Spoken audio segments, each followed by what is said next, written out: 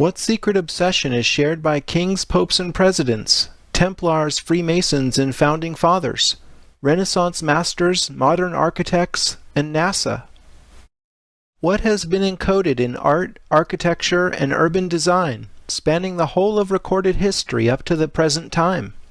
These are the secrets in plain sight. As a teacher of architects, it was the buildings in Dan Brown's The Da Vinci Code, Angels and Demons, and the Lost Symbol that started me on a journey of exploration. What I found encoded in these structures was stranger than fiction, and perhaps even more compelling. Friends kept handing me interesting nonfiction, and after a while I felt that each was a clue in some overarching and interconnected mystery. I felt I was seeing no more than the tip of an iceberg. As I investigated further, I unwittingly began an initiation into the ancient mysteries, as I progressively uncovered a body of knowledge cleverly hidden in plain sight in the design of important buildings, famous works of art, in long-distance alignments between sacred sites, and in the streets and public spaces of many of the world's great cities. What I have uncovered is a story about monumental works specifically designed to embody a symbolic program of ancient wisdom. This wisdom relates to core truths about the design or architecture of the universe, best expressed by musical principles, sacred geometry, and number theory. What I am calling the architecture of the universe is closely related to the Hermetic philosophies of Pythagoras and Plato. All is number. All is mind, indeed all is consciousness. These ideas originated before the pharaohs, and the specifics of this ancient science have been passed down through the centuries by secret groups dedicated to either preserving heretical ideas in dangerous times, or to exploiting the knowledge itself for the acquisition of temporal power. You might be surprised to learn how people living at what historians call the dawn of civilization possessed the ability to accurately measure the size of the Earth and to survey long distances with a precision rivaling GPS satellites. You'll discover how the oldest surviving temples elegantly encode an understanding of Earth, Moon, and Sun that is in some ways more advanced than modern science. We'll travel virtually to Giza, Stonehenge, Jerusalem, Rome, Paris, London, Edinburgh, New York, Washington, D.C., Winnipeg, and San Francisco searching for answers. In these places I uncover an interconnected system of geometry and symbolism, going back at least to ancient Egypt. We'll find Pythagorean triangles, Vesica Pisces, rhombi, pyramids, octograms, enneagrams, and zodiacs encoded in much of the world's great architecture and urban design, exposing a secret obsession with ancient symbolism spanning the centuries on up to the present day. Many researchers past and present have uncovered important clues in this mystery. I've synthesized the work of many other authors and been fortunate to make my own connections via books, the internet, and the democratizing power of free tools such as Wikipedia, Google Earth, and SketchUp. What I'm about to share with you is an ongoing effort, and I invite your participation. I believe the time is ripe to reveal what has been hidden for so many centuries and bring this body of knowledge to public attention for the benefit of all. After reading The Lost Symbol, I was intrigued with Washington, D.C. It's a city overflowing with esoteric symbolism. Zooming in from space as we can in Google Earth, let me point out a few landmarks. Here's the White House, Capitol Building, Washington Monument, Jefferson Memorial, Lincoln Memorial, and the Pentagon just across the Potomac. Rick Campbell has uncovered much of the underlying geometry of the city on his informative site dcsymbols.com.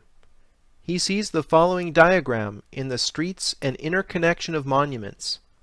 The geometry consists of a pentagram over a cube, all contained within an overarching pyramid.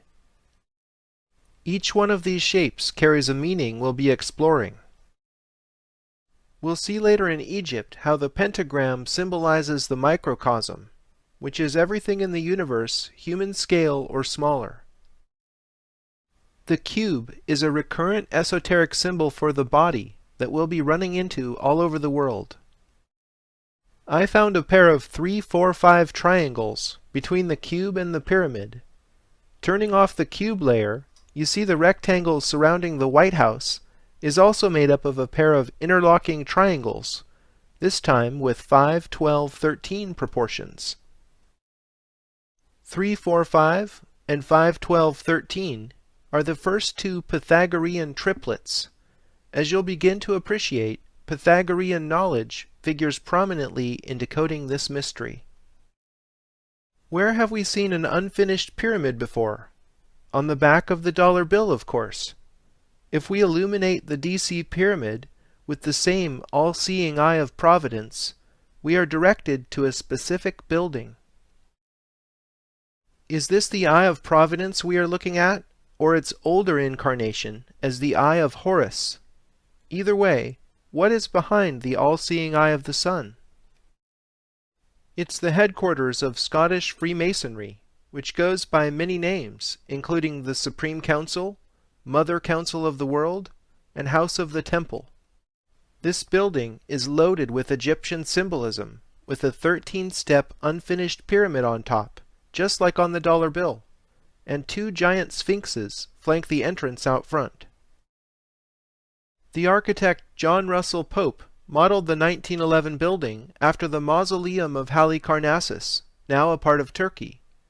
As one of the 7 wonders of the ancient world, it served as tomb of King Mausolus, which is where we get the word mausoleum. The House of the Temple correspondingly serves as tomb of Albert Pike, Sovereign Grand Commander, Confederate General, and the most famous Freemason of his times. Pike wrote Morals and Dogma, the handbook formerly given to new members up until 1974, which details the 33 ranks of Freemasonry. The House of the Temple is where the climax in the lost symbol takes place. Campbell shows how the elevation was designed ad quadratum, which is Latin for by the square. Ad quadratum is a sacred design template we'll see employed in the District of Columbia itself and at Chartres Cathedral. The sunburst above the entry is at the center of the square, and the top corner marks the symbolic apex of the unfinished pyramid. The bottom corner presumably marks the crypt where Pike is interred. Scottish Freemasons are really into the number 33. There are 33 columns in the House of the Temple that are 33 feet high. This is the place where a hard-working initiate can attain the highest 33rd degree from the 33 members of the Supreme Council. 33rd degree Masons are often found in positions of power. Many presidents of the United States were Freemasons. The Grand Lodge of Pennsylvania has a permanent exhibit featuring the portrait and signature of each of these presidents, with a record of their Masonic careers. It is difficult to verify Masonic membership because some members do not make their involvement a matter of public record. However, each lodge keeps its own records. I find it interesting that George Washington, Harding, Eisenhower, Carter, and the younger Bush all chose to be sworn into the office of the president with a hand on this Masonic Bible dating from 1770. One has to be male and believe in a supreme being to seek membership as a Scottish Freemason. They insist their fraternity is not a religion, although atheists are ineligible for membership. Freemasonry is not a secret society, but members are strongly admonished under pain of death not to reveal core secrets. Much of what happens inside the House of the Temple has been pieced together by outside researchers in recent years, and this has been brought forward in Dan Brown's book, The Lost Symbol.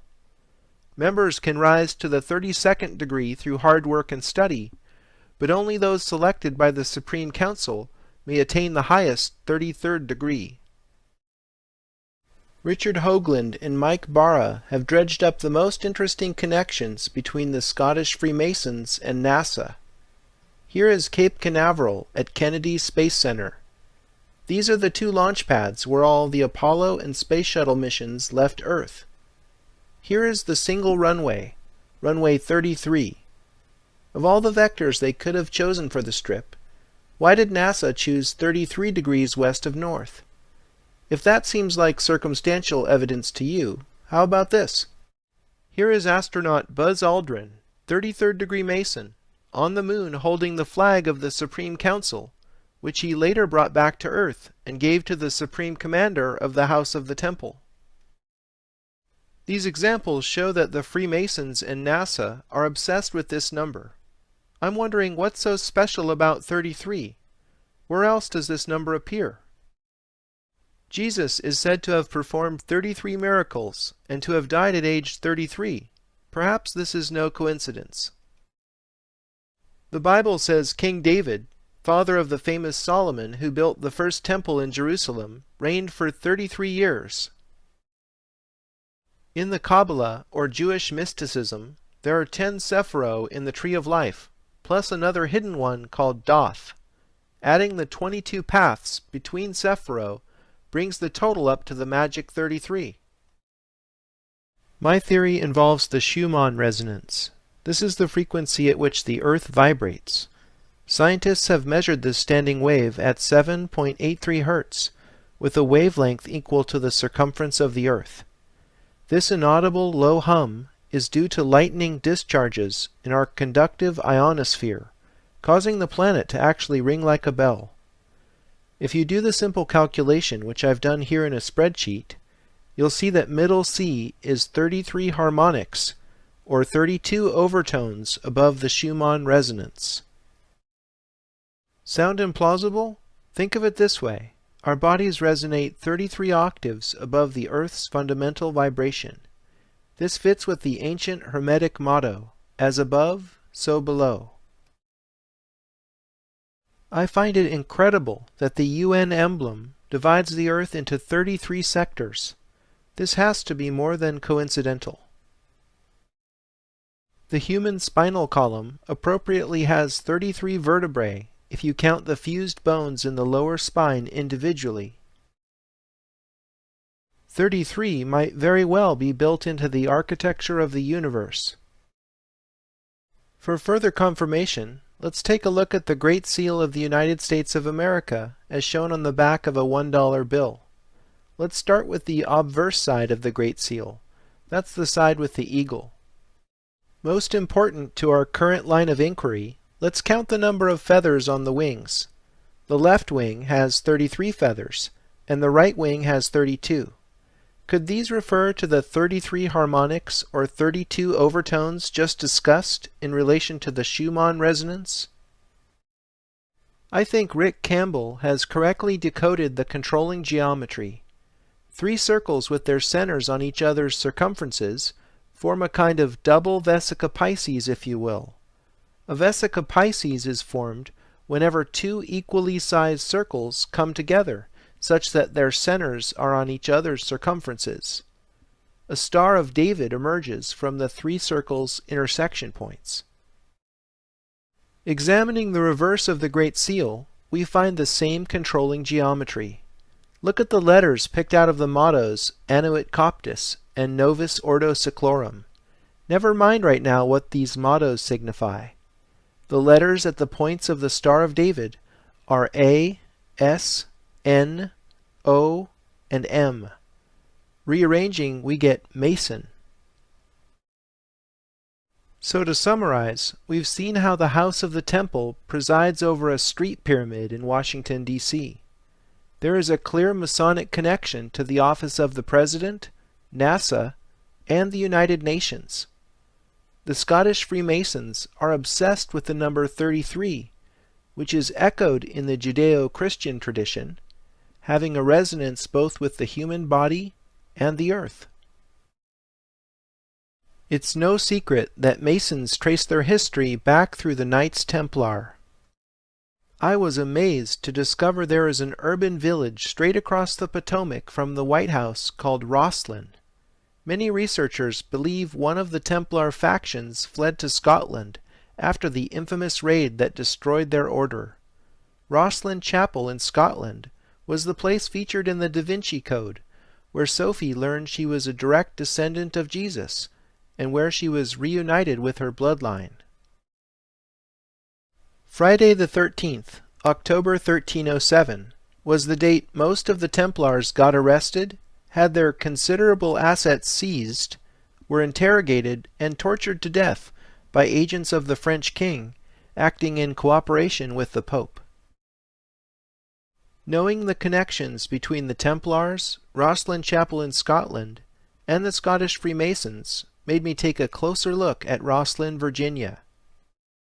Rosslyn has two important features, a dense urban village and the Marine Corps War Memorial. So I drew a line from the center of the Marine Corps Memorial in Rosslyn, Virginia, to the center of Rosslyn Chapel in Scotland. You've got to love Google Earth.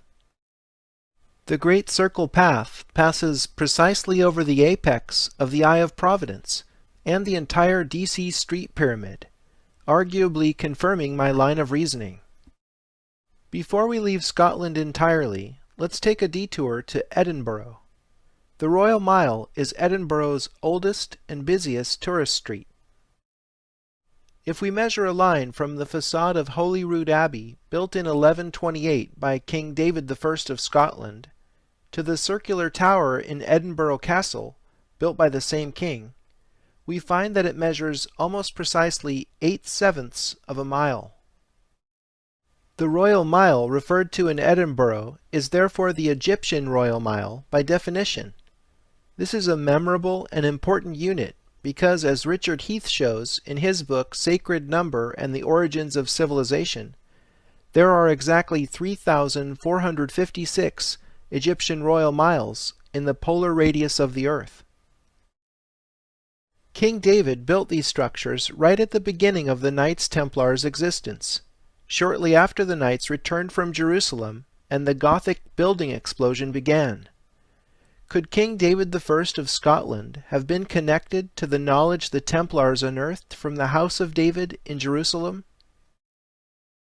Let's return to Washington, D.C. and see how the Royal Mile is encoded there in plain sight. Zooming into the area in front of the Capitol building, many researchers have identified Masonic compasses built into the street plan. The compasses that run along Pennsylvania and Maryland avenues point to the White House and the Jefferson Memorial. The spread of the compasses is 1 royal mile. I might chalk this up to coincidence if it wasn't for the diagram Richard Heath has published in Sacred Number. Heath's diagram is drawn as a grid of equilateral triangles, so every edge measures 1 royal mile. The Jefferson Memorial, White House, and House of the Temple are centrally located on these nodes. The point of the pentagon facing the White House is at this node. This is simply too much coincidence to have not been the product of intentional design. I find the ancient Flower of Life diagram fits perfectly into this grid. The Flower of Life has been found all over the world. Wikipedia lists the Flower of Life in 15 countries so far. Here's the Flower of Life at the Osirion Temple in Abydos, Egypt, which is a minimum of 3,300 years old. It's a little-known fact that Leonardo da Vinci even studied the Flower of Life. This is the second depiction of a cube we've seen in DC. Metrology, the science of measurement, is one of the keys to deciphering secret architecture. Each side of the larger cube spans 2 triangles, forming an edge length equal to 2 royal miles. The polar radius of the Earth is 1728 times 2 royal miles. This equals the 3456 royal miles referenced by the Edinburgh Royal Mile. The number 1728 links DC with the mythical New Jerusalem described in the Bible. And the city lieth 4 square, and the length is as large as the breadth. And he measured the city with the reed, 12,000 furlongs. The length and the breadth and the height of it are equal. The dimensions of New Jerusalem describe a cube whose volume is 1728 billion furlongs. Did you ever wonder why the U.S. and Israel have such a strong bond? D.C. is the New Jerusalem. Here's the 1992 Israeli Supreme Court building in Jerusalem. Does this pyramid on top containing a window look familiar? It appears to be the Eye of Providence, the same symbol found in the streets of D.C. and on the dollar bill. Many researchers have seen the Tree of Life from Jewish mysticism encoded in D.C.'s traffic circles and monuments. However, DCSymbols.com is the only place that shows how the streets and traffic circles match this early depiction of the Porte Lucis Tree of Life from 1516. The Portal of Light version is shaped like an actual tree. Maybe that's where the Tree of Life got its name. Scott Circle's gently curving streets mimic the shape of the Pythagorean Y.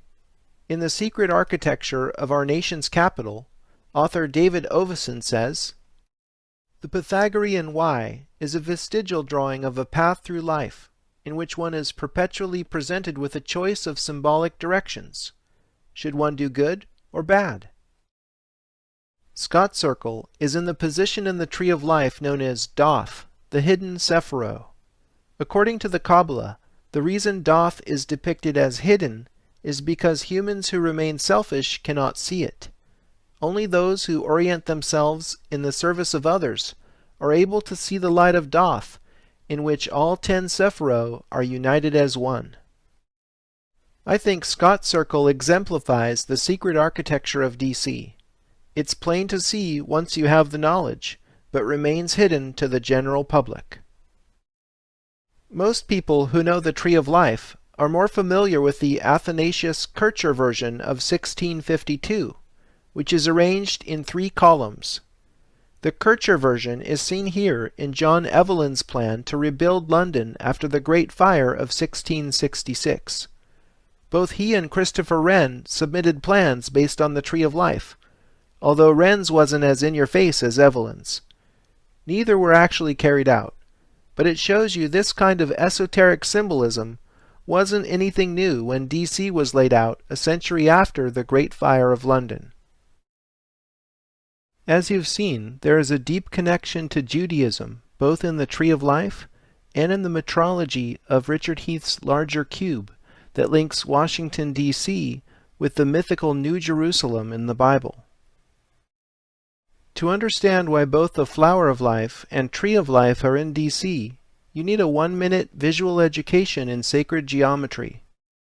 The Flower of Life grows on the Tree of Life. Flower of Life geometry is based on the 2D reality that 6 circles fit perfectly around a central 7th, shown here with quarters. Flowers eventually bear fruit, and with a growth of circles we have the traditional Fruit of Life diagram, containing 13 circles. Connecting the dots reveals Metatron's cube, an important diagram in the study of sacred geometry.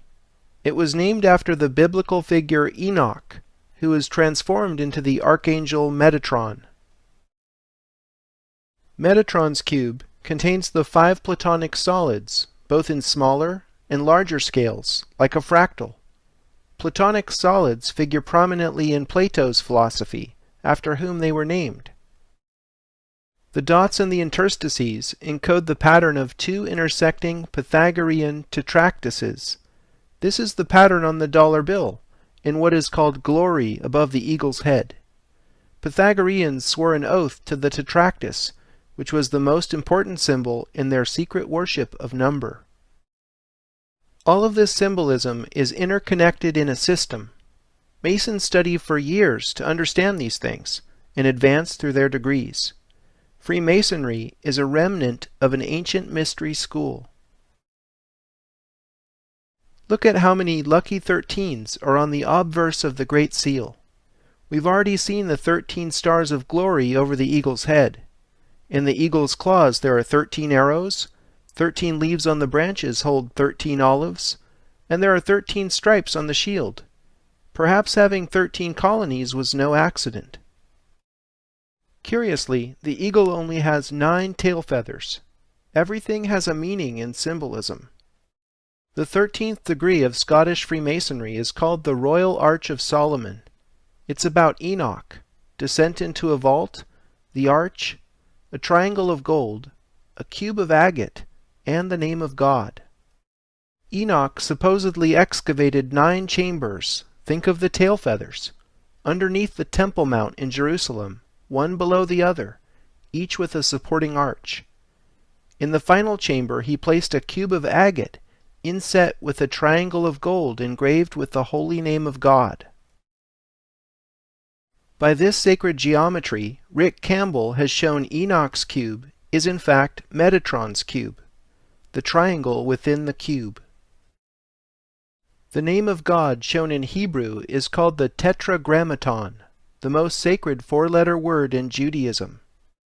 The letters of the Tetragrammaton are traditionally shown in the Pythagorean Tetractys because it encodes the Shem Ham Horash, or names of God, which in Jewish mystical tradition corresponds to 72 arrangements of the 4 holy letters. The practice of assigning numbers to letters is called gematria. Here we see how the letters in Enoch's triangle encode the number 72, the number of names of God. When you get deep enough into most religions, you eventually encounter a belief in the sacredness of number. Enoch was supposedly transformed into the archangel Metatron when he was 365 years old, his age being an obvious solar reference. Speaking of solar men being elevated to the divine, let's look at the Capitol building rotunda. This center point of American democracy figured prominently in Dan Brown's The Lost Symbol. Investigative mythologist William Henry has interpreted the significance of the Capitol building as the solemn temple at the heart of America. Looking up through the oculus in the Capitol dome, we see Constantino Brumitti's huge fresco entitled Apotheosis of George Washington. The word apotheosis means elevation of a man into God. George Washington is sitting on a rainbow up in the clouds surrounded by 13 maidens and flanked by the goddesses Liberty and Victory. Henry has dug up what was probably Brumitti's inspiration for depicting Washington riding on a rainbow in front of a stargate. Here is Jesus doing the same. Both are man become God. The fresco at the heart of America clearly elevates Washington into some kind of solar deity. 6 allegorical groupings in a hexagonal arrangement tell stories centered on the ancient gods Mercury, Vulcan, Ceres, Minerva, Neptune, and Columbia. What does all this pagan symbolism have to do with the official history of the United States? Nothing. There are 72 stars surrounding the fresco, recalling the names of God in Jewish mystical tradition. An astronomical take on this number of stars is the fact that it takes 72 years for the Earth to precess 1 degree. We'll be learning more about the precessional cycle in Rome. Looking deeper, there are several crypto-references to the Egyptian goddess Isis, particularly in the allegory of agriculture. Flora with exposed breast, and young America in liberty cap stand in front of Ceres, goddess of agriculture. A sheaf of wheat is often used to depict the goddess of nature, shown here as Virgo. An exposed breast and the liberty cap are well-known attributes of Isis, used extensively during the French Revolution. Here the symbols are shown together in Delacroix's Liberty Guiding the People. The goddesses personified on both sides of the Atlantic as nature, reason, liberty, freedom, and Columbia are all esoteric references to the Egyptian goddess Isis. Here's a silver dollar showing liberty with a liberty cap on a pole. This particular coin happens to be worth well over 6 figures today. The seal of the U.S. Senate shows the now familiar red cap as well. To top it off, the goddess Freedom on the outside of the Capitol dome and recently in the middle of the Capitol Visitor Center, are yet more depictions of you-know-who. The architects of the Capitol are clearly obsessed with the secret worship of Isis. Following the goddess Liberty upward, we see how the entire District of Columbia was originally surveyed by George Washington in 1791. The mile markers are placed ad quadratum, just like the elevation of the House of the Temple built more than a century later. This later organic interruption in the lower portion of the square became Alexandria, Virginia. In the ancient world, Isis had an important temple on the island of Pharos, just outside Alexandria, Egypt. Pharos was the location of the lighthouse of Alexandria, wonder of the ancient world. The light that shone from it was the Stella Maris, star of the sea, one of the many epithets for Isis. The highest point in Alexandria, Virginia, has a replica of the ancient lighthouse, in the form of the George Washington Masonic National Memorial. George Washington and many of the founding fathers were, of course, well-known Freemasons. Pay special attention to the 3 cubes forming the body of the lighthouse. We'll see this symbolism again in London, and finally decode it in Paris. How is it that we keep finding secret connections to Isis and ancient Egypt in a country that has no ostensible reason to make this symbolic linkage? Believe it or not, Pennsylvania Avenue is astronomically oriented to the heliacal rising of Sirius. The ancient Egyptians based their calendar on this phenomenon, which is the day when Isis's star, Sirius, is visible on the horizon just before sunrise. From the White House in early August, Sirius is visible a few minutes before sunrise, directly behind the Capitol building. From the perspective of the Capitol building, sunset on this same day passes straight down Pennsylvania Avenue and sets over the apex of the pyramid atop the National Post Office. If you overlay a pair of pentagrams over the Capitol building, a couple of interesting things occur. These edges follow Pennsylvania and Maryland Avenues, and RFK Stadium from 1961 is framed perfectly in the crook of the opposing pentagram. I noticed 4 radiating streets above and below the Capitol building.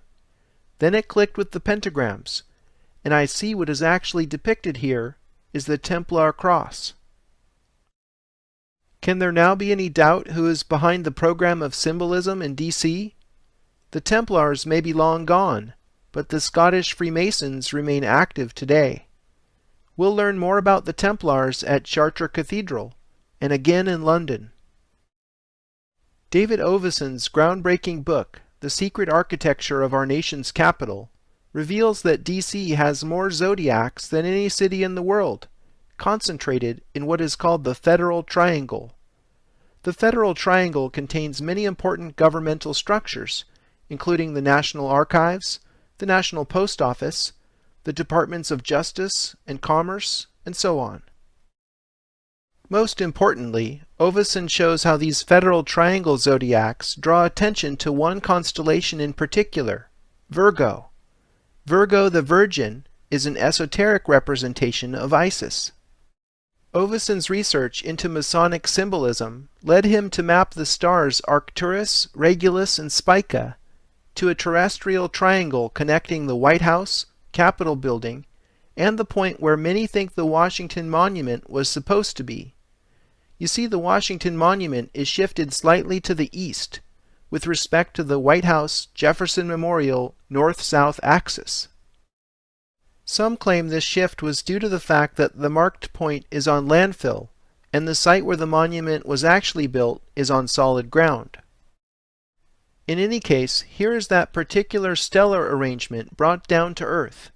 We see Virgo over the Federal Triangle and Leo over the Capitol building. 18th century Masonic French astronomer Jérôme Lalande wrote, "The Virgin is consecrated to Isis, just as Leo is consecrated to her husband Osiris." So Isis is linked with the Federal Triangle and Osiris with the Capitol building. The Virgin's right hand points to the White House, but her left hand is actually on the Washington Monument. This is very interesting to those who know the Isis story. Could Isis be holding Osiris's golden phallus in the form of the Washington Monument? As the ancient Egyptian story goes, it all started when Set became jealous of his brother Osiris, who was king of all Egypt, and whose girlfriend was the beautiful Isis. Set then deceived and killed Osiris, cut his body into 14 parts, sealed all but one of them in a coffin, and sent it down the Nile. As a final insult, he tossed Osiris's penis into the river. His sister consort Isis was at length able to recover and magically reconnect all of Osiris's parts, except for his penis, which was unfortunately eaten by a fish. Isis fashioned a golden phallus, attached it to Osiris, and brought him back to life with a song. From this experience, the resurrected Osiris became Lord of the Dead. Isis was impregnated with the golden phallus, and their son Horus grew to become god of the sun. It's the original story of sex and violence, jealousy, incest, and pregnancy. The Washington Monument is an obvious phallic symbol. The Vesica Pisces paths surrounding the obelisk suggest female genitals. Taken together, the symbols represent the joining of Osiris and Isis, and the conception of the sun god Horus. Now maybe you think I'm going too far at this point, but take a look at what is above the elevator that goes up the shaft of the Washington Monument, the same ride Robert Langdon took at the end of the lost symbol. Right above the elevator doors there is a bronze sculpture of George Washington, sculpted by French Freemason Houdon, and above that is the winged disc of Horus. What in the world does this Egyptian solar symbol have to do with America? It's a clue to the secret meaning of the obelisk, in the most public of places, but how many actually see it and understand? The dimensions of the monument are all 6s and 5s. What an amazing coincidence that 6,660 inches equals 555 feet. We'll decipher the meaning of 6s and 5s in Egypt. The Washington Monument is not a true obelisk cut from a single piece of stone. Instead, it is both literally and figuratively a monumental work of masonry. Bernard I. Peache's meticulous metrological study of the Washington Monument reveals a sacred diagram projected on the earth. Based on the exact height and angle of the pyramidion, its face and ridge lines project down to the ground and trace circles that are proportioned ad quadratum with respect to each other. The diagram shown here is called the octagram star in mathematics. It's a symbol used in many religions and cultures around the world. I'll briefly trace the octagram star through history to uncover its meaning. The earliest example I've found that has this symmetry is the Star of Inanna, the Sumerian goddess whom I think all the Isis obsession is ultimately based on. Archaeologists identify the Sumerian culture as the oldest civilization on Earth. Sumeria predated ancient Egypt, but it wasn't even discovered until 1890, so that must be why most esoteric references are to Isis rather than Inanna. I highly recommend reading the collective works of Zecharia Sitchin for an alternative, albeit controversial theory on the origins of civilization. But that's another documentary entirely. I have found the octagram star in many other places around the world. The Hindu Star of Lakshmi is a pure octagram star.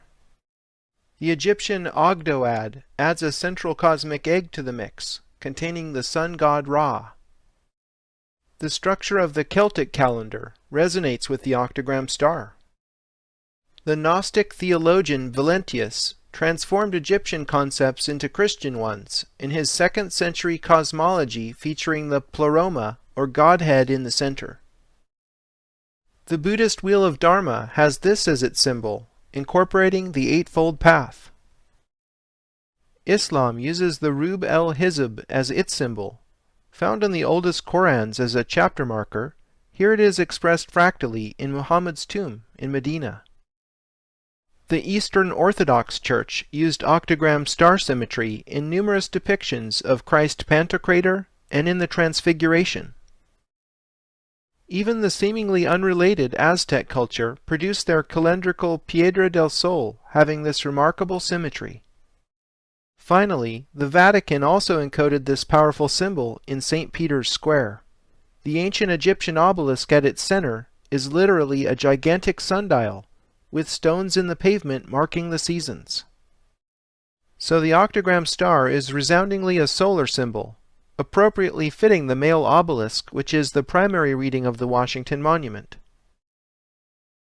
However, female energy is not entirely neglected in the Washington Monument. We've already seen how a stretched Vesica Pisces symbol surrounds the obelisk. Rick Campbell has brought something even more hidden to light. If you draw a Vesica Pisces to scale, with the circle's diameters equal to the height of the Washington Monument's 555 feet, the Great Pyramid of Egypt fits perfectly inside the vulva. This is no accident. The architect who designed the Washington Monument must have wanted to secretly link it with the Great Pyramid. The Great Pyramid and the Washington Monument both have phi in their proportions, which is one of the most interesting numbers in mathematics. The last thing I noticed in Washington, D.C. propelled me on a virtual journey around the world. Remember the pair of interlocking triangles surrounding the White House? It struck me that the horseshoe-shaped lawn in the White House backyard looked a lot like the bluestone ring at Stonehenge. That got me thinking how these two triangles together form a 5 by 12 rectangle that has the same proportions as the station rectangle at Stonehenge. Following this hunch, I drew a line from the tip of the federal triangle to the center of Stonehenge.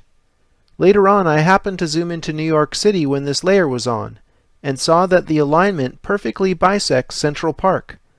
That's probably not an accident, so here we go.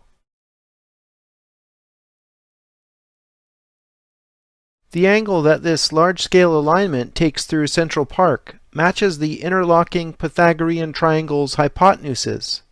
4 such triangles match Central Park's proportions of 5 to 24 precisely. I then wondered, what is this unusual aqueduct doing just under the surface of Jacqueline Kennedy Onassis Reservoir? It seems to mirror the triangle's hypotenuse angle. That's certainly odd, but in my research I've learned to follow so-called coincidences wherever they lead.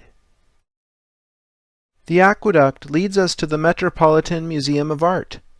Getting closer still, we see this variation of the Templar flag in the atrium of the Robert Lehman collection. Incidentally, Albrecht Dürer's esoteric masterpiece, Melancholia I, is in this collection, and we'll study it in Egypt. In case you're thinking I'm imagining connections where none exist, right outside this room is one of the oldest artifacts in North America, a 3,500-year-old Egyptian obelisk from Heliopolis. Note the octagon surrounding yet another solar symbol. There are only a handful of ancient Egyptian obelisks left in the world, even counting those still in Egypt. So when I see one, I sit up and take notice. This obelisk is the twin of Cleopatra's Needle in London. Egyptian temples typically had paired obelisks at their entrances, so the obelisks now in New York and London used to together frame the entrance to a temple in Heliopolis. It was quite a difficult and expensive project in the 19th century, and even today, to transport a 224-ton slab of granite halfway across the planet. Connecting nations with ancient Egypt was apparently a very powerful motivator to the Freemasons who bothered moving these obelisks. Overlaying the floor plan, we see what the aqueduct is pointing to. Literally an ancient Egyptian temple within the Sackler wing of the Met. The Temple of Dendur had to be removed from its original site in order to save it from being submerged by the construction of the Aswan High Dam. In 1965, the government of Egypt presented the temple as a gift to the United States, which was ceremonially represented by Jacqueline Kennedy Onassis.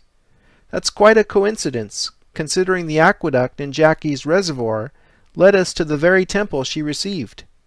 Was the former First Lady playing the role of Isis? While we're in New York, let's take a look at one of the most famous tourist spots and greatest symbols of America, and visit the Statue of Liberty. The authors Graham Hancock and Robert Bivall have researched the Statue of Liberty, and you might be surprised what they have found. French sculptor and well-known Freemason Bartholdi designed the colossal statue originally for the opening of the Suez Canal in 1867. Fellow Freemason Gustave Eiffel, who was later made famous for his Parisian Tower, was commissioned as the statue's engineer. It is said Bartholdi modeled the sculpture after the Roman goddess Libertas. The truth is, Libertas was an echo of the Egyptian goddess Isis. After Bartholdi's Colossus was rejected for the Suez Canal due to financial reasons, he repurposed it as the Statue of Liberty for New York Harbor. It comes as no surprise that the cornerstone for the Statue of Liberty was laid in a Masonic ceremony. Researcher Jim Allison has connected the dots and identified the triangle between Giza, Pharaohs, and the opening of the Suez Canal. The angle of this triangle matches the slope of the Great Pyramid and looks like the Greek letter delta, which beautifully echoes the Nile Delta. The Colossus of Rhodes was one of the 7 wonders of the ancient world. The giant statue that stood on the island of Rhodes depicted Apollo, god of the sun, who also wore a crown of 7 rays. 7 rays is very interesting in light of the culmination of the initiation ceremony into the cult of Isis. According to 19th century author Edward Schur, after a successful initiate survived all the harrowing tests and triumphed over death by fire, water, and temptation of the senses, he was led into an inner sanctum, where he looked upon a colossal metal statue of Isis, crowned with a diadem of 7 rays. I believe 7 is Isis's secret number. Isis's son Horus was god of the sun, just as Apollo depicted in the Colossus of Rhodes was god of the sun to the Greeks. You'll see that the Statue of Liberty's base star is quite odd, having 11 points. I think this was done to make the number symbolism in the Statue of Liberty fit an important Egyptian structure, the Great Pyramid of Giza, whose height to base proportion is 7:11, like the famous convenience store's name. And if you didn't get 11 from the base star, the height of the statue from heel to top of head is 111 feet, 1 inch. So it all fits now. You see how the Statue of Liberty secretly depicts the Egyptian goddess Isis. Extending the line of the submerged structure in the reservoir that led us to the Temple of Isis all the way to the East River, we are directed to the United Nations headquarters in Midtown Manhattan. The iconic Secretariat's building proportions are based on phi. As you know, this proportion links the structure with the Washington Monument and the Great Pyramid. Did you know the 69,000 square meter site of UN headquarters is considered international territory and is technically not a part of New York City? The UN headquarters has its own security force, fire department, and postal administration that even issues its own stamps. The notion of UN headquarters being a city within a city reminds me of how the Vatican is also a city within Rome. I like to refer to this as a nested city or fractal structure. I was fascinated to discover that the Italian government donated an Arnaldo Pomodoro sphere-within-sphere sculpture to the UN in 1991. The golden ball beautifully represents the concept of a city within a city. The internal structures seem to me like buildings and streets on the inner surfaces of the spheres. I'm intrigued because I've seen 3 other similar sculptures in locations significant to my research. Pomodoro made a series of 6 spheres within spheres scattered around the world. Significant sphere-within-sphere locations are the Hirshhorn Museum and Sculpture Garden in D.C., very close to the Capitol building, the De Young Museum in San Francisco, and in the Vatican's courtyard of the Belvedere, We'll be visiting the latter two locations in due course. The Security Council Chamber is the emergency room of the UN, where decisions involving economic sanctions and military action are sometimes made. Notice the horseshoe-shaped desk surrounding 13 chairs located at a rectangular table in the center. The red chairs flanking the central group are arranged in rows of 13. All these lucky 13s are reminiscent of the many 13s on the Great Seal of the United States.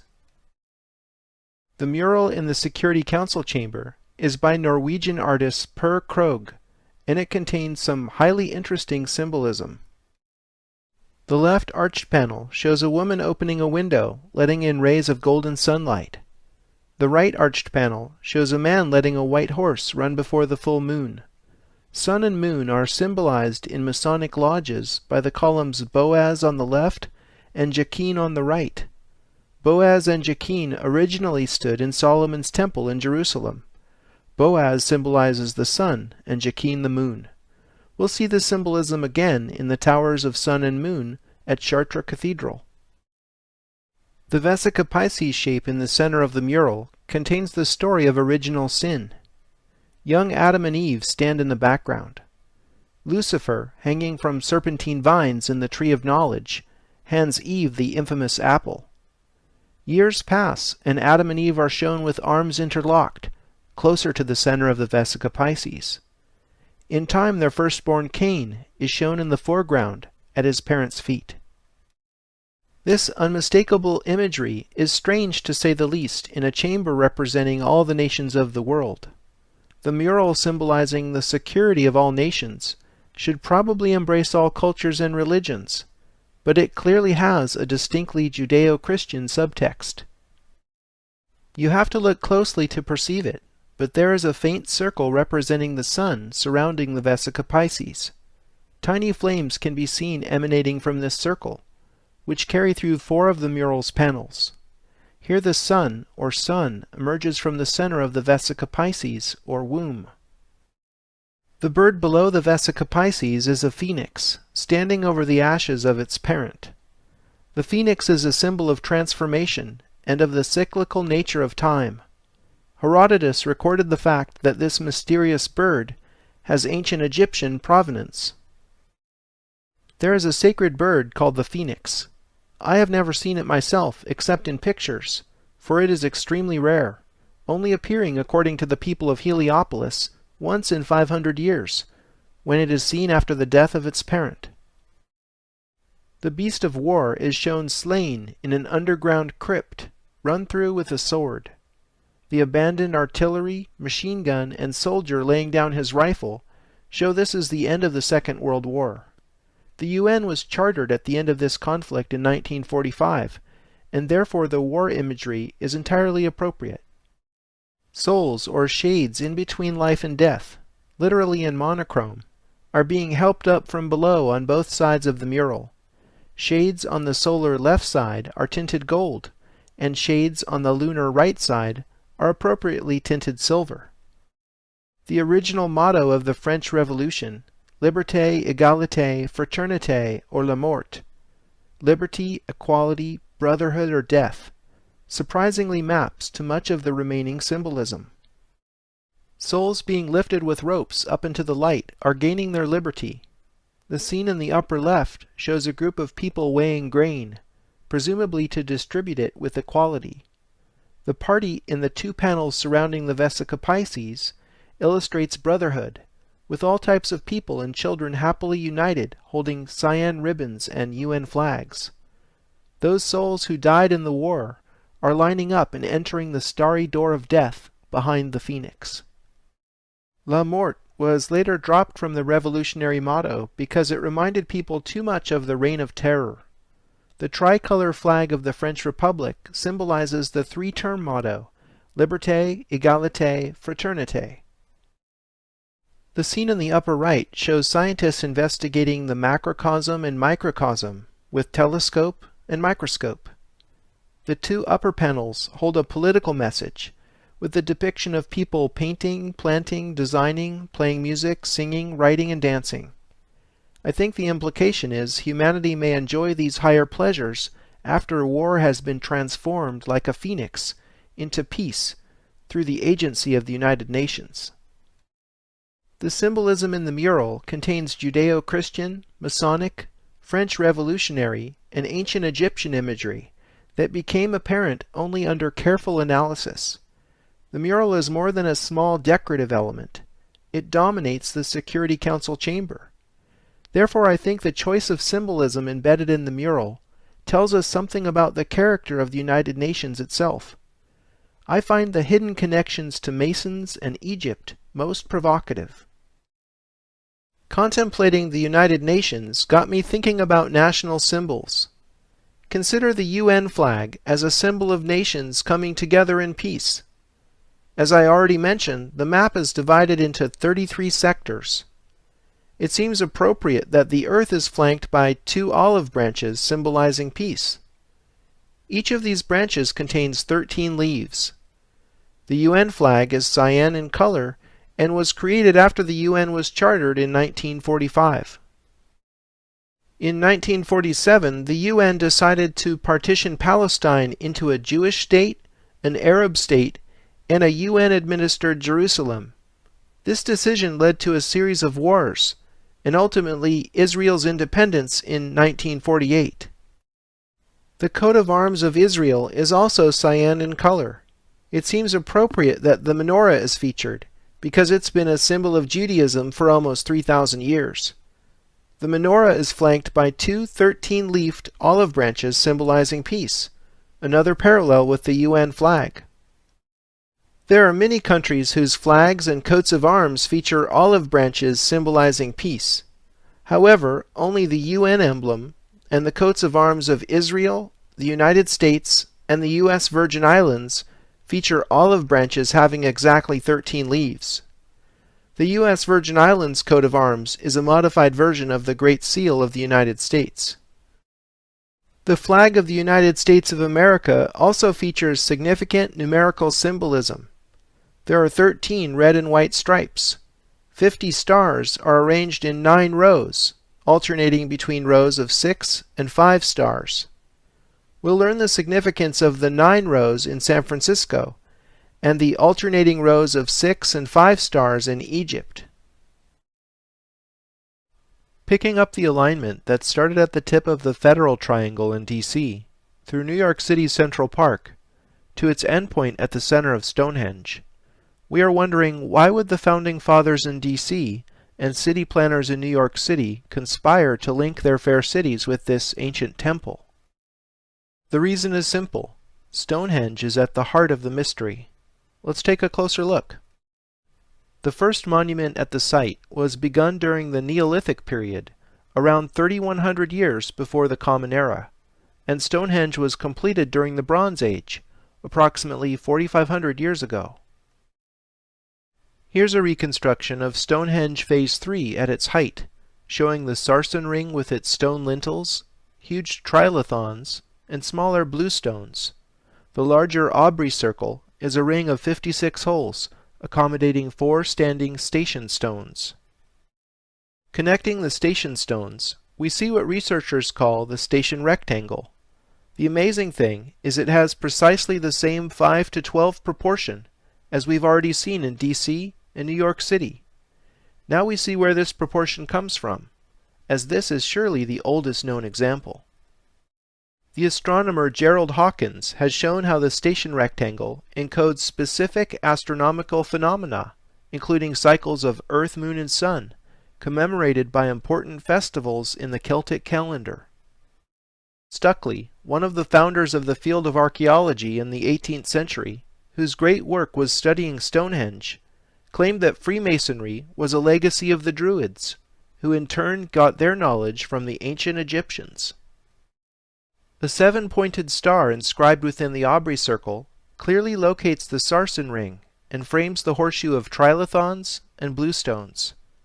After identifying 7 as ISIS's secret number in New York City, I'm wondering if this 7-pointed star isn't the star of Isis. The Egyptian civilization was at its height at the time of Stonehenge's completion, and although we have no archaeological evidence physically linking the two cultures, it remains an intriguing possibility. Avebury and Silbury Hill are a short distance from Stonehenge. Archaeologists say both of these monuments were built at the same time as Stonehenge, approximately 5,000 years ago.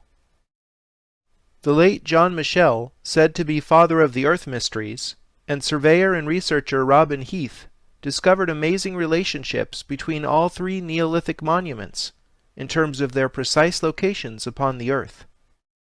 The base of Silbury Hill is 864,000 feet from the center of Stonehenge. The sun's diameter is 864,000 miles. The distance from 51 degrees north latitude to the latitude of Stonehenge measures 10.8 Egyptian royal miles.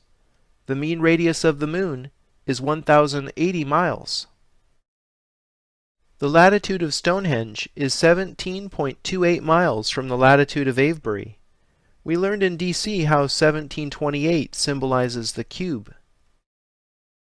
Avebury's latitude is precisely 360 divided by 7 degrees north. Dividing a circle into 7 parts yields the Star of Isis. The placement of Stonehenge, Avebury, and Silbury Hill encode the numbers of the sun, moon, cube, and heptagram star. Please measure these things yourself in Google Earth or with other methods. This hard metrological evidence should completely revise our understanding of prehistory. Early in the 20th century, archaeologists discovered a quarry in the Pressley Hills where the bluestones used in Stonehenge were mined, approximately 130 miles from Stonehenge. Putting aside the practical issue of how the builders transported these large stones to the building site, let's focus instead on an even greater mystery. Heath had surveyed the distance from Stonehenge to an island due west in the Bristol Channel called Lundy.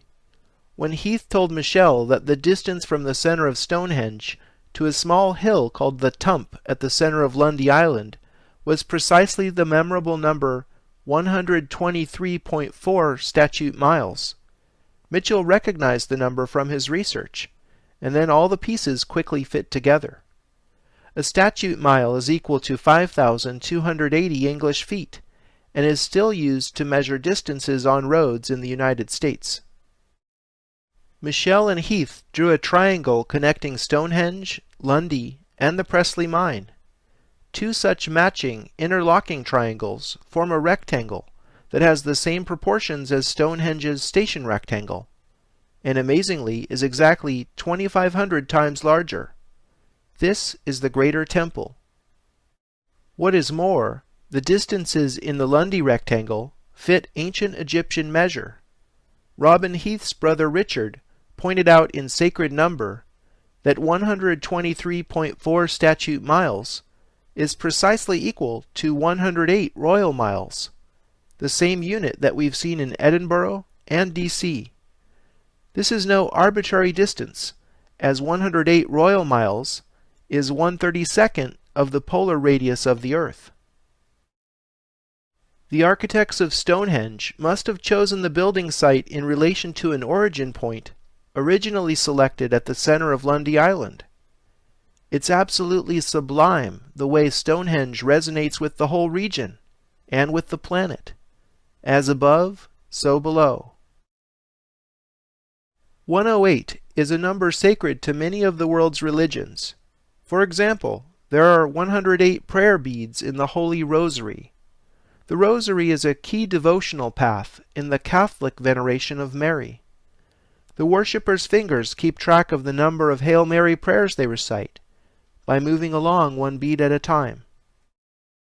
Hindus, Buddhists, and Jains all use japa mala prayer necklaces in much the same way as Catholics. Incredibly, japa malas are most commonly made with exactly 108 beads. These too are fingered as the devotee chants or repeats mantras. Whether the worshipper is conscious of it or not, the moon is ultimately behind what they are actually venerating in 108 recitations. As I already mentioned, the mean radius of the moon is 1,080 miles. The connection between goddesses and the moon is as old as humanity. Coincidentally, the element silver, which has always been associated with the moon, has an atomic weight of 108 grams per mole. In The Lost Science of Measuring the Earth, Michell and Heath show how the English foot was derived from the Earth's equatorial circumference. The distance around the equator equals 360,000 times 365.242, with incredible accuracy of 99.994% the current standard. This means the distance around the equator measured in English feet is the number of days in a year times the number of degrees in a circle times 1,000. Historians have lost track of when exactly the foot was invented in the mists of time, but you'll usually hear some tired anecdote about some old king's big foot. We can now confidently say that whoever defined the English foot knew the equatorial circumference of the Earth with an accuracy in the thousandths of 1%. We only achieved this level of precision in Earth measure in 1995, when the Global Positioning System, or GPS, became fully operational. Clearly, we are not the first to achieve this level of technological sophistication. The mile is also based on the dimensions of the Earth. There are 12 to the 5th divided by 10 miles in the meridian circumference of the Earth. 528 is the resonant key that both defines the statute mile, because 5,280 feet are equal to 1 mile, and the central frequency of the ancient solfeggio, an ancient musical scale used in religious chanting. Metrology, the science of measurement, is one of the keys to decrypting the ancient mysteries. After all, the word geometry literally means earth measure, and virtually all ancient measurement systems were based upon the dimensions of the Earth. As John Neal laid out in his groundbreaking book, All Done with Mirrors, which was subsequently expanded upon and popularized in books by John Michell and the Heath brothers, the English foot turns out to be the root of the ancient system, wherein units designed to measure different scales were interrelated by fractional relationships. The way the ancient system used simple fractions is analogous to how the metric system uses powers of 10 to interconnect units used at different scales, such as millimeter, centimeter, kilometer, etc.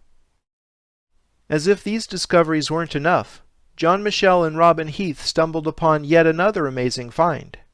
There is an island just north of Lundy called Caldy, where there is a very old priory church built over an ancient Druid menhir. This island is located at the 2 to 3 point, along the Presley-Lundy edge of the figure. Musicians will recognize this proportion as the 5th, the most fundamental interval in music. If you draw a line connecting Stonehenge with the precise 2 to 3 point, roughly coincident with Caldy, you get the following proportion. If the Lundy-Stonehenge line is 12, then the Caldy-Stonehenge line is the square root of 153.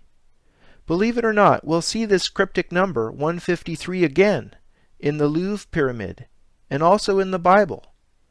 So what's up with the square root of 153? Simple. It equals 12.369, the number of full moons in a year. So the proportions of the simple diagram encode cycles of sun, earth, and moon. This is far too much to be explained away by chance. However, Michell and Heath don't offer a theory as to how Neolithic tribespeople knew the precise size of the Earth, surveyed such long distances, or understood subtle mathematical and astronomical relationships, living in what we know for certain to be an utterly primitive physical culture. Logically, one must consider the possibility that someone other than Neolithic tribespeople built Stonehenge. Michell and Heath's work sadly hasn't been accepted by the scientists of our times, and is ridiculed as pseudoscience, because their research has exposed how little we really understand about the origins of civilization. I, for one, urge you to keep an open mind, and to weigh the evidence yourself using the scientific method. Academics today have little tolerance for theories that completely upset the apple cart if they wish to keep receiving funding. I don't have an unassailable theory either, but I will say that the builders of Stonehenge sure had some extraordinary architects directing their work. Fast forward 4 millennia from Stonehenge, and not far away Isaac Newton is hard at work in London on his theory of gravity. He's already invented calculus to cope with the mathematics, but now needs an accurate value for the size of the Earth so he can calculate its precise volume, and thus fix his gravitational constant. Few realize that Newton was much more than a scientist. Today's scientists downplay the fact that their greatest hero was also a practicing alchemist, an art many today would consider pseudoscience. For example, Newton was the first to quantify temperature in 1700 with a scale that was based on the freezing and boiling points of water. I find it particularly interesting that Newton chose to measure his scale from 0 to 33 degrees.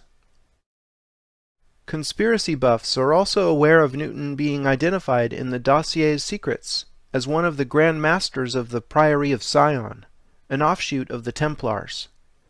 Whatever his reasons, Newton believed that the Great Pyramid's metrology encrypted the true dimensions of the Earth.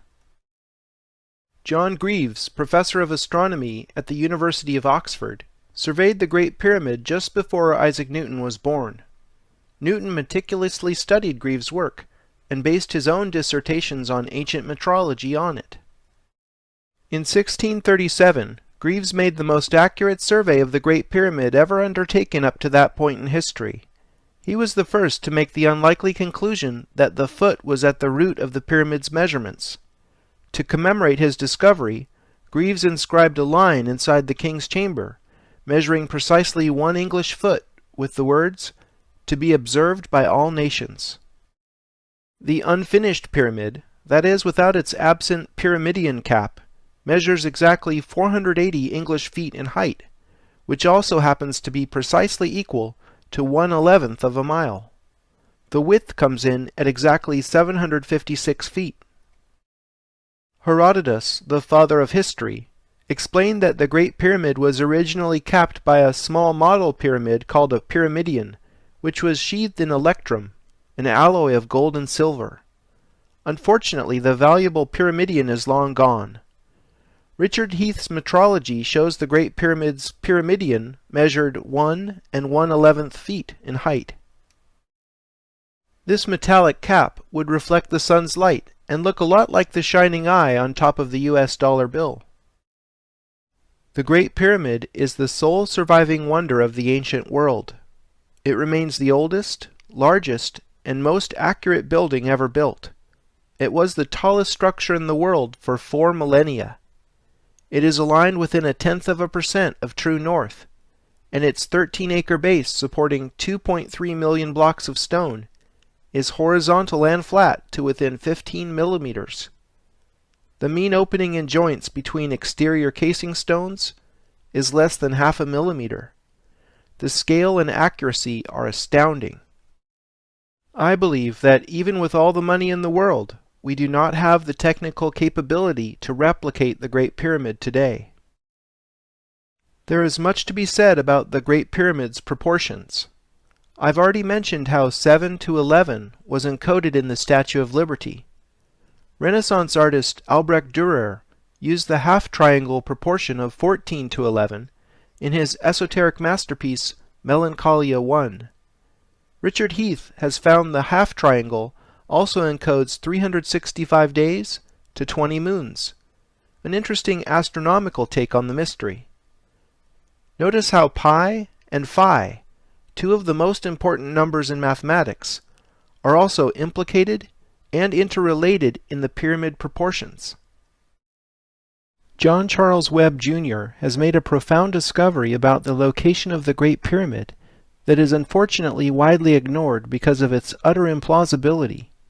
Using Google Earth, we can measure the exact latitude of the center of the Grand Gallery inside the pyramid.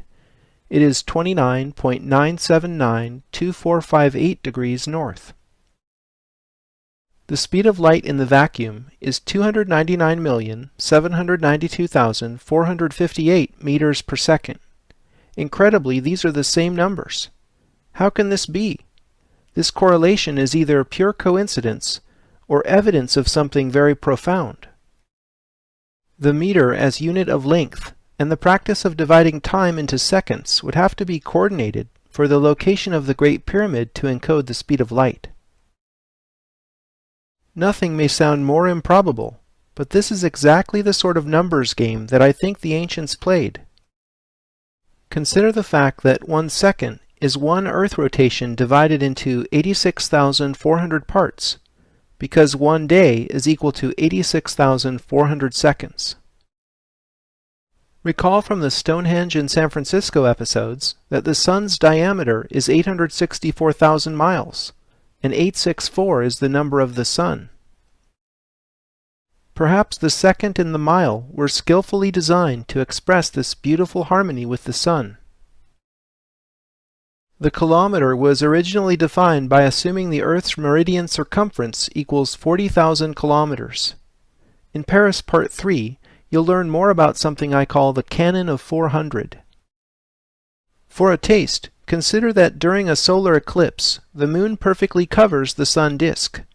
The only reason this occurs so precisely is because the Moon is exactly 400 times smaller than the Sun, while at the same time the Moon is 400 times closer to the Earth than the Sun. In addition, the Earth turns 400 times faster than the Moon. Perhaps saying the Earth has a meridian circumference of 40 million meters was no accident, as it's in the same number canon. I think the meter was secretly designed to resonate with the Sun. In fact, today the meter is circularly defined in terms of the speed of light, which is itself measured in meters per second. Consider the possibility that the meter is an ancient unit that was merely reintroduced 300 years ago, during a time of great Hermetic obsession in France. With these facts in mind, it is easier to see how disparate units based on our planet's source of light truly encode the speed of light using the location of the Great Pyramid itself. Our history books somehow miss the fact that architects at the dawn of history knew the speed of light in the vacuum and the exact size of the Earth with pinpoint accuracy. Perhaps the Great Pyramid was made before the Egyptian culture began, by different architects entirely. In 1964, Alex Badawi and Victoria Trimble discovered that shafts in the King's Chamber within the Great Pyramid pointed directly at a belt star in the Orion constellation, and the pole star at the time the pyramid was built. In 1993, Rudolf Gantenbrink got permission from the Egyptian authorities to send a robot up shafts in the Great Pyramid. He was able to accurately measure the exact shaft angles, and this data allowed Robert Bauval and Adrian Gilbert to run astronomical calculations showing precisely where the shafts in the King's and Queen's chambers are pointing to in the sky. In their 1995 book, The Orion Mystery, Bauval and Gilbert revealed that the shafts in the Queen's chamber point directly to the star Sirius in the south, and to the pole star at the time the pyramid was built in the north. I can understand the pole star connection, because recognizing that stars rotate around the celestial pole is the most fundamental observation in astronomy. But why do the other shafts point to Orion and Sirius? The book Talisman by Graham Hancock and Robert Bauval sheds light on this mystery. Orion and Sirius represented Osiris and his consort Isis to the ancient Egyptians. They are in a region of the sky called the Duat, the Egyptian netherworld, where souls journeyed and were judged after death. Hieroglyphs in the 3,400-year-old tomb of Thutmose III explain the benefits of copying the Duat upon the earth. Whoever shall make a copy of the Duat, and shall know it upon earth, it shall act as a magical protector for him, both in heaven and in earth, unfailingly, regularly, and eternally. So the Egyptians believed building copies of Orion and Sirius upon the earth acted as magical talismans, bringing the power of heaven down to earth. We've certainly seen a much more recent example of this in Washington, D.C. The Orion constellation is often depicted as a hunter with a sword between his legs. Dan S. Ward of Alexandria.org says, "No male wears a sword between his legs, and very few hunters carry a sword. Perhaps a more appropriate description of that which is hanging down below Orion's waist is that of a phallus. The area of Osiris's phallus contains the Orion Nebula, one of the most studied regions of space, because it is an incredibly generative area where stars are continually being formed. How appropriate." By the way, we are in the Orion spur of the Milky Way galaxy, and Sirius is the brightest star in the sky by a wide margin, because it is one of our nearest neighbors. We now have the astronomical knowledge to recognize we are actually quite close to the duat. Bauval and Gilbert showed that the three pyramids of Giza actually have the same position and relative sizes as the belt stars of Orion. Dr. Gerhard Haney noticed that just as the belt stars of Orion point at Sirius, the pyramids point directly at Heliopolis, ancient center of Egyptian science, art, and religion, which was a single unified body of knowledge in ancient times. Pythagoras, Plato, and many other ancient philosophers journeyed to Heliopolis, were initiated there in the Egyptian mysteries, and spread them in the West. Today the only thing that's left of this entire city is a single obelisk, which happens to be the oldest standing obelisk in the world. Incidentally, this single obelisk is all that's left of the ancient Temple of the Phoenix, which was described by Herodotus. I can't help but recall phoenix imagery in the Security Council chamber of the United Nations. It's amazing how many connections there are between the symbolism of the elite and ancient Egypt. You've already heard about one Heliopolitan obelisk next to the Met in New York City, and its pair on the Victoria Embankment in London. Rome has the remainder of the Heliopolitan obelisks left in the world.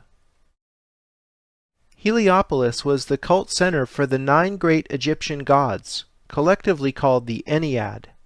We'll learn more about the Ennead in San Francisco. In the first decade of the 20th century, G.I. Gurdjieff went on a mystical journey where he met with a number of remarkable men. At Mount Athos in Greece, he was supposedly entrusted with the key to decoding ancient Egyptian knowledge preserved by the Sufi Sarmong Brotherhood. The key he received is the Enneagram, and the means to decipher it. The Enneagram is the fundamental hieroglyph of a universal language. All knowledge can be included in the Enneagram, and with the help of the Enneagram, it can be interpreted. Gurdjieff's philosophy was popularized by his pupil Ouspensky, and through him the Enneagram found its way into modern psychology. The Enneagram of personality is a typology described by Riso and Hudson that's used in business, psychotherapy, arts, education, and for spiritual development. The Baha'i faith correspondingly uses a 9-pointed star as its symbol. Baha'i scripture specifies that every house of worship must feature a 9-sided great room. There is even a Christian connection. In the 9th book of the New Testament, St. Paul wrote, "The fruit of the Holy Spirit is love, joy, peace, patience, kindness, goodness, faithfulness, gentleness, and self-control. Against such things there is no law." Here is the traditional depiction of the fruits of the Holy Spirit, shown with first letters in Latin. It's another 9-pointed star. With these things in mind, let's explore the sacred geometry of San Francisco. Believe it or not, San Francisco is steeped in Egyptian symbolism. The original Michael H. DeYoung Museum that was built in 1894 had an Egyptian theme, complete with an under-pyramid entrance that anticipated the recent addition to the Louvre. The museum was unfortunately destroyed in the 1906 earthquake, and the DeYoung Museum is presently in its 3rd incarnation. However, the 2 sphinxes that flank the original museum's entrance are still there. The Transamerica Pyramid is a landmark worldwide and is the most famous building in the city. But the Transamerica Pyramid neither houses the headquarters of the Transamerica Corporation nor is it really a pyramid. Does it remind you of an obelisk? It's clearly not a true obelisk because it's not carved out of a single piece of granite, and the elevator core protrudes out of the sides of the structure. But we can see beyond this modern necessity to perceive its symbolism.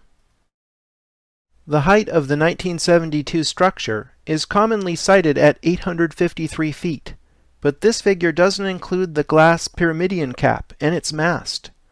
Adding the additional 11 feet brings the total up to 864 feet, making this the tallest obelisk in the world, far exceeding the Washington Monument's 555 feet. And 864 is a very interesting number indeed. As you learned at Stonehenge, the sun's diameter happens to be 864,000 miles. In addition, there are exactly 86,400 seconds in a day. By making the Transamerica Pyramid 864 feet high, the architect was clearly making it a solar symbol. The glass pyramidion cap contains a brilliant light that shines forth on July 4th. In addition to it being U.S. Independence Day, July 4th is also aphelion, the day the Earth is farthest from the Sun in its yearly cycle. The Transamerica Pyramid occupies a privileged site in the streets of San Francisco. It marks the endpoint of Columbus Avenue, which cuts across the street grid at a 40-degree angle. It's funny, but I recognized the significance of this 40-degree angle immediately because I'd just been hired by an architect to make a 3D model of his 9-sided atrium. This incredible synchronicity is what allowed me to make the next discovery. When I overlaid a 9-sided figure on the streets of San Francisco, here is what I found. The Transamerica Pyramid fits at this vertex. Columbus Avenue runs along this edge. The grid of streets matches this edge's 40-degree turn, and most significantly, it appears that Treasure Island was designed to fit this figure.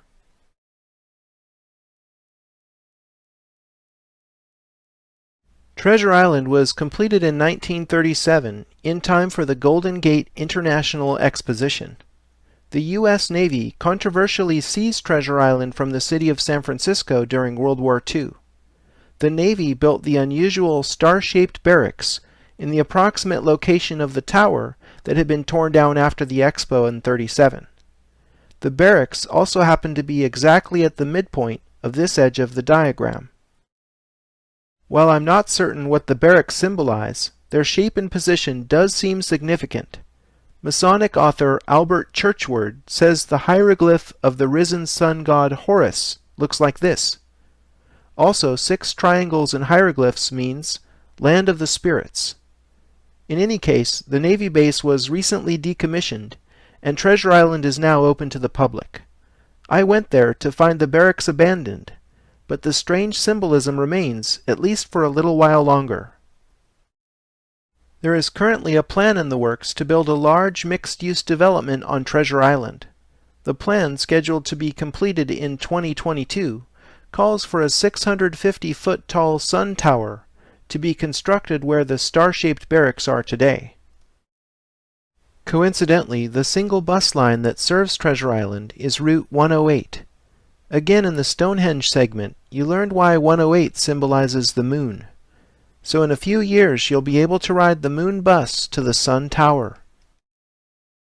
In the Great Pyramid segment, we studied the Ennead, or pantheon of the 9 ancient Egyptian gods worshipped at Heliopolis, the city of the sun. When we layer the Ennead over the 9-sided figure, we see the correlation between the solar Transamerica Pyramid and the phallic obelisk of Osiris. When I turned on the terrain layer in Google Earth, Telegraph Hill poked up through the Ennead layer, so I started researching Coit Tower. It was designed by Arthur Brown Jr. in 1933, after Brown designed 3 buildings in the Federal Triangle, which you'll remember figured prominently in the secret architecture of Washington, D.C. The octagonal top of Coit Tower fits within the octagram star, which you saw in Washington, D.C. Part 2, is a classic solar symbol. Do you think this is coincidental? There were 4 pairs of male and female gods in the oldest Egyptian creation myth, which predated the Ennead. The Ogdoad, as the 8 gods were known, was venerated in Hermopolis, the city of Hermes. Hermes was his Greek name, Mercury was his Roman one, while both names echo Thoth, source of the Egyptian wisdom. All of these names supposedly reference the same immortal figure, who dispensed wisdom to humanity at different points in history. The subtle arcs along the sides of the structure suggest the interlocking circles of the Vesica Pisces, which represents the female genitals. Perhaps not surprisingly, and just like the Washington Monument, Coit Tower symbolizes the act of coitus, or the sacred union of Isis and Osiris. Hancock and Bevall have well documented in their book Talisman how Thoth's knowledge base was passed down through the Gnostics, Manichees, Bogomils, and Cathars. All were ruthlessly wiped out by the Catholic Church. Any remaining followers were then completely annihilated by the Inquisition. Thankfully, the popes weren't entirely successful in instituting a permanent Dark Age, because a century after the Inquisition, Cosimo de' Medici recovered the Corpus Hermetica, which was written in the 1st century in Alexandria. This older stream of Hermetic knowledge that escaped the burning of the Library of Alexandria actually fueled the Italian Renaissance, and then went underground in secret societies that persist to this day. The Golden Gate is neither golden, nor is it literally a gate. Instead, it's the red bridge built the same year as Treasure Island.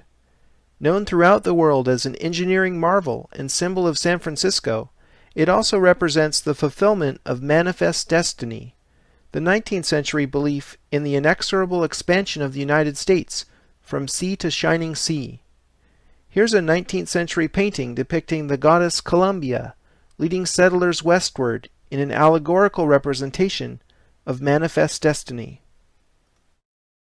The Golden Gate is actually a concept from, you guessed it, ancient Egypt. Are you seeing the pattern here? They believed the Golden Gate was the threshold souls must pass after death on their way to the Duat. You might be interested they also spoke of a silver gate, guarded by Isis, the great mother of the sun. Souls passing through the silver gate on their journey from the divine source are incarnated upon the earth. I think Treasure Island represents the silver gate guarded by Isis. Its 7 sides certainly have her number. Perhaps the gift of incarnation itself is the treasure. The soul journeys westward like the American settler and passes over Alcatraz, one of the world's most famous prisons. This fits with the Cathar belief that the body is the prison of the soul. All the while angels, this is Angel Island, fly above in a higher dimension. Angel Island is a state park and has incomparable views of the bay. The adjacent peninsula is the town of Belvedere, one of the highest income places in the United States. There may be a few angel investors in Belvedere who take in the incredible scenery and its symbolism. After doing time upon the earth, the soul passes through the Golden Gate to meet its destiny in the Duat. Now we're way out there. Let's fly back to Giza and get back down to earth. The pyramids of Giza are said to be located in the middle of the earth. Jim Allison is an independent researcher who's uncovered some mind-blowing geometry. Here he's taken the Vesica Pisces and laid it over the circle of the earth. Giza is at this point, equidistant from the North Pole and the center of the earth. Quite a central location when you see it this way. In one of the oldest surviving Hermetic fragments called the Kore Cosmou, or Virgin of the World, Isis has this to say to her son Horus. But the right holy land of our ancestors lies in the middle of the earth, and the middle of the human body is the sanctuary of the heart, and the heart is the headquarters of the soul, and that, my son, is the reason why men of this land are more wise. It could not be otherwise, seeing they are born and bred upon earth's heart. The heart of Egypt would have to be the Great Pyramid, and it embodies many more secrets. Let's investigate a few more. Here I've superimposed two instances of the same 3D model. When we draw a circle from the center of the pyramid in plan to the tip of the pyramid in elevation, something amazing happens. We square the circle. The circumference of the circle is equal to the perimeter of the square. This is a sacred diagram that encodes much wisdom. Mathematicians have proven this diagram can't be drawn perfectly because of the transcendental nature of pi. Approximations are all that is possible in flat Euclidean space. In the book The Dimensions of Paradise, John Michel has shown how the first Pythagorean triplet is the key to the wisdom encoded in this diagram. Here, 3, 4, 5 triangles set the scale and make it a very easy approximation for anyone to draw with compasses and a ruler. Now brace yourself for the wisdom. The Moon and Earth actually fit this diagram. The size of the Moon compared to the Earth is as 3 is to 11, with a 99.97% accuracy. The pyramid therefore encodes the relative sizes of Moon and Earth. The 3, 4, 5 triangle itself contains a secret that unlocks yet more of the mystery. The area of a 3, 4, 5 triangle is 6. 6 is one of very few perfect numbers in math, and is the only number in the infinite sea of numbers which is both the sum and product of the same three numbers. The number 6 is associated with the macrocosm, which is everything in the universe larger than the human scale. There's a simple mathematical realization that gets you from 6 to 720 that I'll skip over here.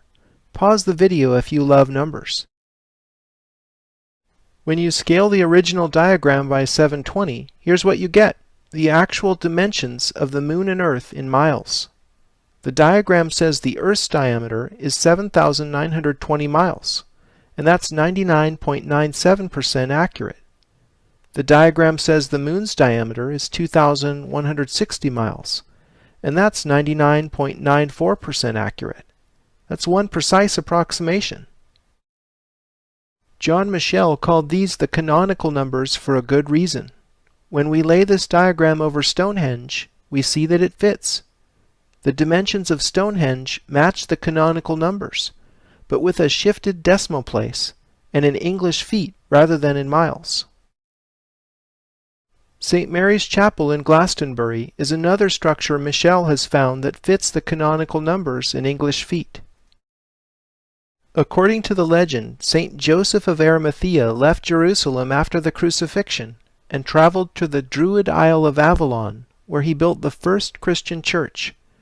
This was later rebuilt as St. Mary's Chapel in the 12th century. Joseph of Arimathea is mentioned in all four Gospels as the wealthy man who donated his own prepared tomb that became the Holy Sepulchre. Some say Joseph of Arimathea was Jesus' uncle because he acted like a family member in this regard. In any case, these are the walls that remain from St. Mary's Chapel, and here are its dimensions in English feet. The dimensions fit the canonical numbers, just like Stonehenge. The original chapel's ground plan resonates with a double Vesica Pisces like we saw in the analysis of the Great Seal of the United States. Thinking of the legend, I overlaid a 5 by 12 rectangle with X's inside that we'll see later in Jerusalem, and I discovered that it closely fits the double Vesica Pisces. Perhaps there is truth to the legend of St. Joseph of Arimathea after all. St. Mary's seems to bear the stamp of the Jerusalem rectangle. If shifting the decimal place in the canonical numbers doesn't matter, then there must be something special about the decimal system. Consider Pythagoras' motto, "All is number." The most sacred symbol in the Pythagorean secret worship of number was the tetractys. The diagram consists of points arranged in 4 rows, with 1, 2, 3, and 4 points in each successive row. The tetractys symbolizes the 4 elements, encodes pure musical intervals, is the seed for understanding the harmony of the cosmic spheres, and represents the structure of space itself. The sum of the points in the tetractys is 10. The decimal system we use today, known as base 10, utilizes 9 digits plus 0 as a placeholder. In fact, the word digit comes from the Latin digitus, which means finger. We naturally assume base 10 must have arisen from the practice of counting on fingers. Peter Plichta, who is both a physicist and a chemist, has shown in his book God's Secret Formula that there is much more to the decimal system beyond the physiology of our hands. Believe it or not, the decimal system hinges on the number 81. To understand this, bear with me for a moment and see how all the numbers in the decimal system are hiding under 81. Starting with the decimal point, line up all the numbers sequentially like this. The numbers beyond 9 are shown in parentheses because they are not yet in the decimal place system of single digits. Carrying each parenthesized digit into the decimal system yields a repeating decimal. This infinitely repeating number is equal to the reciprocal of 81. All the numbers really are hiding under 81. This is especially significant because there are exactly 81 stable elements in the universe, no more, no less. The periodic table of the elements lists the elements beyond 83 as subject to radioactive decay, but most are unaware of the fact that unstable elements 43 and 61 don't exist anywhere in the universe unless they are synthesized. Plichta was the first to make this connection, and also points out that all 81 stable elements are categorized into 10 types of isotopes, which is another reference to the decimal system. So Pythagoras was right. All is number, and the numbers are in base 10. Rena Shesso's book, Math for Mystics, points out some relevant spooky facts. Not only does the moon move through space 81 times faster than the Earth, but the moon has 1/81st the mass of Earth. Am I alone in thinking this is just too perfect?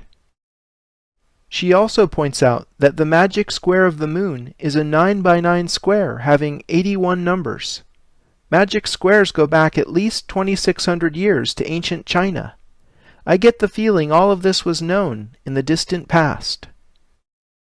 While kids count to 10 on their fingers, theoretical physicists talk about 10-dimensional superstrings, and Kabbalists talk about 10 sephiro on the tree of life.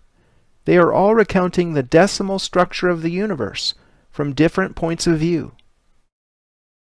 Traveling a short distance along the Nile, we come to Dashur, site of the lesser-known red and bent pyramids. Egyptologists claim these were contemporaneous with the Great Pyramid of Giza. I think the sacred geometry of both pyramids was correctly deciphered at world-mysteries.com.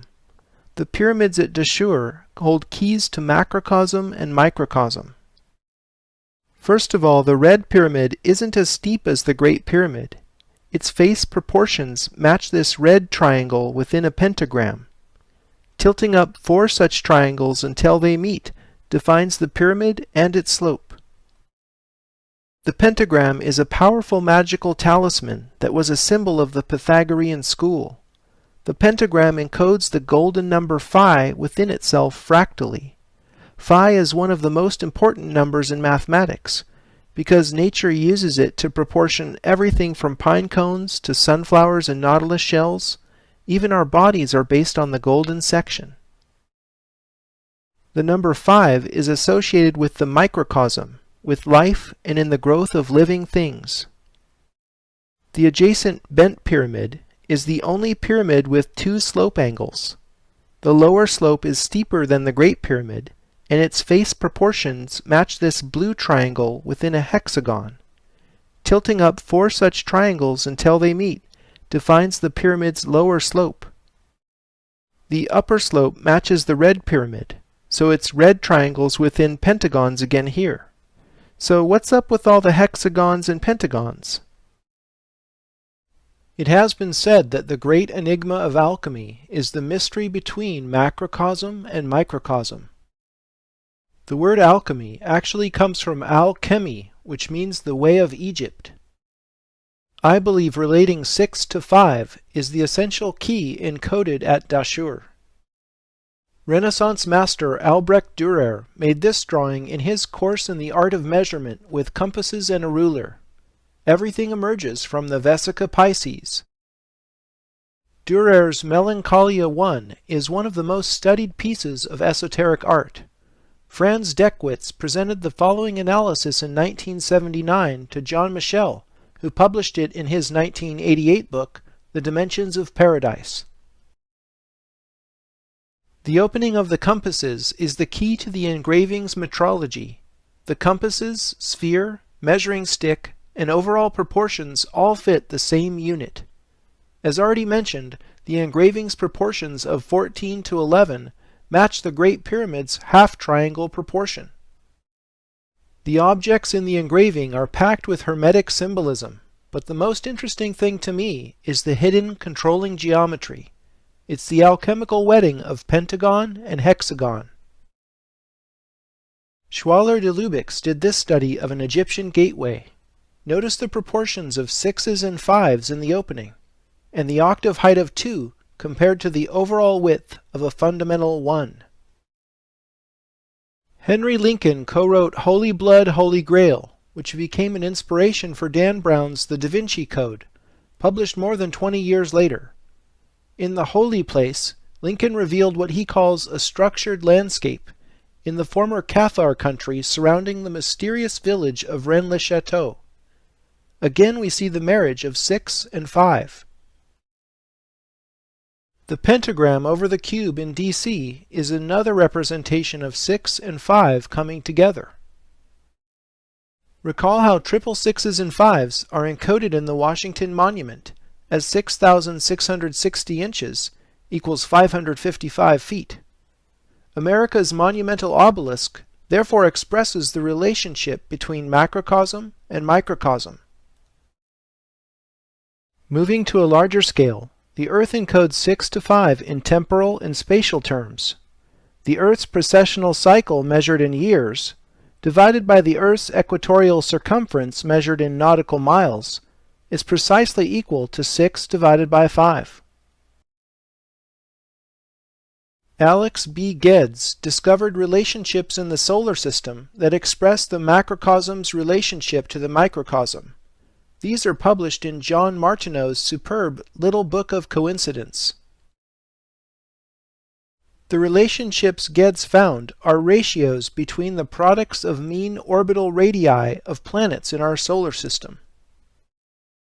More specifically, the ratios each equal 6 divided by 5, plus a small factor that must be added in each case to balance the equalities. Each product is a symmetrical relationship between inner rocky planets and outer gas giants. I notice that each one of the factors added to balance the equalities encodes 864. The same number you learned in the Stonehenge and San Francisco episodes is the number of the sun. How incredibly apropos. In mathematics, phi and pi are two of the most important numbers. They can be related in the following way. 6 divided by 5 times phi squared equals pi. This equation is an extremely accurate approximation, but is not exact, and as such is classified by mathematicians as a coincidence.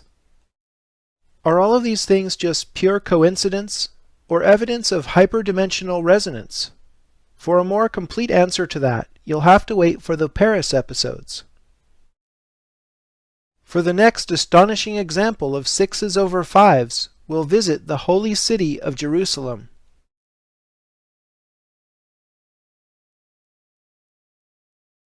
Jerusalem is one of the oldest cities in the world, having been continuously inhabited for close to 6 millennia.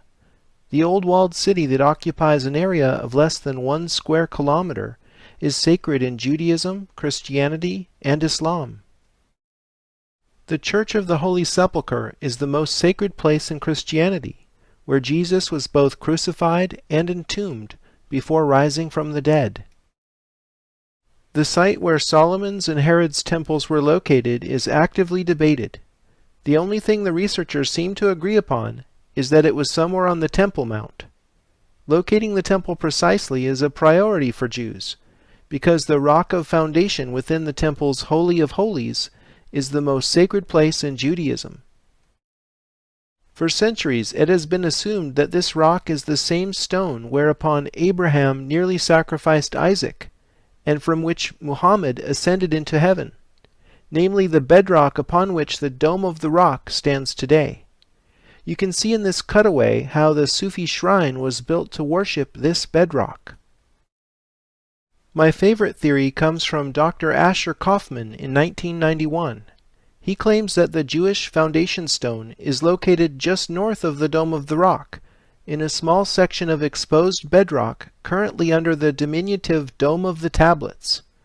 The echo of tablets in the dome's name is actually circumstantial evidence suggesting correlation with the tablets of the Ten Commandments. These most famous tablets were stored in the Ark of the Covenant, which of course was located within the Holy of Holies within Solomon's temple. However, the main reason I subscribe to this theory is that it fits the larger geometry of the city, as proposed by John Michel and Christine Rohn in their book 12 Tribe Nations. Michel and Rohn have drawn a 5 by 12 rectangle over Jerusalem, matching the proportion of rectangles we've studied all over the world. The Jerusalem rectangle is anchored in the ancient Jaffa Gate, an opposite city wall corner point here. Its right edge parallels the Temple Mount. Richard Heath showed in Sacred Number that when we draw equal x's within the rectangle, the crossing points pass directly over the rock of Calvary inside the Church of the Holy Sepulchre where Jesus was crucified, and over the Jewish rock of foundation under the Dome of the Tablets. In other words, these x's precisely mark the holiest spots in Christianity and Judaism. Measuring the rectangle uncovers something more. The length is equal to 1,728 cubits of 1.728 feet each. That's a double reference to the number we learned in Washington, D.C. symbolizes a cube. In Judaism, the Holy of Holies within Solomon's temple had very specific proportions, as described in the Torah. It was a cube measuring 20 cubits on each side. The holiest spot in Islam is Mecca. More specifically, it is the Kaaba within Mecca, which all Muslims are supposed to visit at least once in their lives. Kaaba means cube. Indeed, the object of their veneration is a giant black cube. The word Kabbalah, which means knowledge in Jewish mysticism, also references a cube. In Greek mythology, Apollo and Artemis were born on the small island of Delos. As the story goes, the citizens of Delos consulted the oracle at Delphi to learn how to defeat a plague sent by Apollo. The oracle responded that they must double the volume of their cubic altar to Apollo. This rather difficult problem involving the cube root of 2 was known as the Delian problem in mathematics, which was later solved by the Pythagorean philosopher Archytas. Why are so many of the most important places symbolized by cubes? Recall that the cubit that measures Jerusalem is 1.728 English feet exactly. 1.728 is equal to 6 over 5 raised to the third power. I suggest you do the math to verify this is so. Come to think of it, the word cubit clearly comes from the word cube. So Jerusalem is symbolized by the volume of a cube whose edge length relates macrocosm to microcosm.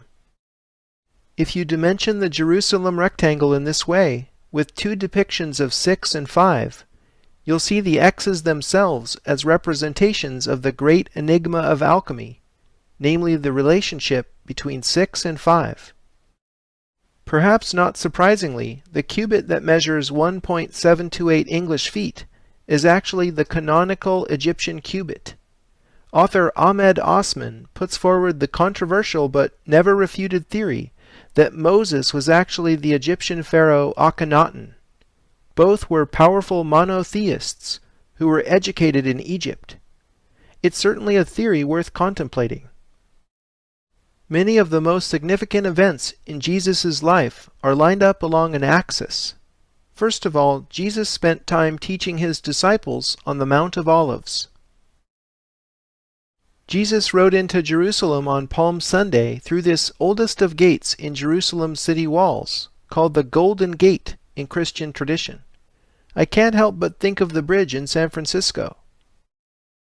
Here's Giotto's depiction of Mary's parents, Joachim and Anne, meeting at the Golden Gate.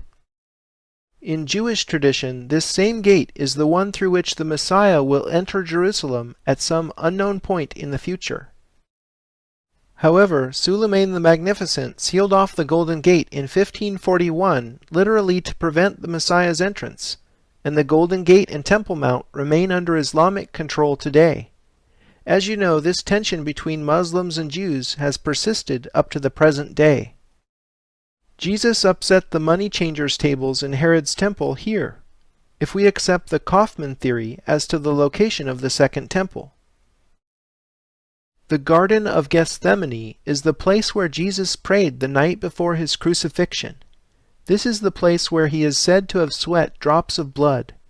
As tradition has it, the crucifixion happened at Calvary, and his body was placed in the Holy Sepulchre just a few dozen feet away. Isn't it amazing that most of the important events in Christianity took place along an axis connecting the center of the X's in this diagram? Before we leave Jerusalem, I want to detour to a place you'd probably never expect me to go. Winnipeg, Canada. It's the capital of Manitoba, eh? Architectural historian Frank Albo has discovered the Manitoba Legislative Building is not only a reconstruction of Solomon's Temple, but is loaded with secrets in plain sight. The architect Frank Worthington Simon designed this 1920 building to be veiled in allegory and illustrated with symbols only his Freemasonic brothers would understand. In fact, every premier who worked in this building from 1870 to 1967 was a Freemason. 2 Egyptian sphinxes flank the entrance, just as they do in front of the House of the Temple in Washington, D.C. The top of the dome features a 13-foot-high gilded statue of Mercury. The same golden boy we'll meet again in Paris. After going up 2 flights of 13 steps, one enters a cubic space measuring 66.6 feet on edge. We'll uncover the unexpected meaning of 666 in the most surprising of places in Paris. It's probably not what you think. According to Albo's research, 2 13-foot-high bronze bisons identify this as a cleansing room in temple vernacular. Going up another flight of 13 steps, one arrives in the rotunda. There's a mural on the wall of the rotunda above the entrance to the Manitoba Legislative Assembly that ostensibly depicts World War I. However, a man wearing a white robe with exposed chest, being supported by his brother, identifies him as an initiate in the first Masonic degree ceremony. Albo identifies this mural as the altar in what is secretly an initiation chamber. Looking up in the rotunda, you see the underside of the central dome the golden boy is perched upon, and looking down a level through an oculus in the floor reveals a fascinating space called the Pool of the Black Star. Just off the rotunda is the Lieutenant Governor's reception suite, which is the only space in the building off limits to the public. Albo got special permission to measure the chamber, and discovered it's a cube, having an edge length of 20 cubits. These are precisely the same dimensions as the Holy of Holies within Solomon's Temple, a place that was also obviously off limits to the public. But if this represents the Holy of Holies within Solomon's Temple, where is the Ark of the Covenant? Albo discovered it's directly above this suite on the building exterior. The war chest, as it's known, is flanked by 2 warriors, which one can accurately identify as Raiders of the Lost Ark. This building is clearly amazing, but why is it here? Albo points out that Winnipeg is at the geographical center of North America. The black star at the heart of the legislative building was deliberately placed upon this naval point. Okay, but what is the building really doing? I think the Manitoba Legislative Building was designed as a magical talisman to harvest, or in some sense control, the energies of North America. Consider a much older example of this type of talismanic magic. Old Sarum, which is the center point of ley lines in England, dates from the same era as Stonehenge, Avebury, and Silbury Hill. This radiating topology reminds me of one other magical artifact, the sun disk worshipped during the reign of King Tut's father, the pharaoh Akhenaten. If you think believing in magic is childish, consider Walt Disney's so-called Magic Kingdom. Did you know Disneyland has a mysterious Club 33, which is not open to the general public? We know from studying DC how important the number 33 is to Masons. Club 33 memberships cost $20,000, and it's the only place in Disneyland where alcohol is served. There's clearly more going on in the Magic Kingdom than meets the eye. I think the black star at the center of North America holds a much deeper secret. Physicist Nassim Haramein, whom you'll hear more about in Rome, believes that Moses took a compact power source out of the Great Pyramid and placed it inside the Ark of the Covenant before he left Egypt. Haramein showed how the Ark fits precisely within the misnamed sarcophagus inside the king's chamber within the Great Pyramid. It was misnamed because no mummy has ever been found in an Egyptian pyramid. By the way, the granite box's exterior volume is exactly double its interior volume, a mathematical relationship echoed thousands of years later in the Delian problem that plagued the Greeks. Considering the evidence, I think the Ark was an Egyptian artifact before it became the most sacred object in Judaism. In any case, Haramein believes the power source inside the Ark was a mini black hole. During their exodus from Egypt, the Bible says the Israelites followed a pillar of cloud by day and a pillar of fire by night. Haramein claims the mini black hole stored in the Ark would have produced just such a fiery vortex, rising like a pillar. Haramein's physics show that stars are really black holes under a mantle of trapped matter. Sunspots are black because they literally are vortices in the mantle that expose the black hole inside the sun. The pool of the black star reveals this great cosmic secret to those who can decode the secrets in plain sight. Perhaps there is nowhere else in the world with more layers of history and symbolism than Jerusalem. I can think of no better example of this than in the Church of the Holy Sepulchre. Its architecture is a patchwork made from so many untold layers. Calvary Chapel is built on the first foot or so of the rock upon which Jesus is said to have been crucified. Excavation that took place in 1973 revealed a chapel some 15 feet under this rock, called the Tomb of Adam, where the first human skull is said to be visible in the rock face. In fact, the term Calvary comes from the Latin Calvariae locus, which is Golgotha in Greek, or place of the skull in English. Prior to the first Christian emperor Constantine the Great repurposing this site as the Church of the Holy Sepulchre, it had been a temple of Venus. Before the Romans worshipped Venus, she was known in the Greek world as Aphrodite. And if we dig deeply enough, we find yet another layer on top of the Egyptian Isis. The notion of Christianity layering Egyptianism is nothing new. Here is Albrecht Dürer's Renaissance depiction of the Man of Sorrows by the column. Note Christ's unmistakable Egyptian crook and flail posture. This is Dürer's secret depiction of Christ as Osiris, the resurrected God. Dürer then shows Christ being flagellated with said symbols in this later etching. Here is Osiris with his characteristic crook and flail in the Egyptian Book of the Dead. Osiris as Lord of the Dead presides over the weighing of souls ceremony. Anubis measures the dead man's heart on the scale against Mot's feather of truth. Her husband Thoth, scribe of the gods, records the result. If the heart is lighter than the feather, Horus will present the man's soul to Osiris in the duat. but if not, it will be devoured by the deadly Ammit, the monster who was part crocodile, lion, and hippopotamus. Mot is currently personified as Lady Justice, holding scales and sword. Lady Justice adorns courthouses around the world. Here she is in the old Supreme Court chamber in the U.S. Capitol. The scales of justice were also used in Christianity in the Last Judgment.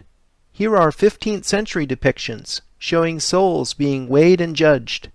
The beasts of hell certainly recall the terror inspired by Ammit. Spell 125 in the Egyptian Book of the Dead lists what later became the Ten Commandments in Judeo-Christian theology. Everything goes back to Egypt. If you ask someone off the street where the holiest spot in Christianity is, you probably won't hear the Church of the Holy Sepulchre in Jerusalem. Most will think of St. Peter's Basilica in Rome. The word Peter literally means rock, and when Jesus said, "Upon this rock I will build my church," Simon became Peter. Thinking on all the rocks I'd been studying in Jerusalem, it was natural for me to draw a line from the rock of Golgotha to the tomb of St. Peter in Rome. Here we go again.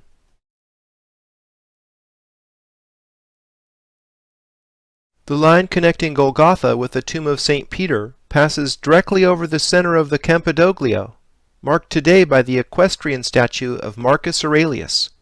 What we see in the Campidoglio is Michelangelo's vision for the top of the Capitoline Hill, the ancient world's original capital. It took a Renaissance genius to symbolically turn the Roman power equation on its head. So instead of having the Capitoline face the ancient Roman Forum, as it had for 2 millennia, Michelangelo turned the Campidoglio 180 degrees to face the Vatican. The Campidoglio's paving pattern depicts a 12-pointed elliptical star, symbolizing a zodiac, with the sun at the center. It is my contention that this long-distance alignment was originally drawn to connect the seat of power in Rome with the Temple of Venus in Jerusalem. In the Christian era, the tomb of St. Peter in the Vatican was strategically located to be a continuation in line with this ancient axis. It is no secret that Christian churches were often built atop places of ancient worship. In this way, pagan shrines were Christianized, and their power absorbed into the body of the church. See how the alignment goes directly over the arch of Septimus Severus? The line passes only a few feet away from the Umbilicus Urbis Romae, the navel stone from which all distances in the Roman Empire were measured. All roads that led to Rome symbolically arrived here. Following the alignment through the Forum, we see that it goes through the center of the Roman Colosseum, where among other pastimes, spectators enjoyed gladiatorial combat and watching Christians being fed to the lions. This shape in the center of the Colosseum bowl suggests the Vesica Pisces. Could this be a symbol of Venus? If so, what went on in the Colosseum somehow became the opposition of the love and beauty associated with Venus. The last stop on our alignment tour is the largest ancient Egyptian obelisk in the world, including all of those still standing in Egypt. The alignment from Jerusalem passes directly over the tip of this 230-ton symbol in front of the Lateran. As you may have guessed, obelisks are one of the keys to unlocking the ancient mysteries. This obelisk wasn't always in front of the Lateran. It originally came from the Temple of Karnak in Egypt, and was moved to Rome by Constantine the Great's son in the 4th century. The last of the Renaissance popes, Sixtus V, moved the obelisk from where it had been in the Circus Maximus to the Lateran, displacing the equestrian statue of Marcus Aurelius, which, as you know, was moved to the Campidoglio. Now Sixtus V was a very singular pope. As is the custom when a pope dies, the new pope chooses a name for himself. I find it fascinating that Felice Peretti di Montalto chose a name referencing both 6 and 5 in Sixtus V. The fact is, Sixtus V redesigned much of Rome during his brief 5-year reign. He considered moving the Church of the Holy Sepulchre in Jerusalem to Rome, but the logistics proved to be too much. He did, however, succeed at moving 4 gigantic Egyptian obelisks within Rome, completing the Dome of St. Peter's, opening 6 streets, building 14 fountains, and much more. Roman emperors were the first to rate Egypt in antiquity for its obelisks. By repositioning these obelisks in Renaissance Rome, Sixtus V was motivated by something other than Catholicism. Researchers Jan Witcherink and Aaron Parlier reveal much of what Sixtus V was up to. The red line shows a pair of obelisks aligned to the summer solstice sunrise. The blue line shows another pair of obelisks aligned to the winter solstice sunrise. Sixtus V placed Egyptian obelisks in St. Peter's Square and in the Piazza del Popolo exactly as they are, to create the red astronomical alignment. He engaged in a bit of urban renewal by opening a straight street connecting the ancient Roman obelisks at the top of the Spanish Steps and in front of Santa Maria Maggiore to make the blue astronomical alignment visible. Balancing the masculine symbol of the obelisk, Sixtus V restored an ancient aqueduct and built fountains symbolizing the feminine to accompany most obelisks. 4 fountains mark the crossing of the blue and yellow lines connecting the Fontana dei Dioscuri and the Aqua Felice, all watery creations of Sixtus V. The green line connecting the Vatican obelisk with the 4 fountains marks equinoctial sunrise. Sixtus V's tomb in the Basilica of Santa Maria Maggiore was his final gesture, linking his tomb with the astronomical alignments he set up in Rome. Why was Sixtus V obsessed with astronomical symbolism? Perhaps because astronomy is another key to the ancient mysteries. In addition to the solar symbolism mentioned in the Washington, D.C. Part 2 episode, Bernini's redesign of St. Peter's Square has a deeper reading. Witcherink and Parlier claim the 2 fountains flanking the obelisk represent a liquid axis, symbolizing the galactic midplane of the Milky Way. The axis going through the basilica is the ecliptic, and the other 4 paths represent solstices and equinoxes. In other words, the galactic and earth crosses coming together is an astronomical take on the underlying meaning of the solar octagram star. To top it all off, the Vatican obelisk is surmounted by a cross. The official story is that this massive pagan symbol was Christianized in this simplest of ways, by putting a little cross on top. Hancock and Bevall write in Talisman that an obelisk with a cross on top is actually the hieroglyph for Heliopolis, the city where this obelisk supposedly came from. On Christmas morning, this is the astronomical view from Vatican Square. Witcherink and Parlier have observed that the silver gate of birth is due east of the obelisk in St. Peter's Square on the birthday of the Savior. I notice that the galactic midplane leads right down to the Roman Pantheon. This is our cue to have a look at this ancient Roman marvel and explore its deeper meaning.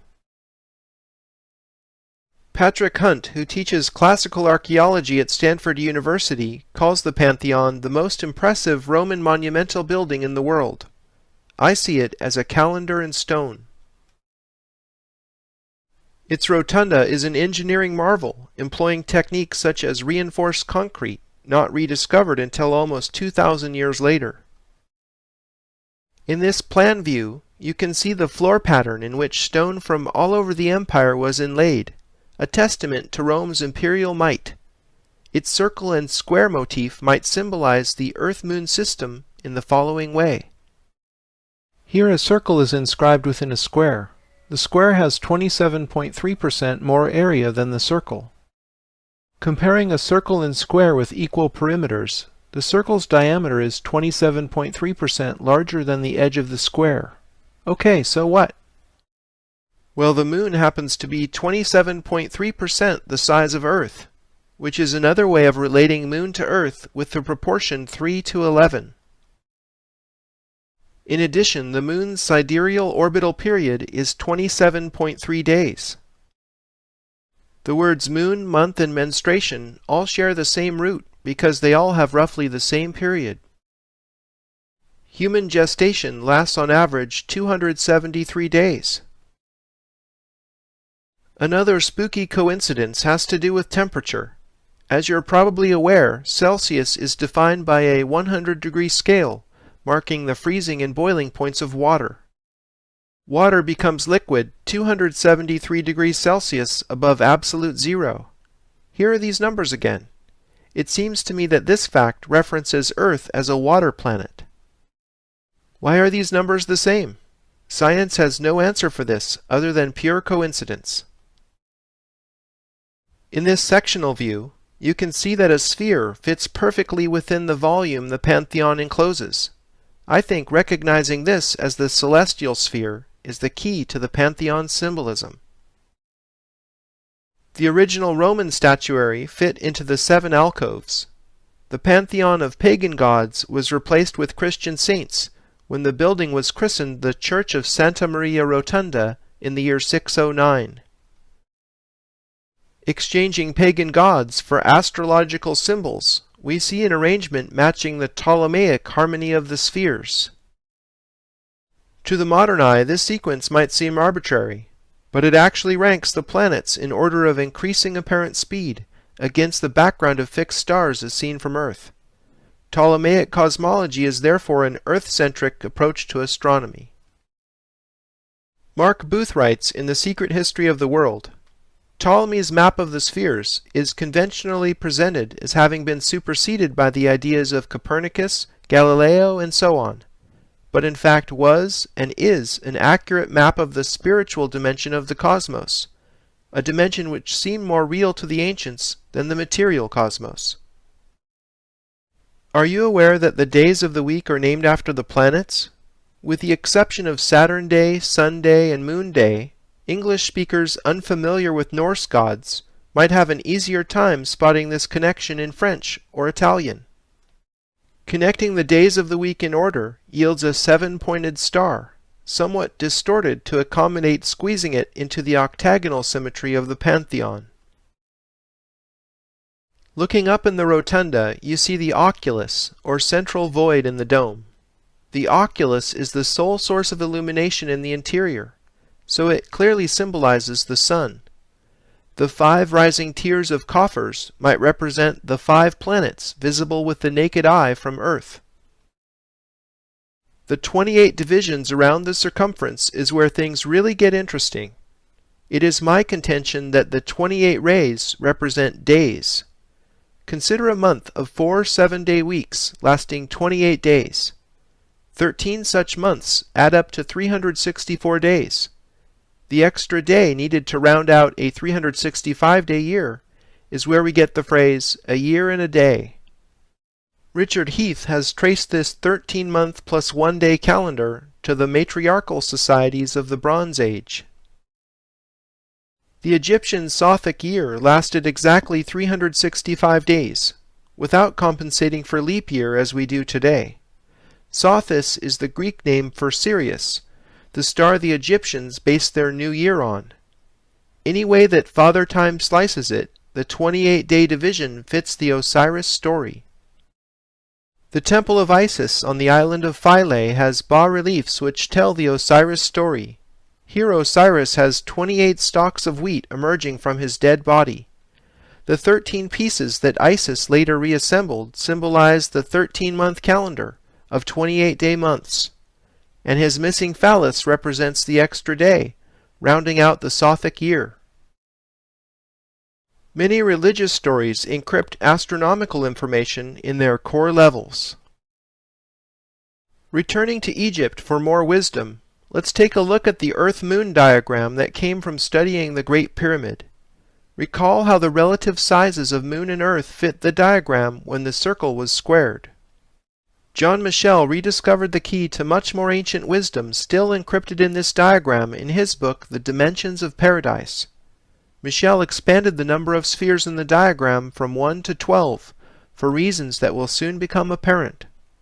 If the mean diameter of the Moon is 2,160 miles, then the 12-moon evolution in the diagram encodes the great year. 2,160 times 12 equals 25,920, which is Earth's precessional period. Each month in this so-called Great Year is likened to an age in astrology. We are currently leaving the age of Pisces, and it's the dawning of the age of Aquarius. John Michel calls this the New Jerusalem diagram from his analysis of the Revelation of St. John. A 7-pointed star resonates within. Remember the 7-rayed diadem of Isis and the 7 rays of the Statue of Liberty? I prefer to call this the Isis diagram, in reference to the older stream of knowledge coming out of Egypt. The Isis diagram encodes just intonation in music. On the most basic level, consider 1 octave of a piano keyboard. A total of 12 notes are divided by sharps, leaving 7 white keys. The term sharp suggests the pointy heptagram, doesn't it? As we'll soon see at Chartres Cathedral, music, along with astronomy, geometry, and number theory, are all keys to this ancient mystery. Expanding the Isis diagram to contain 4 7-pointed stars, we have what I call the Osiris diagram, which encodes the Sothic year of 365 days in the following way. The 28 tips of the stars represent days in the ancient month. 12 circles surround a 13th, located at the center of the stars. The circles represent months. 13 months of 28 days each defines the year. The Earth circle underlying the stars represents the extra day and completion of the Sothic year. And the Sothic year was itself calibrated by the heliacal rising of the star of Isis, consort to Osiris. It's beautiful the way the geometry matches the cosmology. The architecture of the universe is embedded in Egyptian cosmology. To perceive the larger ramifications of the cosmology we are rediscovering, let's break away from 2D diagrams and explore where we live, the third dimension. It's a 3D reality that 12 spheres fit perfectly around a central 13th, with all of them tangent to each other, while the 13 fit perfectly within an overarching sphere. I think this 3D reality is the source of the obsession with the number 13 that we've seen symbolized in so many places. Recall all the lucky 13s on the Great Seal of the United States. Lucky 13 might be more precisely described as 12 surrounding 1. In the Last Supper, Da Vinci depicts Jesus in the center, surrounded by 12 apostles. Geometrically speaking, connecting the centers of the 12 surrounding spheres with straight lines reveals what is called the cube octahedron. The cube octahedron has faces composed of squares and triangles, ad quadratum et ad triangulum, as they would say in the Middle Ages. As it turns out, cube octahedral sphere packing has exactly 7 planes of symmetry. Do these numbers sound familiar? 12 around 1 with 7 planes of symmetry? The cube octahedron is the 3D equivalent of the Isis diagram. The first ever known depiction of a cube octahedron was drawn by Leonardo da Vinci. He created this illustration for Luca Pacioli's book, De Divina Proportione. Pacioli and da Vinci worked together, became close friends, and later shared a house together in Florence. Pacioli was at the center of the Renaissance Hermetic obsession, begun by Cosimo de' Medici in 1430 when he obtained the Corpus Hermetica, a body of work compiled in the first few centuries of the Common Era, recounting words passed down by Thoth through the last of the Egyptian priesthood in Alexandria. Here is Pacioli with a mysterious transparent cube octahedron half filled with water. Some believe the younger man standing next to him is Albrecht Dürer. In Divine Proportion, Priya Hemingway writes, "In the autumn of 1506, Albrecht Dürer rode from Venice to Bologna to the home of Luca Pacioli in order to be initiated in the mysteries of a secret perspective." Clearly the cube octahedron was important to these Renaissance masters immersed in Hermetic knowledge. Perhaps they knew something we don't. In the 20th century, Buckminster Fuller was obsessed with the cube octahedron. He called it the Dymaxion and built his philosophy around it, because the cube octahedron is the only polyhedron completely in equilibrium. All 12 vectors emanating from its core have equal angles, and all of its internal and external edges have equal length.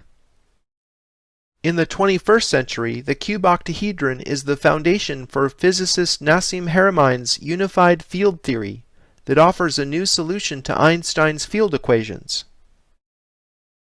Haramein claims that the vacuum, a term used by physicists to refer to a volume of space that is completely devoid of matter, actually has a structure, and this structure is based at the core on the cube octahedron.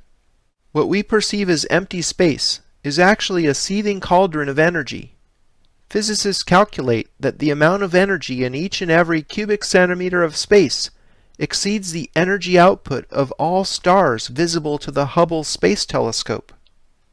The reason space seems empty is because all that energy is perfectly balanced in a state of equilibrium. It looks to us like nothing is there.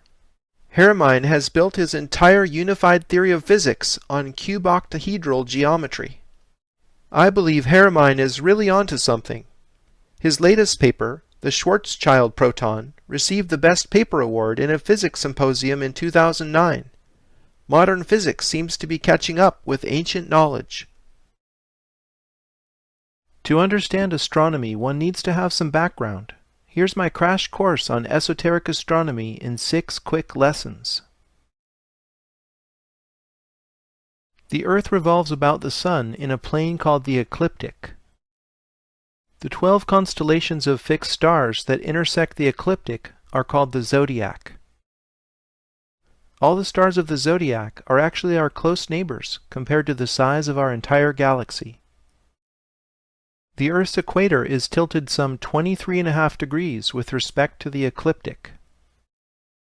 Gary Osborne's fascinating Paradigm Shift website shows how the angle of the Earth's tilt is symbolized in art. Here are Isis and Osiris raising the Jed, which amazingly matches the angle of the Earth's tilt. And here again the 23.5 degree angle matches the slope of the pyramid on the dollar bill. Osborne has found this same angle symbolized in many other pieces of esoteric art. The Earth's tilt is the reason we experience seasons. The seasons are defined by the Earth's orbit, which contains 2 solstices and 2 equinoxes. Looking at the solar system from above, the seasons naturally make a cross. Witcherink and Parlier call this the Earth Cross. Our galaxy is called the Milky Way because its myriad stars resemble milk streaking our night skies. If you were able to look at our galaxy edge-on, you would see it as a flattened disk. This flattened structure is what makes the Milky Way look like a narrowly defined streak in the sky, rather than an even distribution of stars. The central plane of the galactic disk is called its midplane. The ecliptic is tilted some 120 degrees with respect to the midplane, naturally making a cross in 2 dimensions. Witcherink and Parlier call this the galactic cross.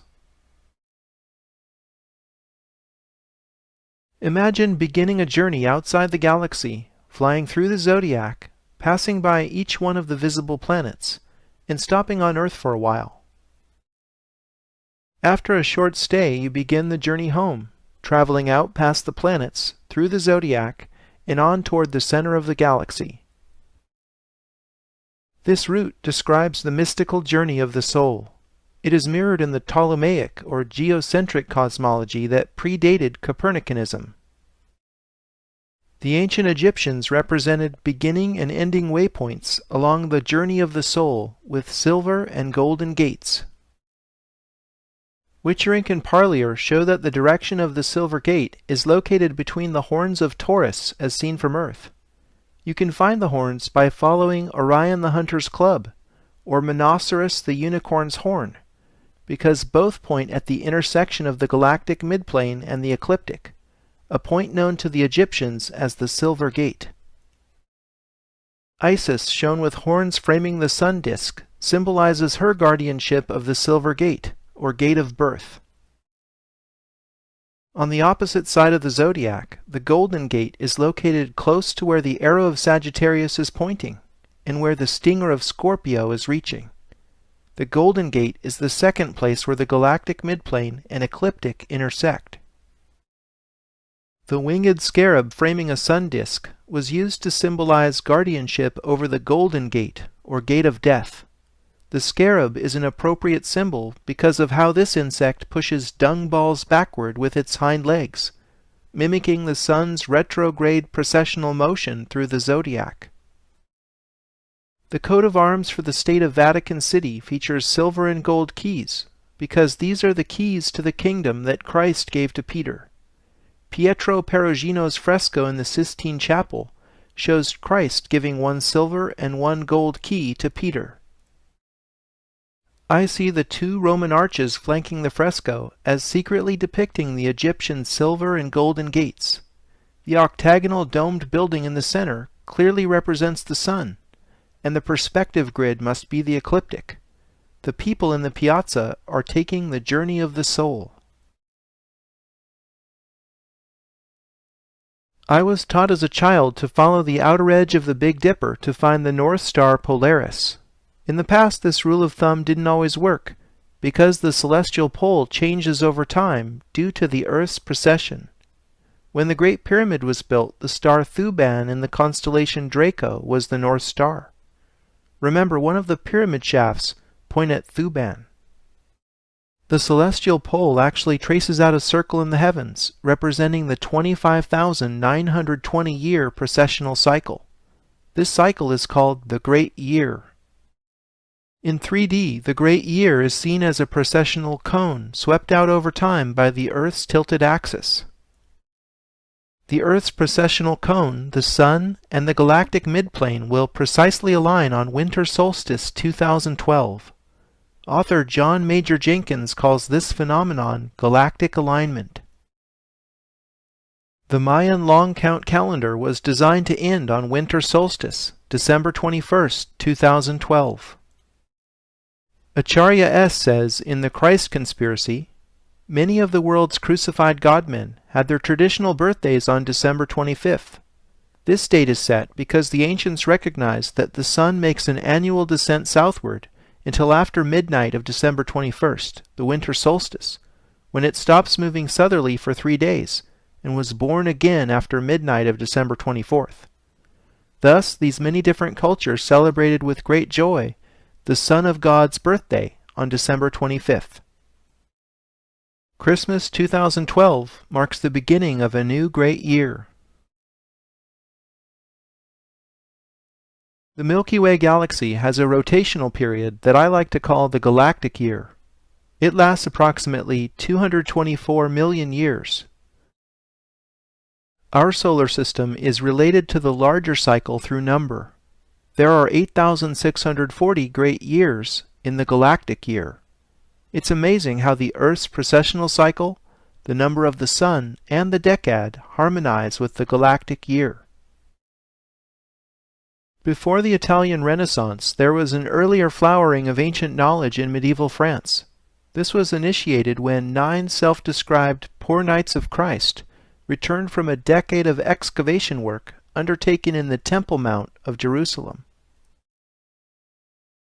The most famous preacher of the age, Saint Bernard de Clairvaux, argued persuasively on their behalf at the Council of Troyes in 1129.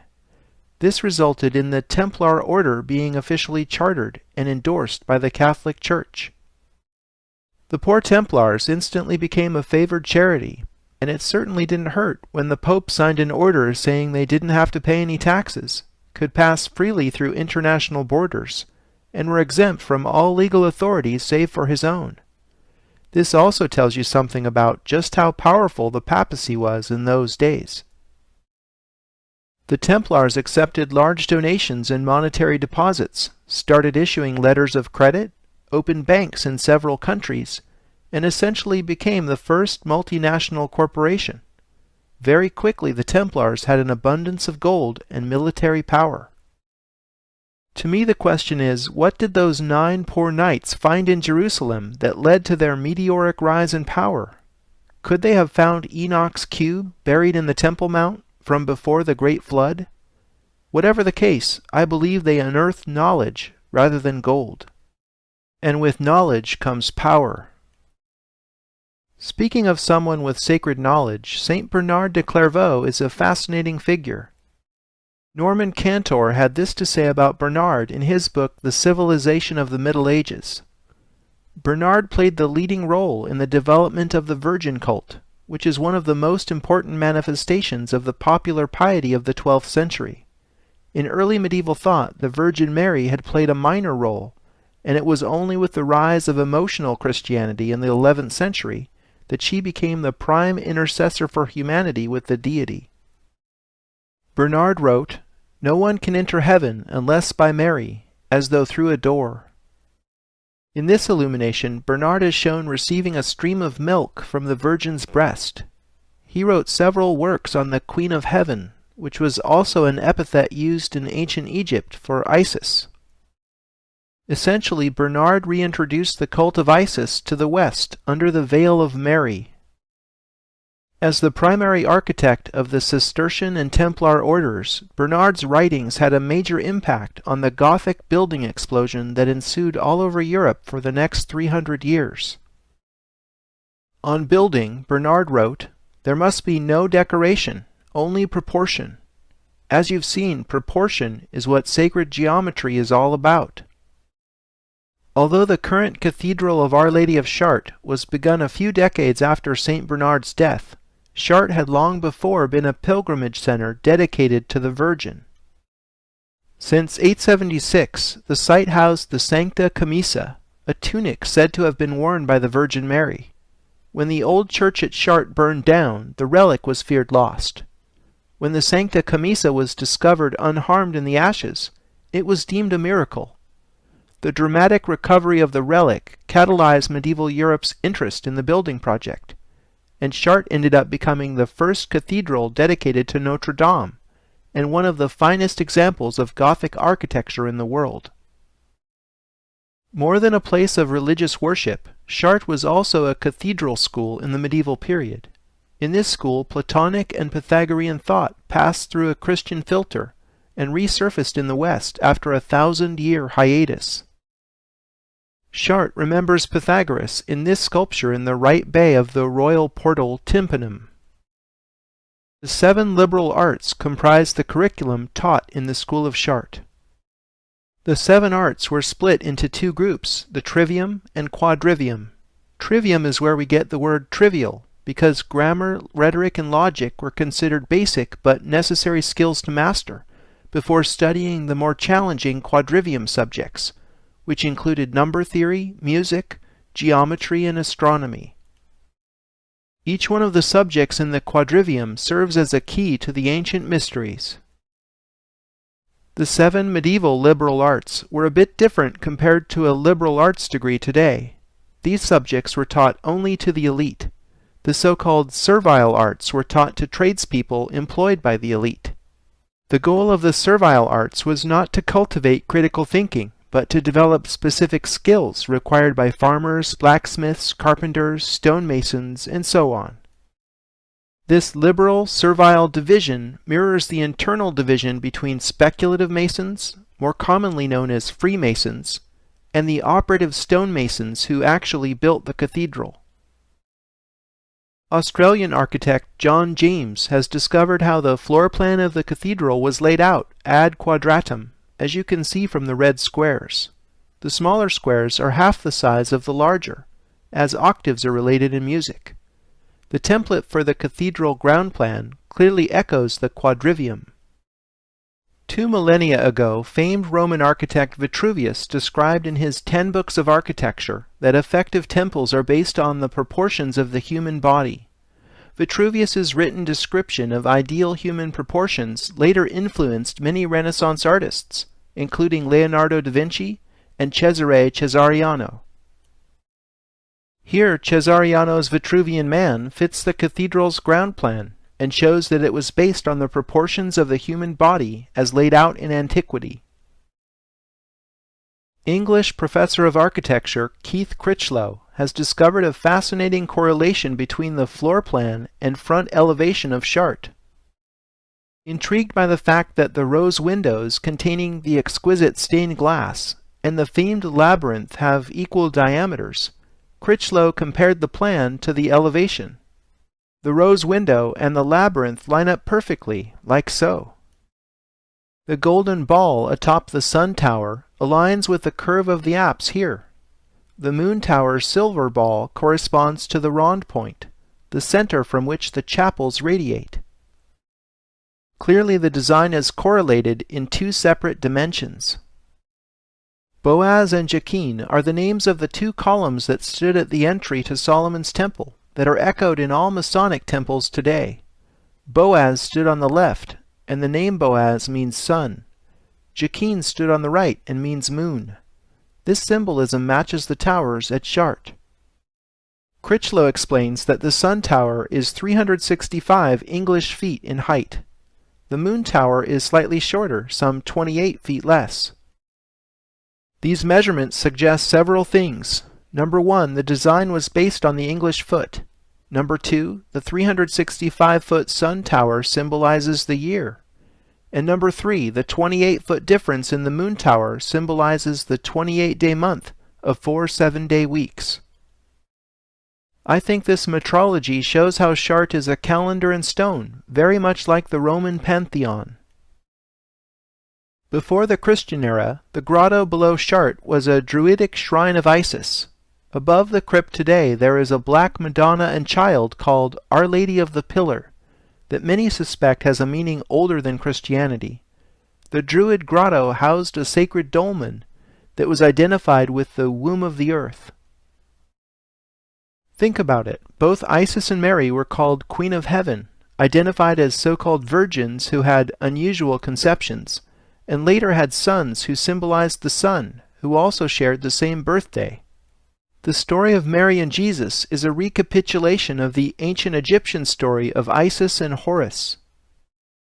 The Black Madonna hints at her African origins while retaining just enough plausible deniability to avert uncomfortable questions for the Church.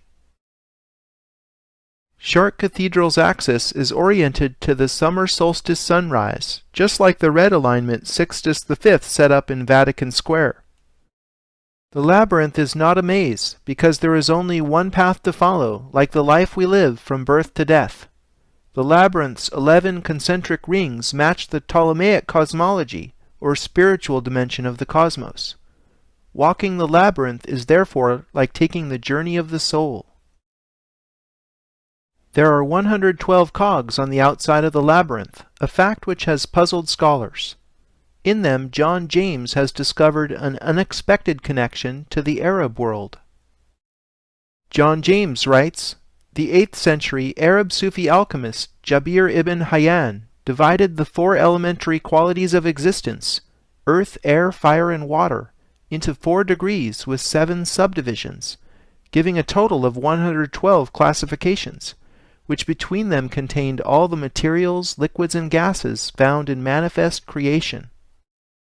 Known in the West as Geber, and considered to be the father of chemistry, he worked in the court of Caliph Harun al-Rashid, for whom he wrote the Book of Venus on the art of alchemy. His work paved the way for later Islamic and European alchemists in their search for the philosopher's stone." Among his long list of achievements, Geber pioneered techniques in glassmaking that were used in the stained glass directly above the labyrinth that bears his philosophical number symbolism. Modern chemists still don't understand what gives the Chartres glass such incredible vibrancy. Sir Lawrence Gardner says, in The Bloodline of the Holy Grail, "One of the greatest mysteries of Gothic architecture is the stained glass used in the cathedral windows. The first appeared in the early 12th century, but disappeared just as suddenly 100 years later. Nothing like it has been seen before, and nothing like it has been seen since. Not only is the luminosity of Gothic glass greater than any other, but its light enhancement qualities are far more effective. Unlike the stained glass of other architectural schools, its interior effect is the same, whether the light outside is bright or dim.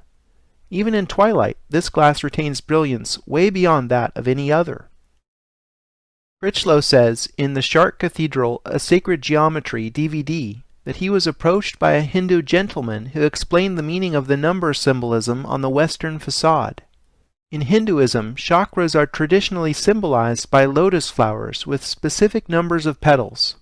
Amazingly, specific details on the facade match this symbolism. The facade is a reminder that the cathedral houses the body of the church, or more importantly perhaps, Chart is saying the body is a temple. Chart is a masterwork of hidden syncretism, melding belief systems that secretly transcend Christian dogma. The tympanum above the central front doors of the royal portal encodes an entire cosmology. The four figures surrounding Christ depict a man, eagle, lion, and bull. In Christianity, these are the four beasts of the apocalypse as described in the mystical visions of Ezekiel and St. John of Patmos. On the literal level, it's Jesus with a halo waving at us from inside of Pisces, surrounded by the four beasts of the apocalypse. A strange collection of Christian imagery perhaps, but not uncommon. In time the four beasts became synonymous with the four evangelists, Matthew, Mark, Luke, and John. However, when you understand the symbolism, a reading of the encoded message becomes possible.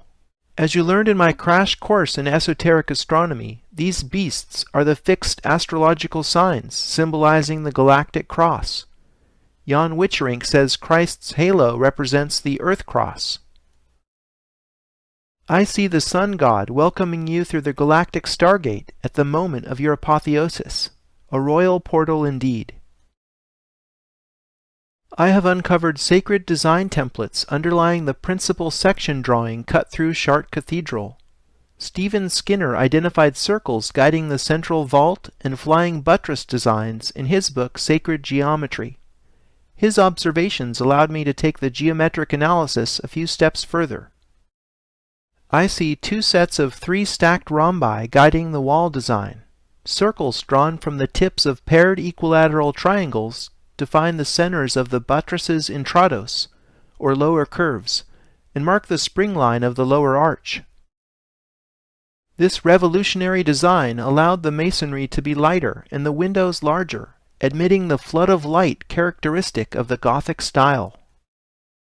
Now you can appreciate how the walls at Chart were designed ad triangulum. What is more, the diameter of these circles equals the size of the rose windows and the labyrinth.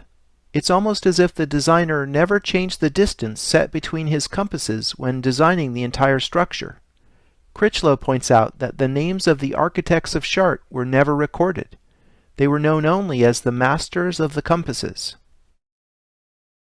In researching the House of the Temple in D.C., I came across a rare depiction of the Kabbalistic Tree of Life in Albert Pike's Morals and Dogma, shown here as a set of 3 stacked rhombi. This knowledge encoded at Chart was preserved by Freemasons. For the next revelation, we turn to music and geometry.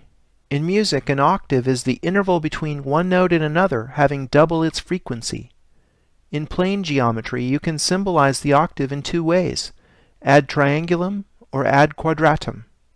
The circle outside the triangle has double the diameter of the circle inside. The circle outside the square has double the area of the circle inside. The central vault is defined by a larger circle having twice the diameter of the smaller circle inside, which itself is equal to the diameter of all the circles in the wall section, the rose windows, and the labyrinth. Chart is therefore based on one circle repeated using musical principles. Amazingly, the flower of life fits this geometry. Perhaps the master of the compasses used the flower as the overarching design template. You can draw the flower of life using compasses only. The nave width is set by a central circle which is tangent to 4 others, having equal diameters. The central circle shown within the yellow triangle completes the picture. Masonic society probably began around the time Chart was being built. Recall how Saint Bernard de Clairvaux was instrumental in the formation of the Templars, and later, after the Templars were taken down, the knowledge they unearthed from Solomon's Temple went back underground to survive in Masonry, Rosicrucianism, and other secret societies. The Masonic square and compasses emblem often depicts these instruments surrounding the letter G, As with most symbols, the meaning of G depends upon your level of knowledge. I've seen it referred to at times as geometry, the generative principle, and most appropriately for what I'm investigating, the great architect of the universe. I discovered a long-distance alignment that leads from France to the United Kingdom. This one begins very close to Chartres, both in time and space. Chartres Cathedral was built at the same time as Bourges Cathedral, and is only 100 miles away. When I was studying Bourges Cathedral, I kept thinking about the connections between the founder of the Gothic style and the Templars. So I drew a line in Google Earth from the central entry of Bourges Cathedral to the entry of Rosslyn Chapel in Scotland. So what?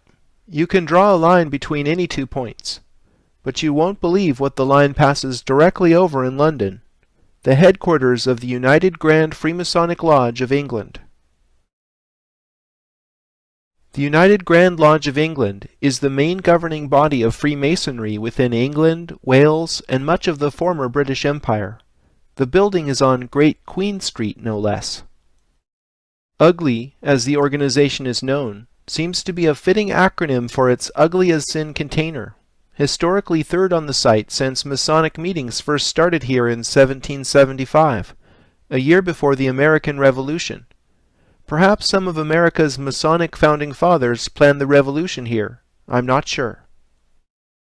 When the Templars were around, they controlled a sizable district less than half a mile away in the city of London. The temple includes Temple Church, the adjacent middle and outer temples, and a host of related buildings. The Templars themselves said they designed the round portion of Temple Church after the Church of the Holy Sepulchre in Jerusalem, which also features a rotunda. Perhaps politics motivated them to claim Christian provenance for their temple. Longtime esoteric researcher John Smout says a better geometric comparison is between Temple Church and the Dome of the Rock, which seems to have a high degree of correlation with the round church's ground plan. This makes more sense to me, as the Templars did take their name from the Temple Mount in Jerusalem. Case in point, they were never known as the Knights of the Holy Sepulchre. Whichever building was ultimately their template, the Templar influence was so powerful that they actually got the Patriarch of Jerusalem to come to London and consecrate Temple Church in 1185. Temple Church was brought to the public's attention in the Da Vinci Code, where it was the scene of a shootout amidst marble effigies of medieval knights. The temple served at times as the residence of kings and representatives of the Pope, while Temple Church itself served as a depository bank. I believe Smout's geometric analysis of Temple Church is right on the money, if you'll pardon the pun. The temple plan is laid out with triangles and squares, which we know from studying Chartres Cathedral have hidden significance. Triangles and squares are arranged in such a way as to depict 3 cubes. The symbolism of 3 cubes is something we've seen before in the George Washington Masonic National Memorial.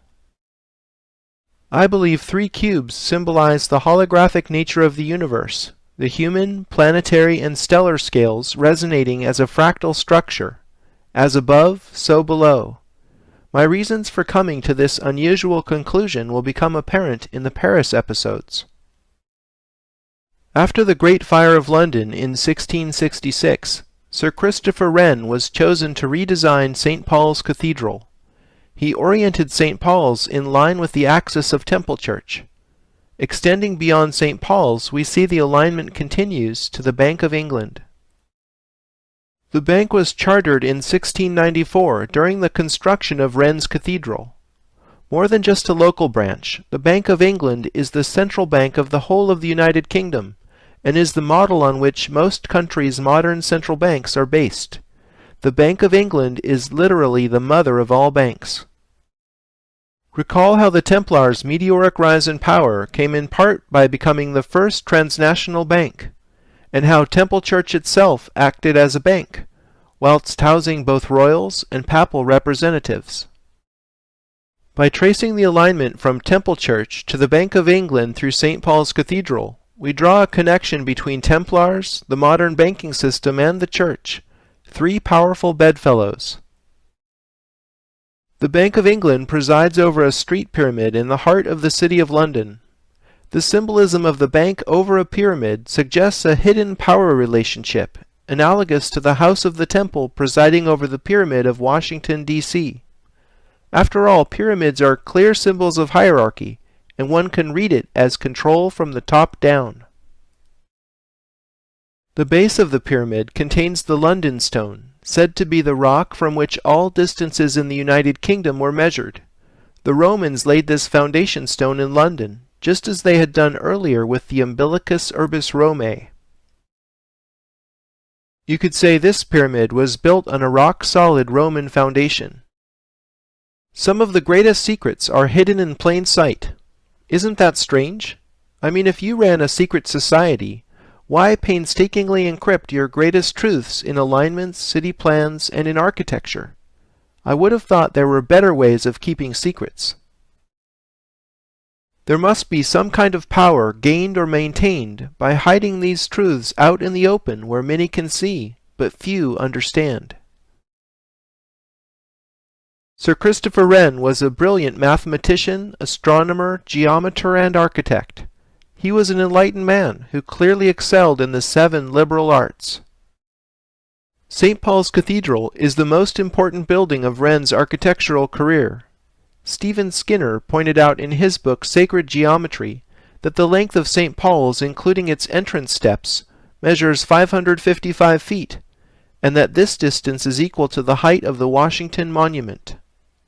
Recall how triple sixes and fives are encoded in this singular measure, as 6,660 inches equals 555 feet.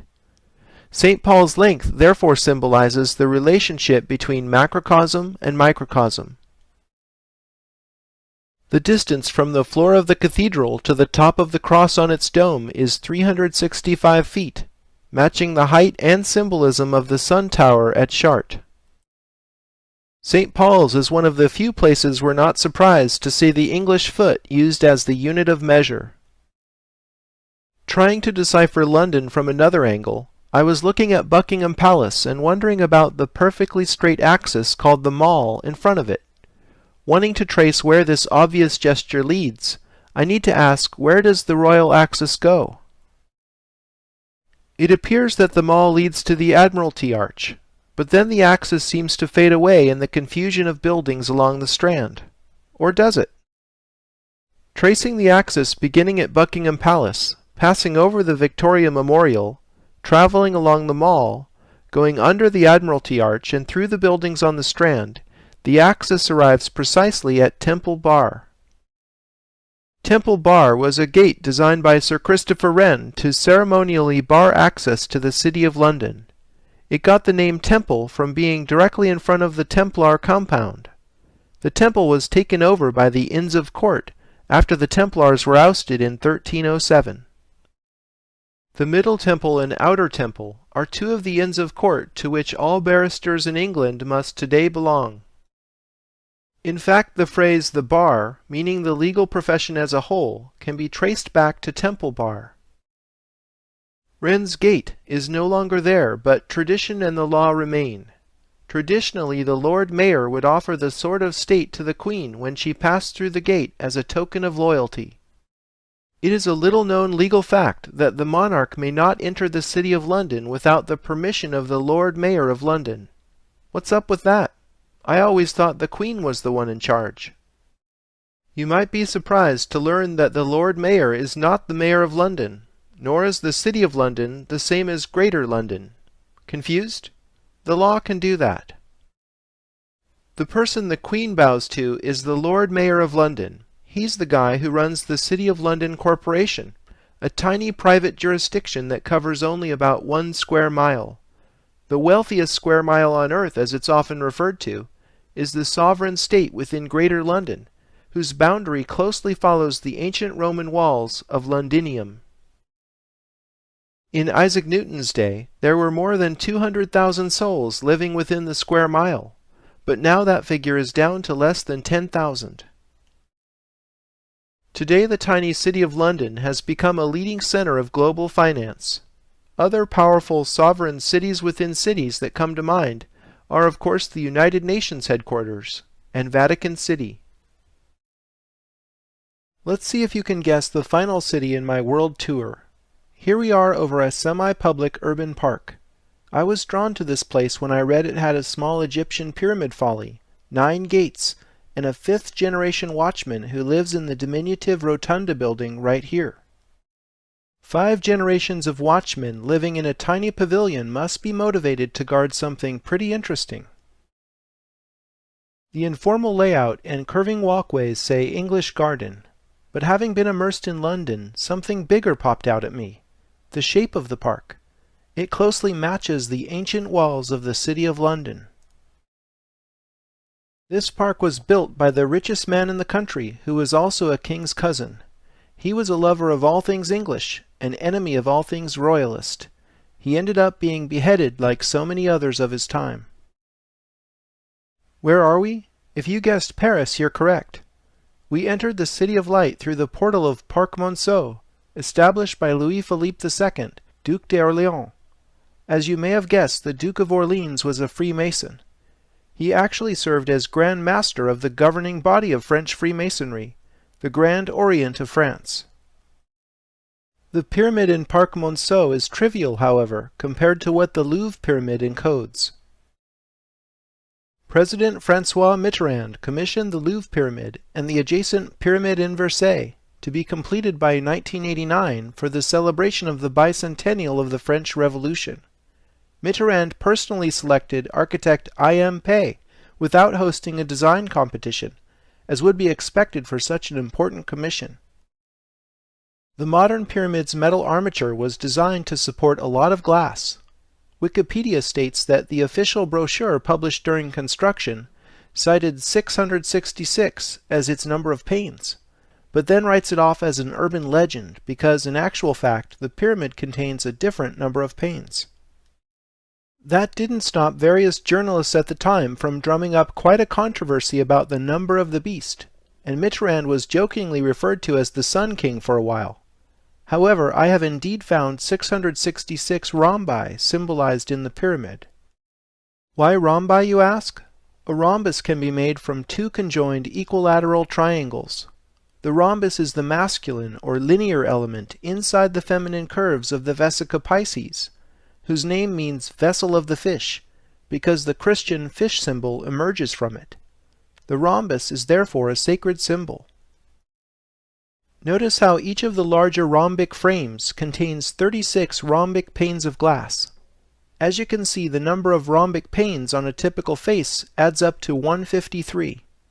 This is a very interesting number that has mystical Christian significance. Do you remember the square root of 153 being equal to the number of moons in a year? We learned that fact by studying Stonehenge. Here's a quote from the New Testament that entangles fish and 153 in a Christian net. Simon Peter went up, and drew the net to land full of great fishes, 153, and for all there were so many, yet was not the net broken. This number of fish, why bother enumerating them, has puzzled scholars for centuries, and is an example of how parables in the Bible encrypt important information in plain text. Here's Jesus describing his practice of hiding information in symbols. He answered and said unto them, Because it is given unto you to know the mysteries of the kingdom of heaven, but to them it is not given. Therefore I speak to them in parables, because they seeing see not, and hearing they hear not, neither do they understand. Tabulating the additional triangles and converting them to rhombi, and then adding the number of rhombic frames, we get 166.5 symbolic rhombi in a typical face, and 4 such faces equals 666. Let's look at the actual Bible quote and see what it tells us in regard to the infamous number of the beast. Here is wisdom. Let him that hath understanding count the number of the beast, for it is the number of a man, and his number is 666. Why man is called a beast should be obvious by what humans are doing to this planet's natural environment. We may be bestial in our unenlightened state, but this is beside the point I'm making. The beast here is not Satan, but man. In particular, the Louvre pyramid is about a man. Robert Bauval had a stunning realization described in the book Talisman. He realized the historic core of Paris is correlated with the temples of Luxor and Karnak in Egypt. Luxor and Karnak are adjacent ancient temples. Bauval observed that the 6-degree angle between the axes of Luxor and Karnak matched the 6-degree bend in the Louvre. The Temple of Luxor is the one with the embedded 6-degree angle. I went a step further and laid the Luxor ground plan over the Louvre and the Tuileries garden. The Tuileries was laid out by Le Notre at the request of Louis XIV. We see this direct correlation only when the temple plan is mirrored.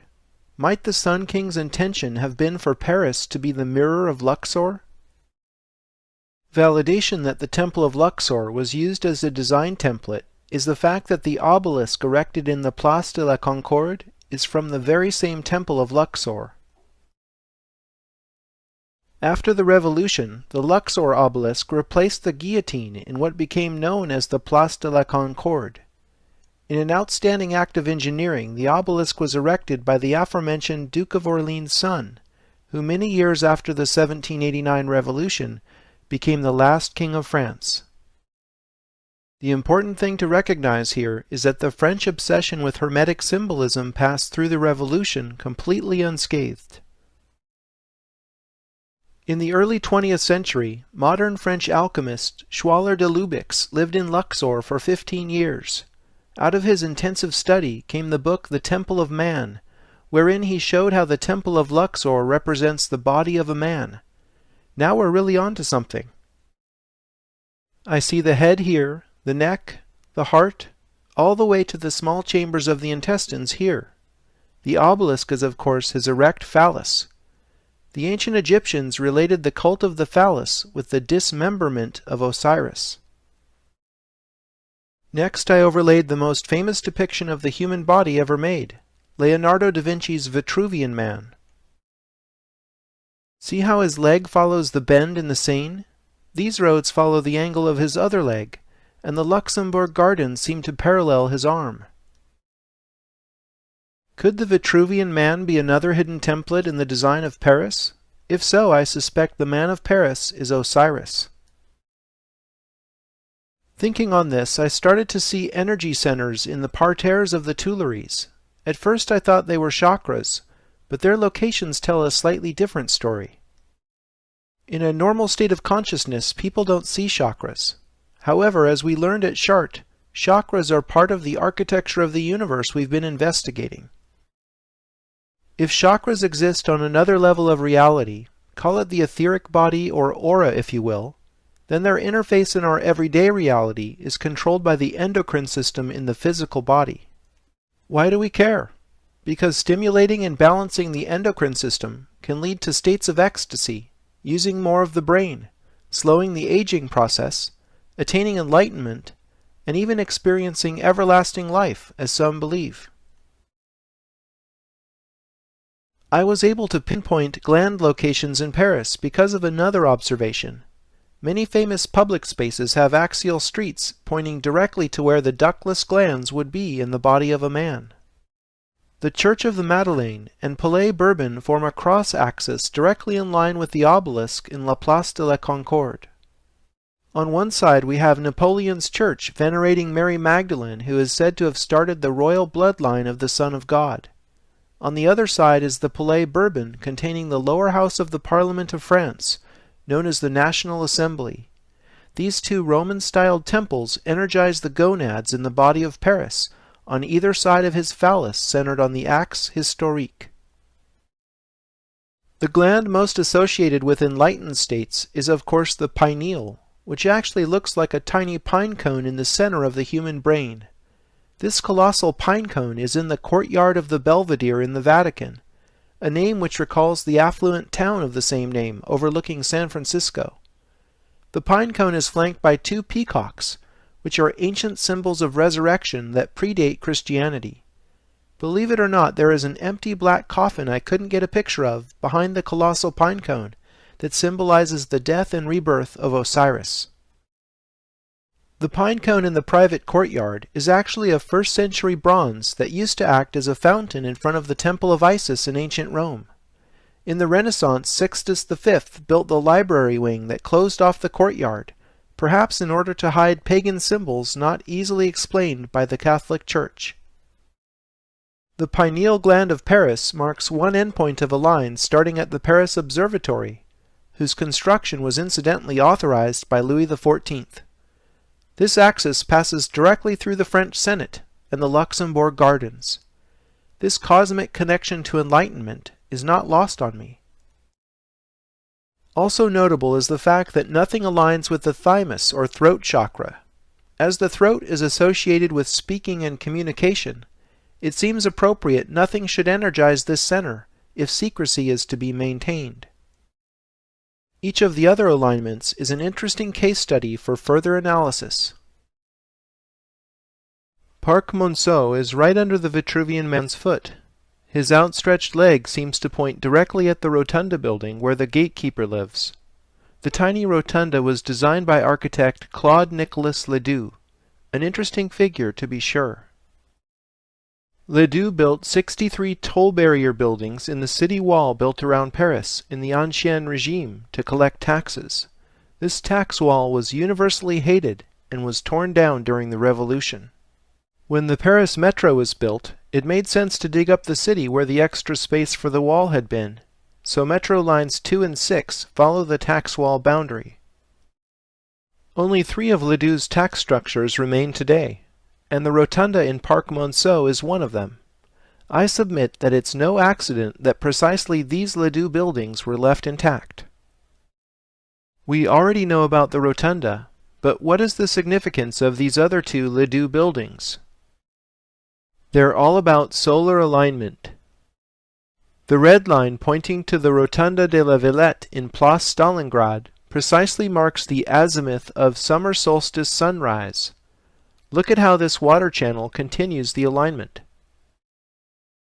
Some other examples of this alignment we've seen before are the line connecting the Vatican obelisk with the obelisk in Piazza del Popolo, and in the orientation of Chartres Cathedral.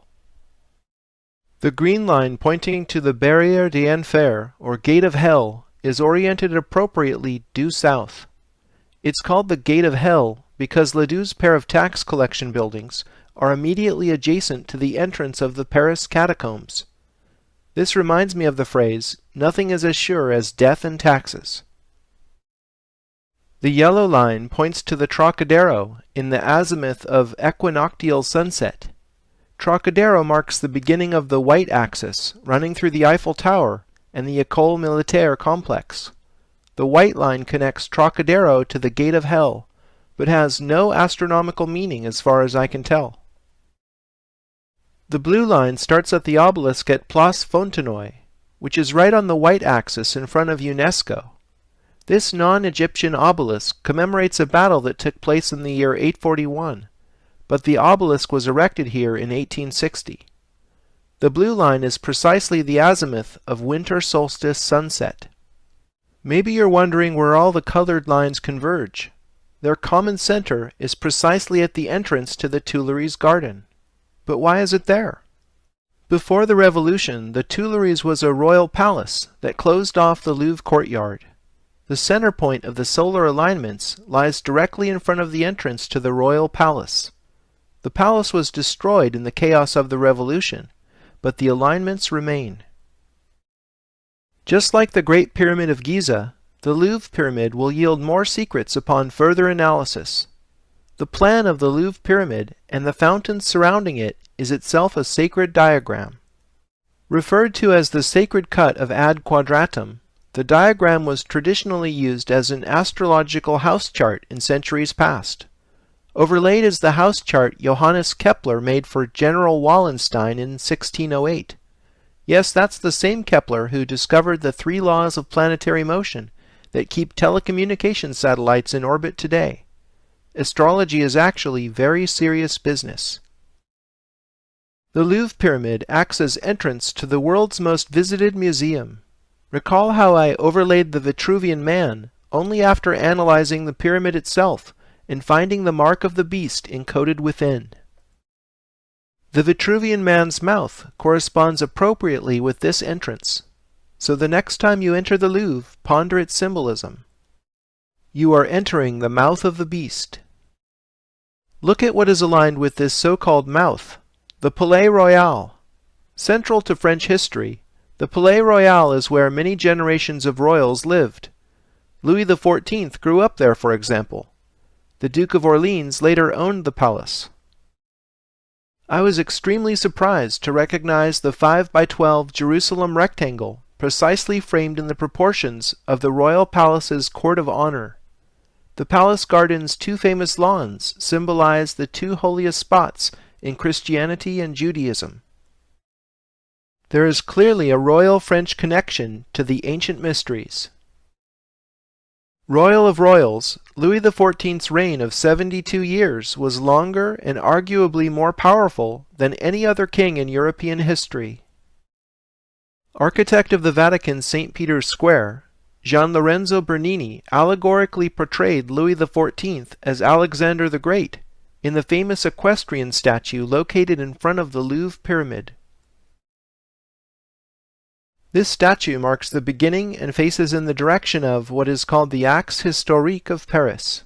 The historical axis runs from the equestrian statue of Louis XIV, under Napoleon's Arc de Triomphe du Carrousel, through the Tuileries, over the Luxor obelisk, under the Arc de Triomphe, all the way along the Champs-Élysées to its endpoint within the Grand Arch in La Défense.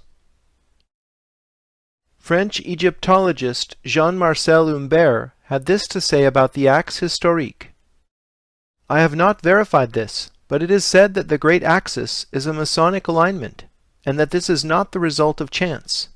It is known that the Freemasons find their origins in ancient Egypt.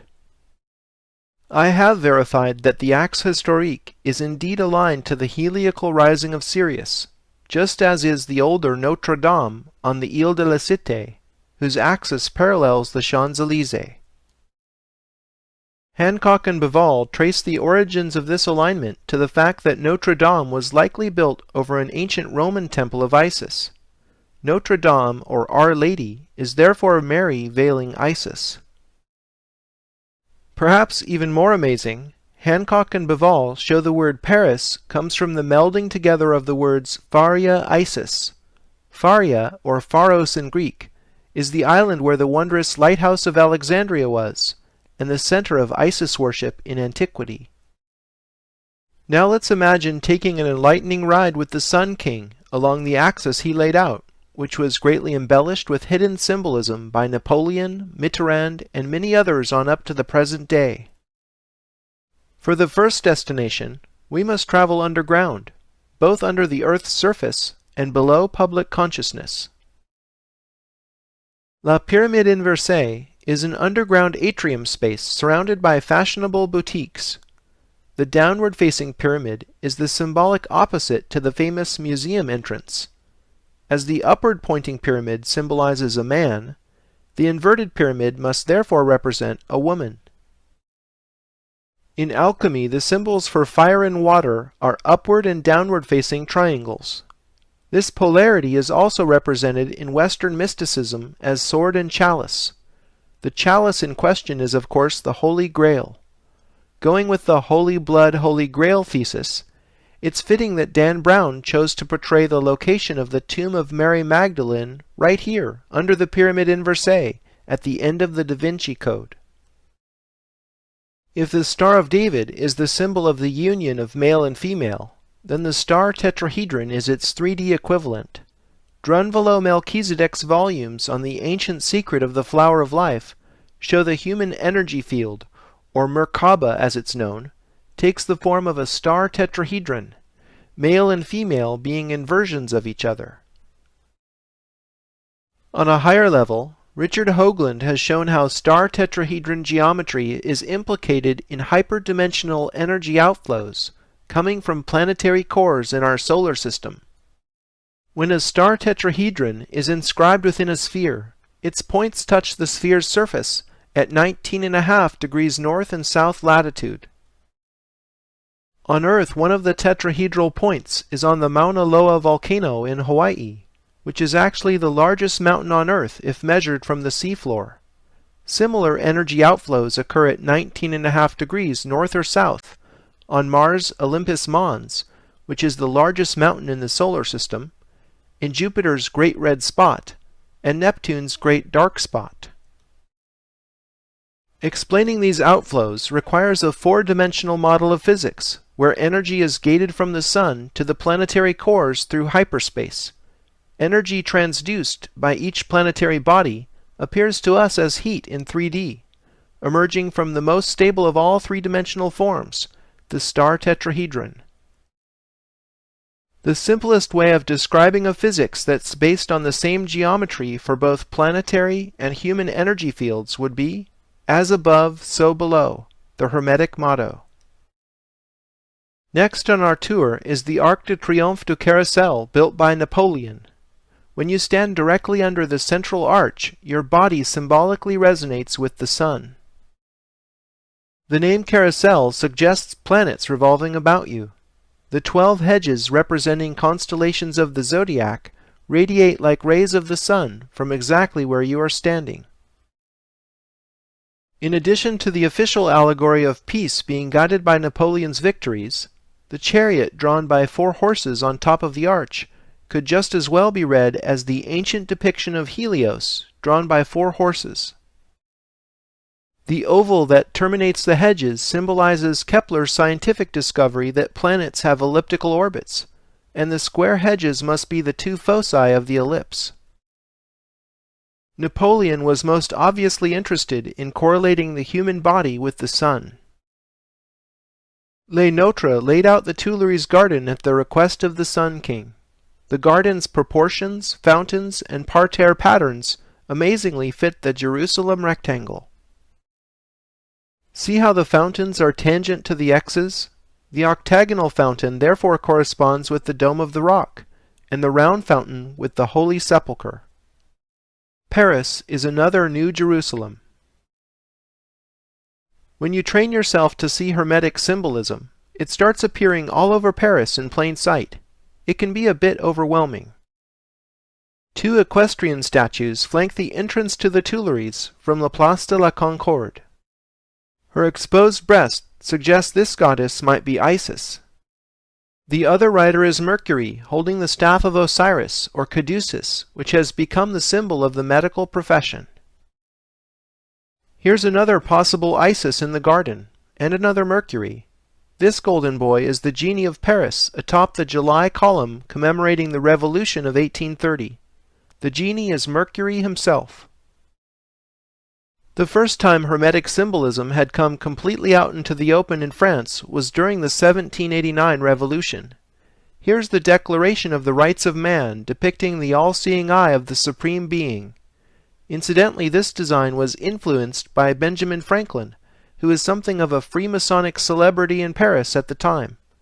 Franklin helped design the Great Seal of the United States, which bears the same all-seeing eye. In time for the celebration of the heliacal rising of Sirius in 1793, this fountain was erected in La Place de la Bastille.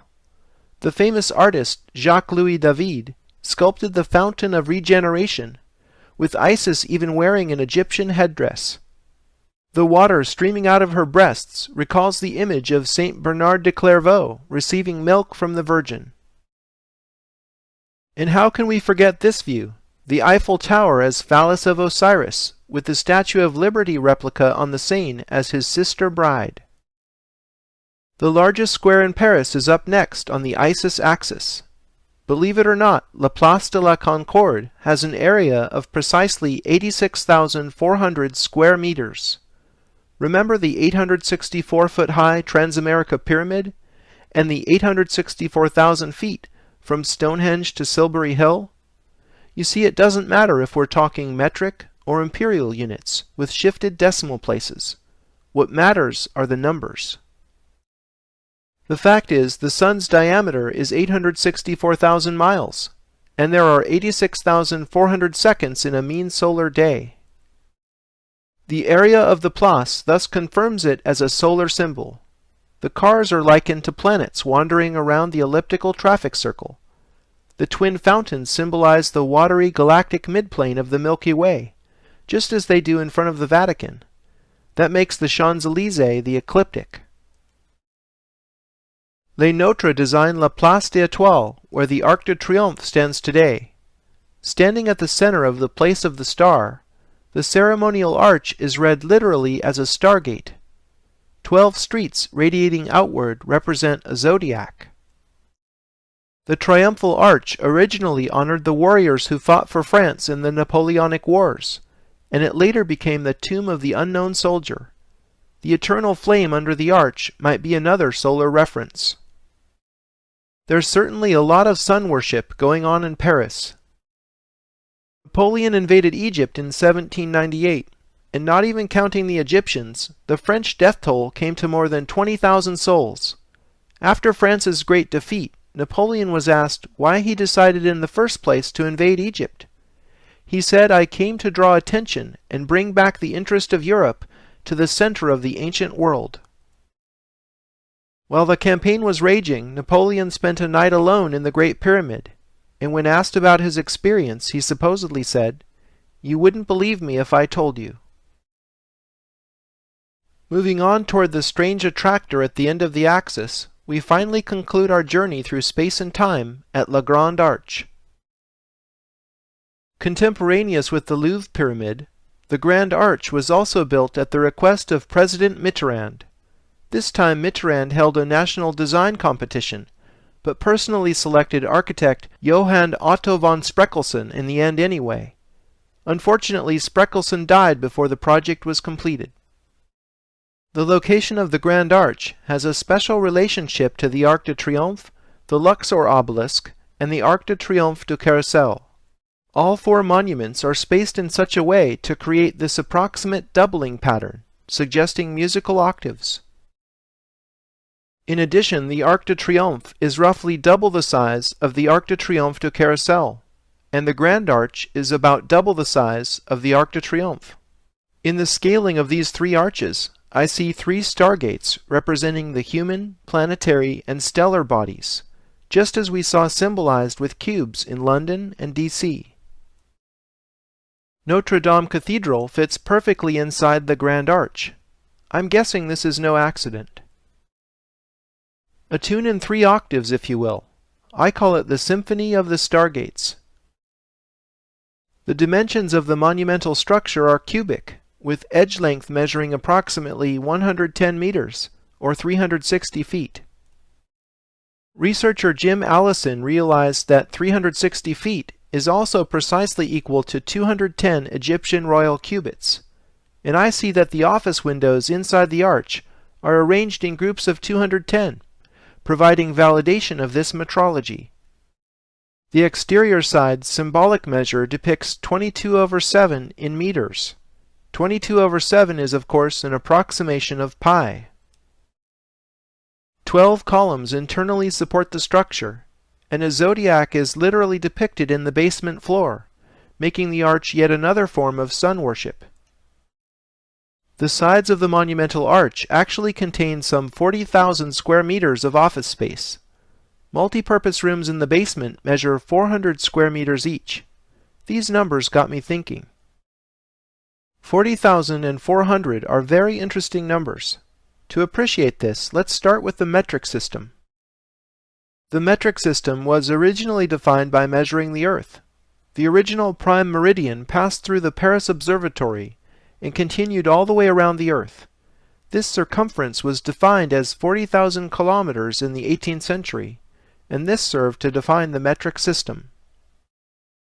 There are 121 documented bronze medallions marked Arago after the French astronomer embedded in streets and sidewalks in a line crossing Paris. These medallions mark the line of the Paris prime meridian that was used in France for 200 years. This line touches the corner of one of the Louvre's satellite pyramids. Perhaps this is why the smaller pyramids are there. The meter is the basic unit of length in science today. the meter's definition moved from being based in Earth measure to a prototype bar to being circularly defined in terms of the speed of light, which is itself measured in meters per second. Christopher Knight and Alan Butler's book, Who Built the Moon, is really an eye-opener. Although I don't agree with their thesis that the moon is an artificial satellite, they have discovered numbers relating Sun, Moon, and Earth that are too perfect to be the product of random chance. For example, consider a solar eclipse.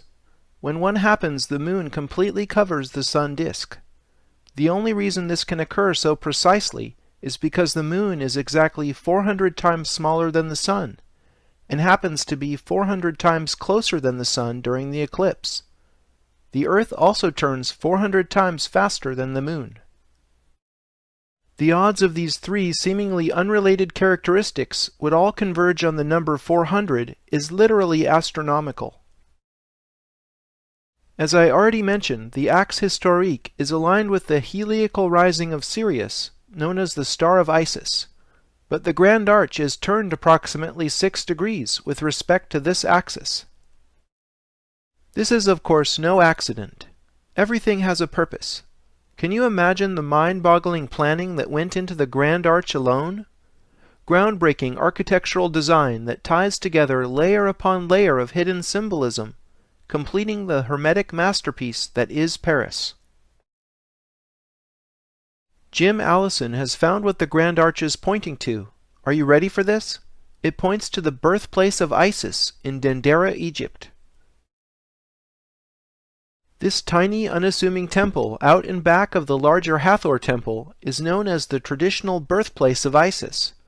The location of the small cube within the larger enclosure matches the azimuth where the Grand Arch is facing.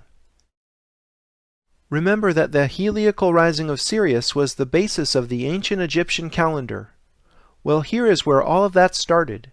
This is where ancient Egyptian priests saw her bright star rising just before the dawn, signaling the beginning of a new year. Isn't it amazing that the Champs-Élysées and Pennsylvania Avenue share the same astronomical orientation with this tiny backwater in modern Egypt? Backwater it may be today, but symbolically it's the holiest place in the cult of Isis. Napoleon came here and had a master mason cut out this massive ceiling from the adjacent temple and ship it back to Paris. It's called the Dendera Zodiac and is now suspended in the Louvre. As you can see, the Dendera Zodiac has octagram star symmetry. More than a zodiac, it is a planisphere showing the whole cosmology as seen through Egyptian eyes. Another Louvre ceiling that gets to the essence of things is François-Edouard Picot's Study and Genius reveal ancient Egypt and Greece. Hancock and Bivol recognized the importance of this hermetic work in their book Talisman. The painting allows the viewer to see Isis unveiled for Athena. This unveiling references Plutarch's first-century depiction of her temple at Sais, where it was inscribed, "I am all that has been, and is, and shall be. My veil no mortal hath ever raised." The term genius in the title is the epithet of the divine messenger Mercury, who is introducing Athena to Isis. I think the Western world, exemplified by Athena, is being introduced to the older stream of knowledge coming out of Egypt.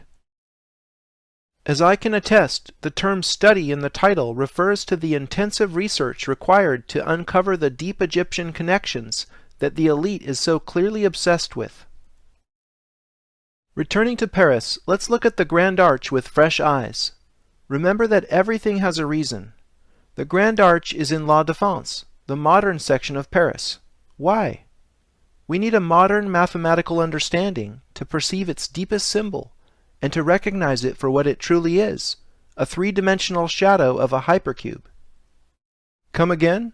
What is a hypercube?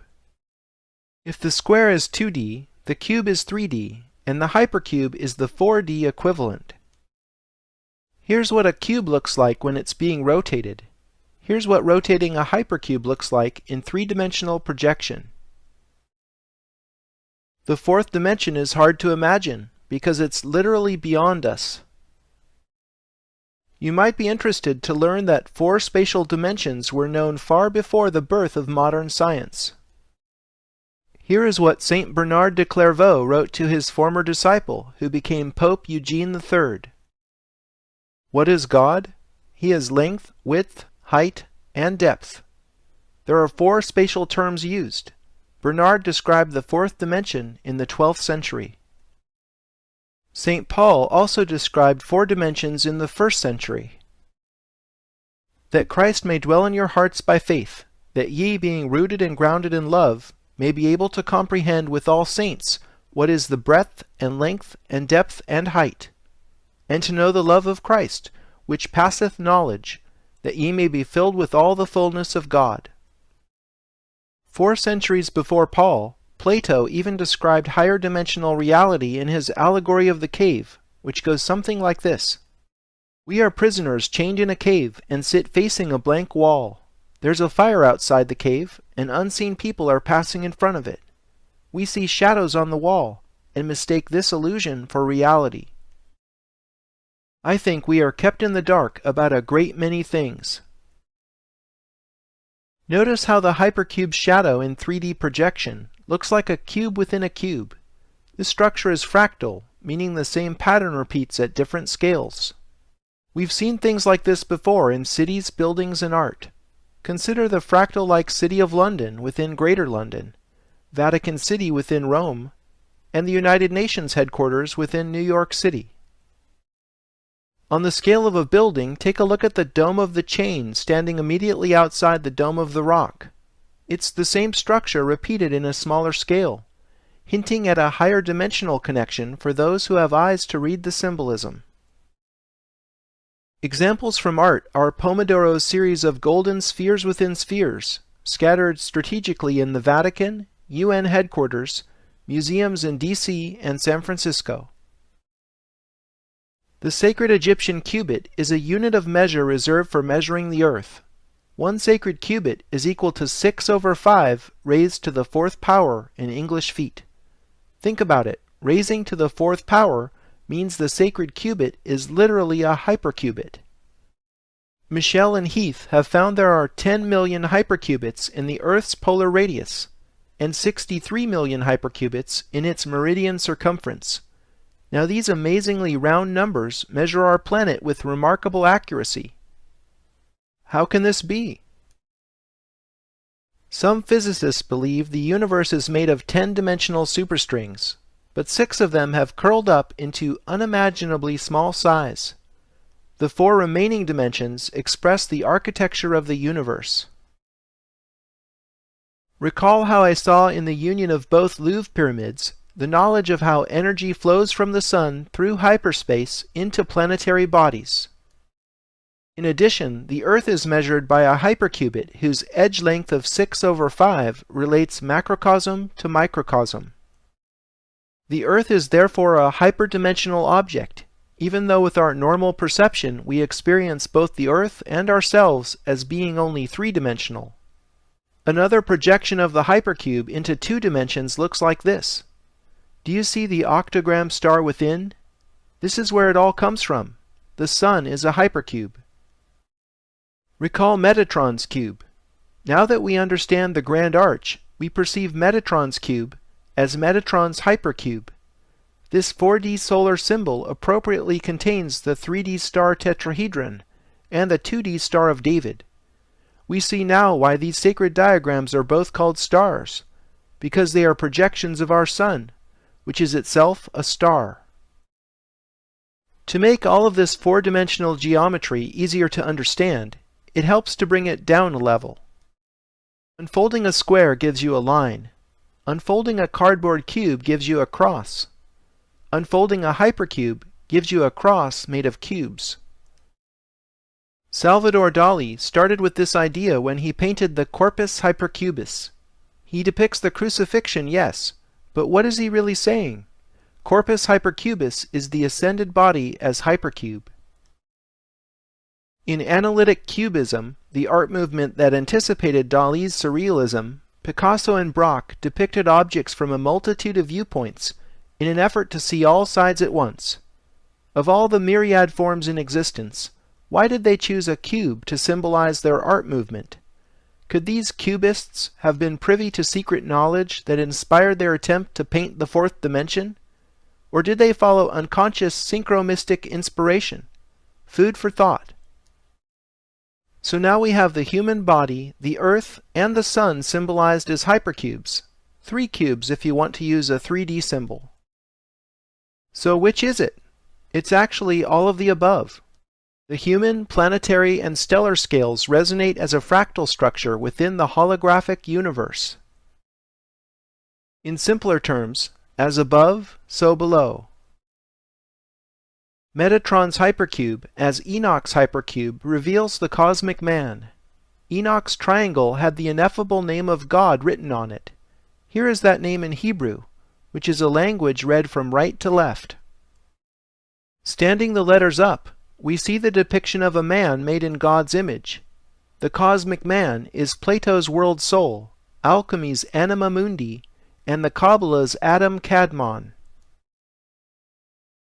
Here is a piece of my own artwork showing Adam Kadmon emerging from the tree of life. If the human body is a temple, then this temple is much more vast and interconnected than we ever imagined.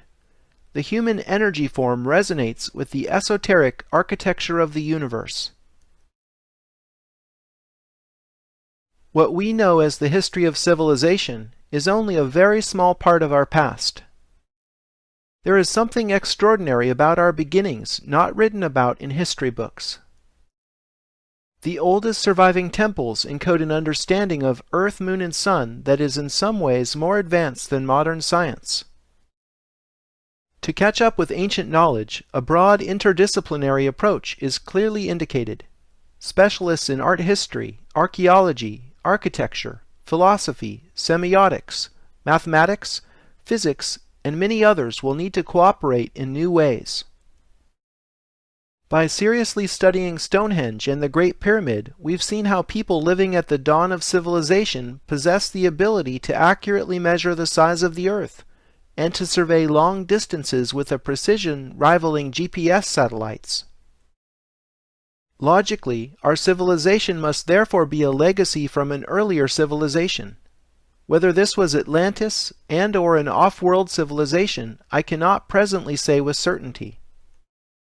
The rediscovery of the importance of number, geometry, music, and astronomy should rekindle interest in ancient Egyptian knowledge passed down to us by philosophers such as Pythagoras and Plato. Understanding how the macrocosm and microcosm are related through the art of sacred geometry, in the act of measuring structures and the earth, is a thing of profound beauty. Relating 6s to 5s by drawing hexagons and pentagons in the landscape, or by measuring with Egyptian units, are brilliant examples of this ancient science at work. Finding Pythagorean triangles, 5 by 12 rectangles, pyramids, octograms, enneagrams, and zodiacs encoded in much of the world's great architecture and urban design exposes an obsession with ancient symbolism spanning the centuries. If the designers take this symbolism so seriously, then there must really be power in ancient knowledge. Putting this story together has been by far the most challenging and satisfying project of my professional life. I hope you've enjoyed it, and I invite your participation in uncovering more secrets in plain sight. This is Scott Onstott, and I thank you for sharing my journey.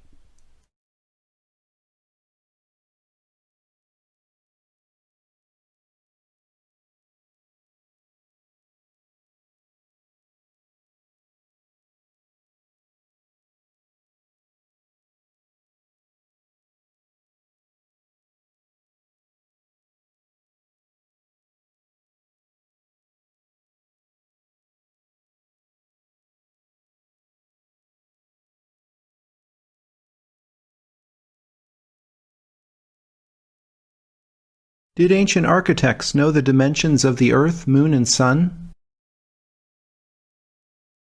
Were they capable of surveying vast distances with pinpoint precision? Did they encode their advanced understanding in monuments and units of measure? Why do many of the world's religions encode the same geometry in their most sacred symbols and temples?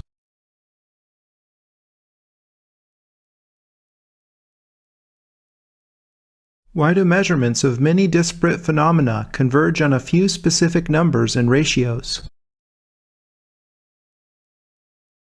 What is the role of synchronicity in revealing meaningful patterns?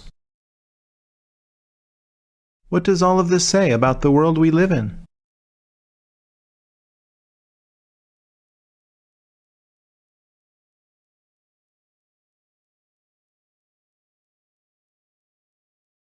Before we look at patterns at all scales, we need to look at the foundations of measurement. There are primarily two measurement systems used in the world today. The United States uses the British imperial system of inches, feet, and miles, while the rest of the world, including Britain, has converted to the metric system, which was initially introduced in revolutionary France. Both systems were originally based on the dimensions of the Earth and on cycles of time.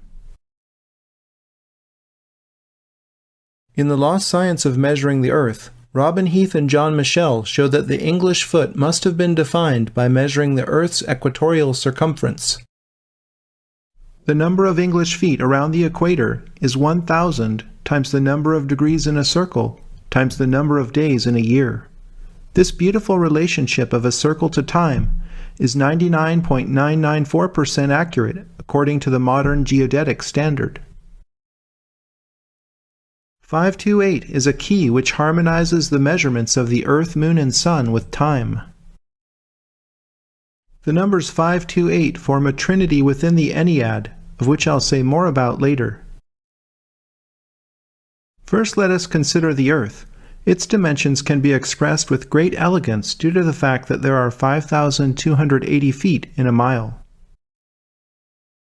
In Before the Pyramids, Christopher Knight and Alan Butler show that the unit we now call the meter was used 1,000 years before the three pyramids of Giza at Thornborough in England. Three henges having the same relative positions on the ground as the belt stars of Orion in the sky are at a site that is 1/10 of the Earth's polar circumference from the North Pole. The distance between the outer henges is exactly 1,500 meters on center. Knight and Butler show that the meter is not an arbitrary measure, but rather is fundamentally connected to time. The seconds pendulum has a period of 2 seconds, 1 second for a swing in one direction, and 1 second for a swing in the opposite direction. The length of the seconds pendulum is 1 meter. In 1675, Tito Burattini proposed the length of the seconds pendulum be called the meter, more than 100 years before the meter was officially defined as the distance of 10 million units from the equator to the North Pole, running through Paris as the prime meridian. Today the meter is circularly defined in terms of the speed of light, which is itself measured in meters per second. The nautical mile, which is still used by mariners and pilots, was originally defined as 1 minute of arc along any meridian. There are therefore 21,600 nautical miles in the polar circumference of the Earth. The Moon harmonizes with this number, as there are 2,160 miles in the lunar diameter. If units of distance are based on time, then the way that time is divided must also be part of the system. The Earth's rotation is divided into 24 hours, and as it turns out, 24 is a fundamental number. The Fibonacci sequence is one of the most important and beautiful concepts in mathematics. Start with nothing, then create a sequence with something, namely 1. Add the current number to the previous number to get the next term in the sequence. So 0 plus 1 is 1, then 1 plus 1 is 2. The subsequent terms are 3, 5, 8, and so on. Continuing in this way, you get a sequence that spirals out of the void into infinity. Every ratio of successive terms in the Fibonacci sequence approximates the golden ratio phi. The higher in the Fibonacci sequence you go, the closer the ratios get to phi. The ratios oscillate above and below phi, getting ever closer as the sequence progresses. The bodies of innumerable living things are built using the Fibonacci sequence, and thus manifest their forms from the template of phi in their morphic fields. Every number can be reduced to a single digit by adding its places horizontally. For example, the number 13 can be reduced to 4 because 1 plus 3 is 4. Larger numbers such as 55 require multiple reductions, such as 5 plus 5 equals 10, and then 1 plus 0 equals 1. In the end, all numbers can be reduced to single digits called digital roots. The Fibonacci sequence's digital roots repeat with a period of 24. When the digital roots of the Fibonacci sequence are placed around a circle, you can see that all opposite number pairs add to 9. Most people aren't aware that, in addition to hieroglyphics, the ancient Egyptians used an alphabet called uniliterals which had 24 letters. I see this as another clue to the importance of 24. Prime numbers are numbers divisible only by themselves in 1. Prime numbers are the basis of banking security, as it is computationally prohibitive to decompose large numbers into their prime divisors. In the book God's Secret Formula, Peter Plichta noticed that if you arrange all numbers in concentric rings around a circle with a period of 24, then prime numbers exist only on 8 of the rays. This is true for all prime numbers except for the numbers 2 and 3 that are part of the initial trinity of numbers.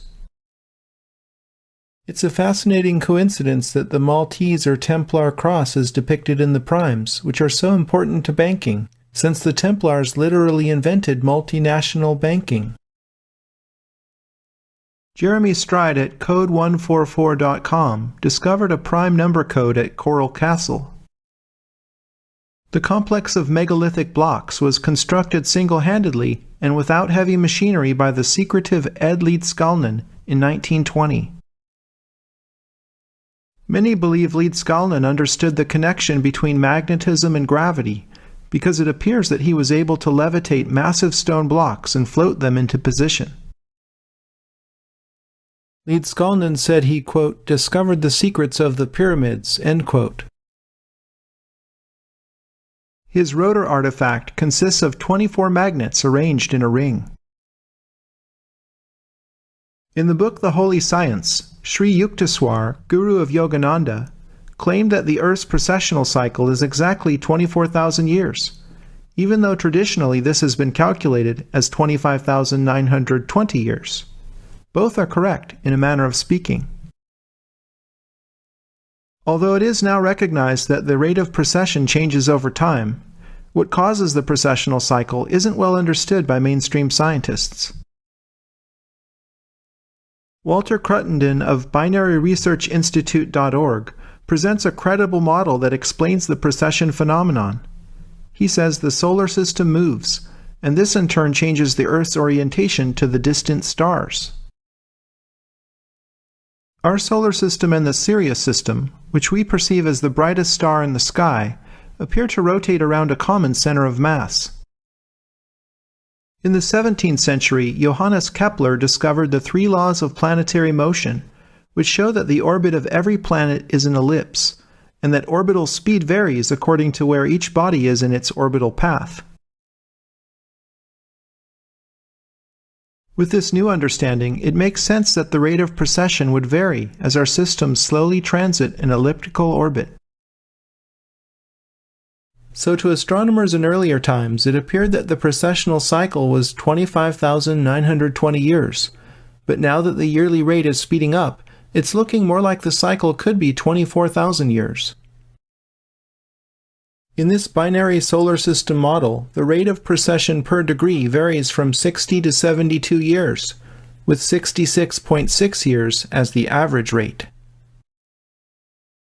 If our solar system truly dances in a 24,000-year cycle with the Sirius system, then 24 resonates with the music of our spheres. Consider the fact that there are 12 notes in the chromatic musical scale.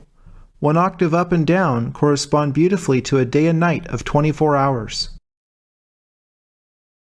A mean solar day is defined as exactly 24 hours.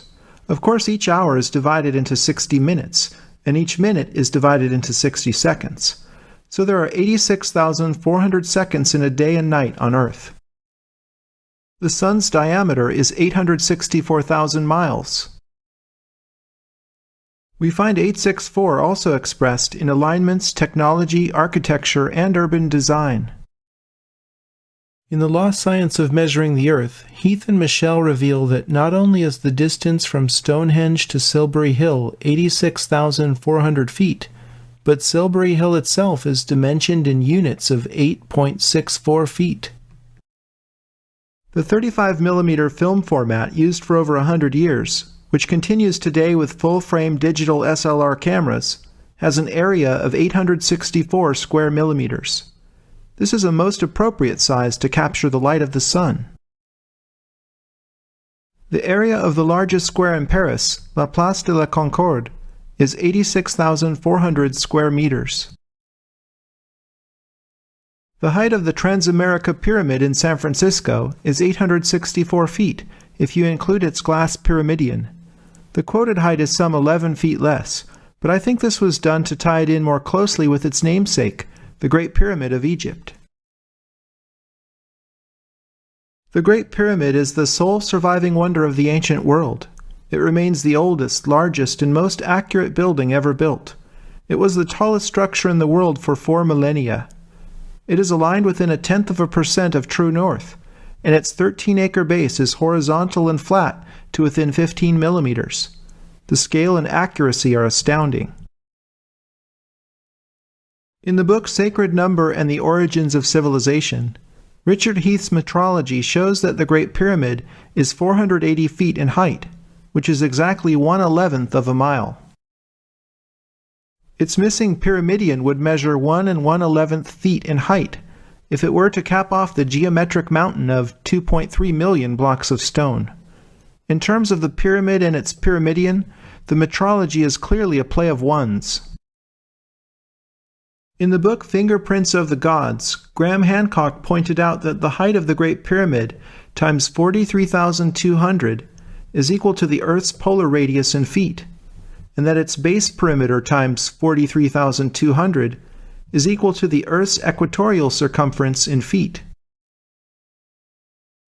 Aside from being twice 216 and half 864, the number 432 encodes yet another layer of the genius which is encoded in the Great Pyramid. 432 times 432 equals the speed of light in miles per second. The latitude of the Great Pyramid encodes the speed of light in meters per second. It therefore seems appropriate that the word pyramid is composed of two Greek words, pyra meaning light or fire, and meidos meaning measures, because the Great Pyramid truly encodes the measures of light. The Grecian mystical Pythagorean brotherhood considered the knowledge of 432 and similar relationships essential in order to gain mastery of oneself. There is a movement to return to the Verdi tuning of 432 Hz, which many opera singers believe is more natural for the human voice compared to the standard concert tuning. In addition to its dimensions, the proportions of the Great Pyramid encode great wisdom. Consider that the height to base proportion is 7:11. The Statue of Liberty in New York, which truly embodies the Egyptian goddess Isis, has a 7-pointed crown and stands on an 11-pointed base star.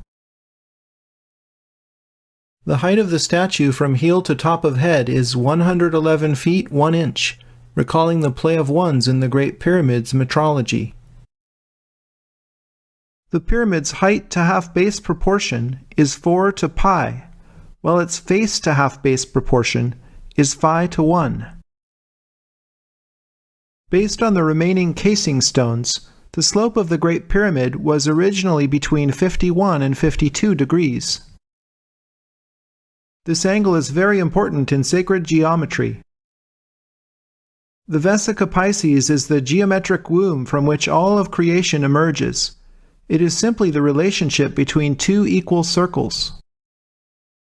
If you center the circles on each other's circumferences, and then nest the form inside itself, it becomes pregnant with a pyramid whose slope measures 51.61 degrees.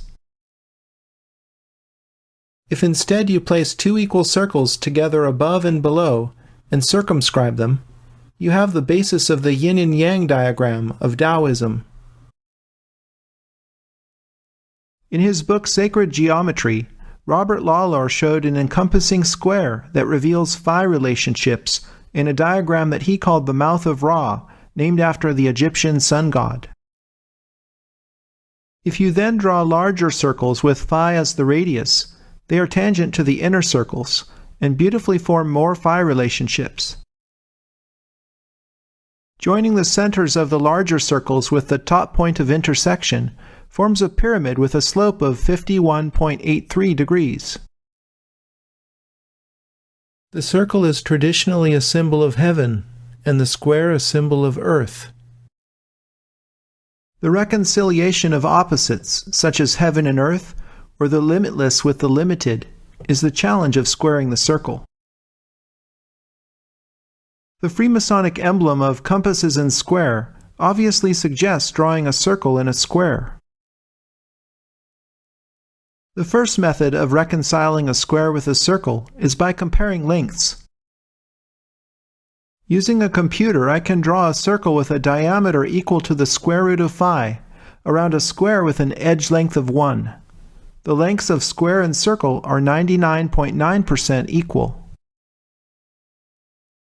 All circle and square constructions are approximations because of what mathematicians describe as the transcendental nature of pi. Another method of squaring the circle is by comparing areas. Draw a circle with a diameter of 9, about a square with an edge length of 8, and their areas will be equal to the tune of 99.4%. The ratio 9 to 8 is known as the whole tone in music. Heaven is a whole tone away from earth, if you will. Squaring a circle is also at the heart of the Great Pyramid. I'll square a circle so that its circumference equals the square's perimeter as closely as computer-aided design software can approximate. Then I will draw lines from the center out to two of the points where the circle and square intersect. If you superimpose the diagram on an analog clock, the green lines point to the time 10:08. A large number of watch advertisements show the time 10:08. Remember to take a look yourself.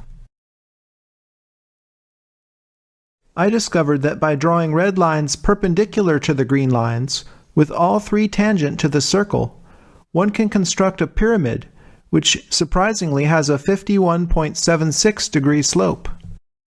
Thus, the pyramid slope follows from squaring the circle. Maybe it's no surprise, but the slope of I.M. Pei's Louvre Pyramid in Paris closely matches the slope of the Great Pyramid in Egypt. I discovered that the azimuth of summer solstice sunrise on the Louvre Pyramid is exactly 51.76 degrees from true north. In the books Talisman and more recently in The Master Game, Graham Hancock and Robert Bivall present compelling historical and etymological evidence that Paris was originally founded as a temple dedicated to the Egyptian goddess Isis. What better place to found Paris than at the exact latitude encoded by squaring the circle? Izapa, in Mexico, is where the Mayan 260-day Zolkin calendar originated. Being in the tropics, the sun passes directly overhead at Izapa on exactly 2 days of the year, August 12th and May 1st. There are 260 days between August 12th and May 1st. This seems to explain why the 260-day cycle was introduced at Izapa. Bert Jansen discovered that if you map the year to a circle, 260 days subtends the major arc indicated by the green lines in the squaring the circle diagram, with an accuracy of 99.96%. Therefore, the design of the Mayan calendar also resonates with squaring the circle. Jansen also discovered that the azimuths of the solstice sunrises and sunsets at Silbury Hill trace the same lines as above, so below on the squaring the circle diagram. In City of Revelation, John Michel showed in a simple diagram how the Great Pyramid encodes not only the proportions, but the dimensions of the Earth and Moon, and the distance between them. Start with a 3-4-5 Pythagorean triangle. Draw a square of edge length 3 on the side, and inscribe a circle in it to represent the moon. Then draw a mirror 3-4-5 triangle opposite. Draw a larger square below with an edge length of 11. Inscribe a circle in the large square to represent the Earth. Next, draw a circle with its radius extending from the center of the Earth through to the center of the Moon. This circle matches the large square in terms of length, with an accuracy of 99.96%, so you have just squared the circle. Amazingly, this diagram actually encodes the Earth and Moon's true proportions of 3:11. Connecting these 3 points makes a pyramid with a 51.85-degree slope. Scaling this diagram up by a factor of 720 gives you the actual dimensions of the Earth and Moon in miles. Inscribe a hexagon within the Earth circle and measure its perimeter. It is 1/10 the average distance from the Earth to the Moon, with an accuracy of 99.6%. John Michel also realized that the same Earth-Moon diagram not only fits perfectly over Stonehenge, but it also encodes its dimensions in feet rather than miles. This reveals a design connection between ancient Egypt and the Neolithic United Kingdom. It is worth recognizing that the ancient Egyptian civilization shared a similar timeline with Stonehenge. We've already seen how the meter was encoded at Thornborough, where the 3 henges were laid out to mirror the belt of Orion. In the Orion Mystery, Robert Bauval and Adrian Gilbert showed that the 3 pyramids of Giza mirror the same 3 stars.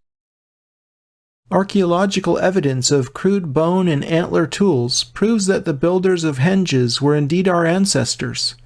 However, the architects of these monuments encoded advanced knowledge of Earth, Sun, Moon, and the speed of light. In Before the Pyramids, Knight and Butler explain what they call the megalithic or large stone system of measurement. As you'll see later, this system was used not only in Neolithic times, but is still secretly being used in modern cities.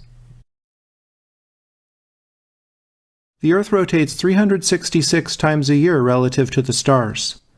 A sidereal day is 236 seconds less than a mean solar day. Over the year, that amounts to the Earth rotating 1 extra day relative to the stars. In recognition of this fact, the megalithic system is based on a circle divided into 366 degrees, rather than the 360 degrees we are used to.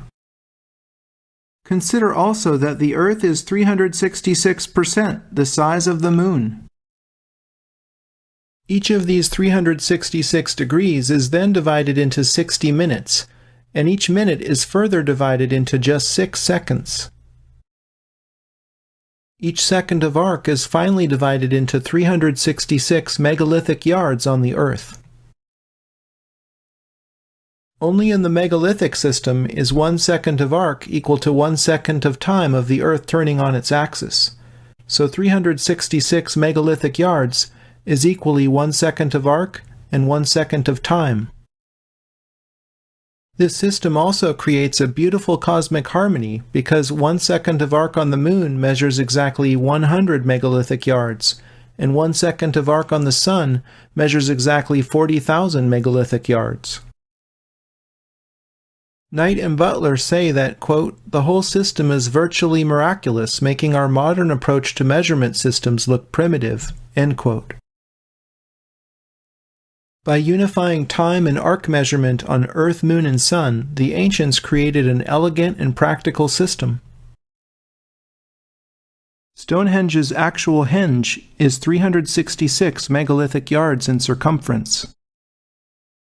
The second largest pyramid at Giza fits within a circle having a diameter of 366 megalithic yards. Knight and Butler additionally show that weights and measures such as the pound and the pint appear to be derived from the megalithic system. Absolute zero is the theoretical coldest possible temperature where all molecular motion ceases. If temperature were measured from 0 for freezing ice to 366 degrees for boiling water, absolute zero would be exactly 1,000 degrees below zero. Alexander Thom reverse-engineered the megalithic yard after surveying thousands of sites in the United Kingdom. He defined the megalithic yard as 2.722 feet, plus or minus 2 1,000ths of a foot. Robin Heath and John Michell had reason to believe this value was ever so slightly off by 0.2%. They defined what they call an astronomical megalithic yard in the lost science of measuring the Earth. The metrology of the astronomical megalithic yard reminds me of the latitude of Avebury and the fact that there are 5,280 feet in a mile. I see that both the megalithic yard and the astronomical megalithic yard are suspiciously close to the mathematical constant E. Euler's identity, which has been called the most beautiful theorem in mathematics, relates E to pi, imaginary numbers, unity, and the void. Like pi, E is a transcendental number. E is fundamental in science as the base of the natural logarithm, which, among many other things, is used to calculate the distribution of prime numbers. E is also fundamental in business. To understand this, imagine that you have an account with $100 that pays 100% interest per year. Fantastic. If the interest is credited once at the end of the year, you will have $200. If the same interest is compounded every 6 months, you will have $225. Compounding quarterly yields $244, and compounding monthly yields $261. With continuous compounding, the account yields $271.82, which is E times 100. When Google filed their initial public offering in 2004, the company announced its intention to raise exactly $E billion. In my opinion, E's importance is right up there with pi, phi, and 528. I discovered the following rationale for these constants, which is 99.9% accurate. Hugh Harleston had this to say about the pyramid complex in Teotihuacan, Mexico. Here was a design whose dimensional configurations provided accurate universal mathematical and other constants with a minimum of shared points, laid out to incorporate the values of pi, phi, and E. Perhaps the pyramid complex was an intended hint to latecomers to expand their consciousness for a clearer view of the cosmos and of man's relation to the whole. Baalbek in Lebanon is another ancient complex that will help us to expand our consciousness. The distance from Stonehenge to Baalbek is exactly 3,600 kilometers. This is interesting because the inner and outer points of a pentagram are arrayed every 36 degrees around a full circle of 360 degrees. As you keep spinning around the circle, the tips of the pentagram hit many significant degrees related to Earth, Moon, Sun, and the precessional cycle. All the degrees revolving around the pentagram have 9 as their digital roots. It seems appropriate that gamblers sometimes thank their lucky stars on their roulette wheel, which has 36 as its highest number. The sum of the numbers 1 through 36 is 666. Baalbek is named after the god Baal, which means Lord. The priests of Baal are mentioned in the Hebrew Bible numerous times. Jeroboam and Aaron both made golden calves to Baal. Baal worshipper or Baal-zebub, anglicized Beelzebub, came to be identified in Christianity as a demon or devil. Baalbek has been continuously settled for over 9,000 years, making its massive platform one of the oldest structures on Earth. 3 stones in its foundation present one of the world's greatest mysteries. Each of these stones weighs approximately 800 tons based on its volume and density. A megalith still in the quarry less than a mile away weighs in excess of 2.4 million pounds. With more pounds than there are blocks in the Great Pyramid, it is hard to imagine that the ancient engineers didn't understand the connection between magnetism and gravity. Baalbek was known as Heliopolis in the time of Alexander the Great. Alexander stopped at Baalbek in 333 BC on his march to Memphis, the ancient Egyptian capital. The Roman Macrobius later wrote that Baalbek as Heliopolis was a priest colony from its namesake Egyptian city of the sun. In Geomantic Information Systems Volume 1, researcher Kurt Lindahl has identified the significance of the hexagonal temple on top of the Baalbek platform and its location on the Earth. He drew a line connecting the hexagon of Baalbek with the Great Pyramid. Amazingly, the line goes through 2 corners of the hexagon and 2 of the corners of the Great Pyramid. Lindahl drew another line through the opposite corners of the Great Pyramid and extended it to the northwest. He found that it goes directly to the apex of the 32-story Pyramid Arena of Memphis, Tennessee. Memphis, Tennessee was of course named after its Egyptian namesake. Incidentally, there is one larger pyramid in the United States in the form of the Luxor, Las Vegas. The Pyramidal Casino is a solar 365 feet high, which also happens to be equal to 111 meters. The Pyramidion contains a spotlight which is claimed to be the brightest beam of light in the world. There is an interesting play of ones in the Luxor Casino's 11,000 square meter area, its 11 acres of glass, and the 110-foot Sphinx sitting out front that echoes the Great Pyramid's metrology. Back at the Great Pyramid, Lindahl extended the northwest line to the southeast and discovered that it goes directly to the Kaaba in Mecca. A line starting at the Kaaba goes through 2 more corners of the hexagon at Baalbek. The hexagonal temple of Baalbek echoes the Kaaba's shape as a hexahedron or cube. When the dots are connected, I see a geomantic triangle from space.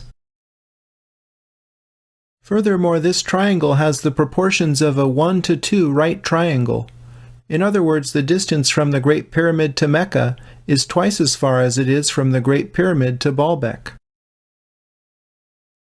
The hypotenuse of this Pythagorean triangle, the distance from Baalbek to Mecca that is, measures 777 nautical miles.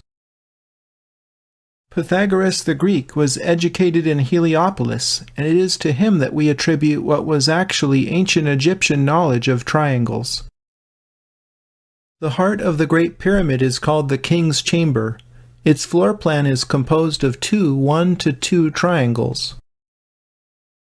The King's Chamber is therefore a microcosm of the geomantic triangle, as above, so below.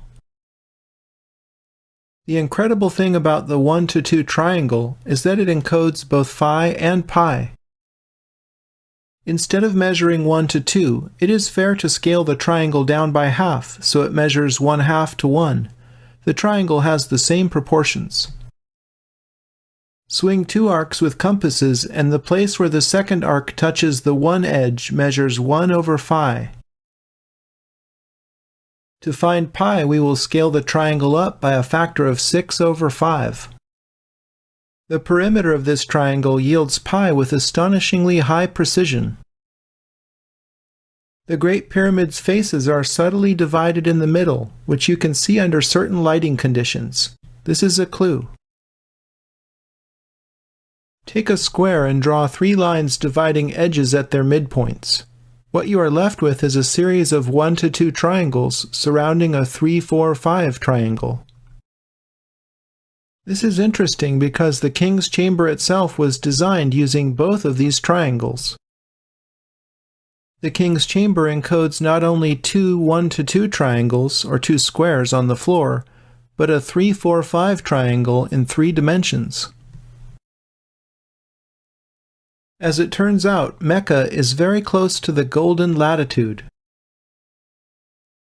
If you divide the full meridian by phi, you get 111 degrees and change.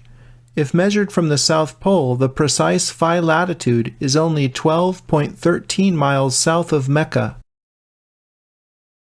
The most sacred object in Islam is the Kaaba, which Muslims circumambulate 7 times during the Hajj. These numbers remind me of John Michel's New Jerusalem diagram, which is an elaboration of the Earth-Moon diagram. In Volume 1 I discussed how its 7 points encode the musical scale, while the Earth's circumambulation of the Sun encodes the 12 months of the year. In ancient Egypt, the word Ka meant divine spark, and Ba meant soul. The word Kaaba means cube. Perhaps the cube represents the divine spark animating the individual soul. An interesting fact about cubes is that the diagonal connecting opposite corners in 3 dimensions is the square root of 3, the same dimension that measures the Vesica Pisces. The sum of all the angles in a cube is 2,160 degrees, which happens to also be the moon's diameter in miles. A cube has 6 sides. If each side has an edge length of 6, then the cube's volume and surface area would be 6 times 6 times 6, or 216. 6 is the only dimension for a cube which gives the same number for its volume and surface areas. It just so happens that 6 times 6 times 6 equals 3 cubed plus 4 cubed plus 5 cubed, symbolically connecting the Kaaba with the hyperdimensional 3-4-5 triangle. Astonishingly, the Kaaba is 666 nautical miles from the Dome of the Rock in Jerusalem.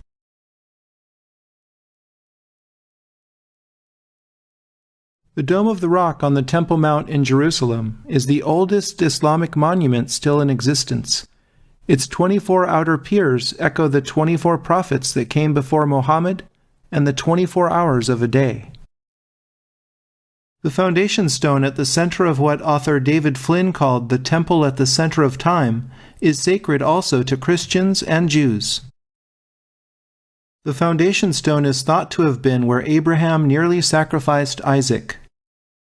Many Jews believe that the foundation stone was the location of Solomon's temple, which was destroyed by the Babylonians. It is interesting that the dimensions of the Holy of Holies within Solomon's temple, described in the Bible, show that it too was a cube containing the Ark of the Covenant. The dimensions of Solomon's temple reveal a cube and a 3-4-5 triangle. The Seal of Solomon is also connected with the hexahedron, or cube. The heavenly Jerusalem described in the book of Revelation has the dimensions of a cube. Solomon's wisdom was as legendary as his wealth. Now the weight of gold that came to Solomon in 1 year was 666 talents of gold. In today's gold prices, 666 talents is equal to approximately $1.11 billion. The seal of Solomon encodes 666 with 6 inner and outer points plus 6 smaller equilateral triangles. Solomon's name echoes Sol Ammon, the Egyptian sun god. All the rows and columns in the magic square of the sun add up to 111. The sum of the rows or columns is, of course, 666. The floor plan of the Dome of the Rock is an octagon, which is a symbol of the sun used in cultures around the world. The Knights Templar took their name from the Temple Mount, and their emblem from the Dome of the Rock. The Freemasons see themselves as heirs to the Knights Templar. One of their goals appears to be to rebuild Solomon's Temple wherever they are able. Frank Albo's research on the Manitoba Legislative Building at the Geographic Center of North America reveals it to be a replica of Solomon's Temple, complete with a central cubic space measuring 66.6 feet on edge, the octagonal pool of the Black Star, and much more. Freemasons claim that the outer pillars in Solomon's Temple represent the pillars of Enoch, called Boaz and Jachin, and these are built into every Masonic lodge. As the story goes, Enoch recorded the sum total of knowledge on 2 pillars, and buried them 9 levels deep in the Temple Mount before the Great Flood. This unearthed information is likely to be the source of Solomon's wisdom and the Templar's secrets. Enoch didn't die, but was instead transfigured into the Archangel Metatron when he was a solar 365 years of age. Metatron's hypercube is a sacred geometry encoding much wisdom that I discussed in Volume 1. There are 22 paths in the Tree of Life, plus 10 visible Sephiroth yielding 32 elements. There is one hidden Sephiroth called Doth, bringing the secret total up to 33. Both 32 and 33 are highly charged numbers with wide-ranging resonances. Scottish Rite Freemasons have 32 degrees which members can earn, plus the final 33rd degree, which is conferred only on those selected by the 33 members of a Supreme Council. The mother of all Supreme Councils is itself in the position of the Eye of God within the pyramid diagram encoded into Washington, D.C., shown in Volume 1. The eagle on the Great Seal of the United States has 33 feathers on one wing and 32 on the other. Jesus, the Son of God, was said to have performed 33 miracles and was crucified at age 33. In 2010, scientists at Stanford University discovered that the Sun's core rotates once every 33 days. The Sun is 333,000 times more massive than the Earth. It takes 33.3 times 10 to the negative 10th seconds for light to travel 1 meter. The Sun is truly the all-seeing eye par excellence.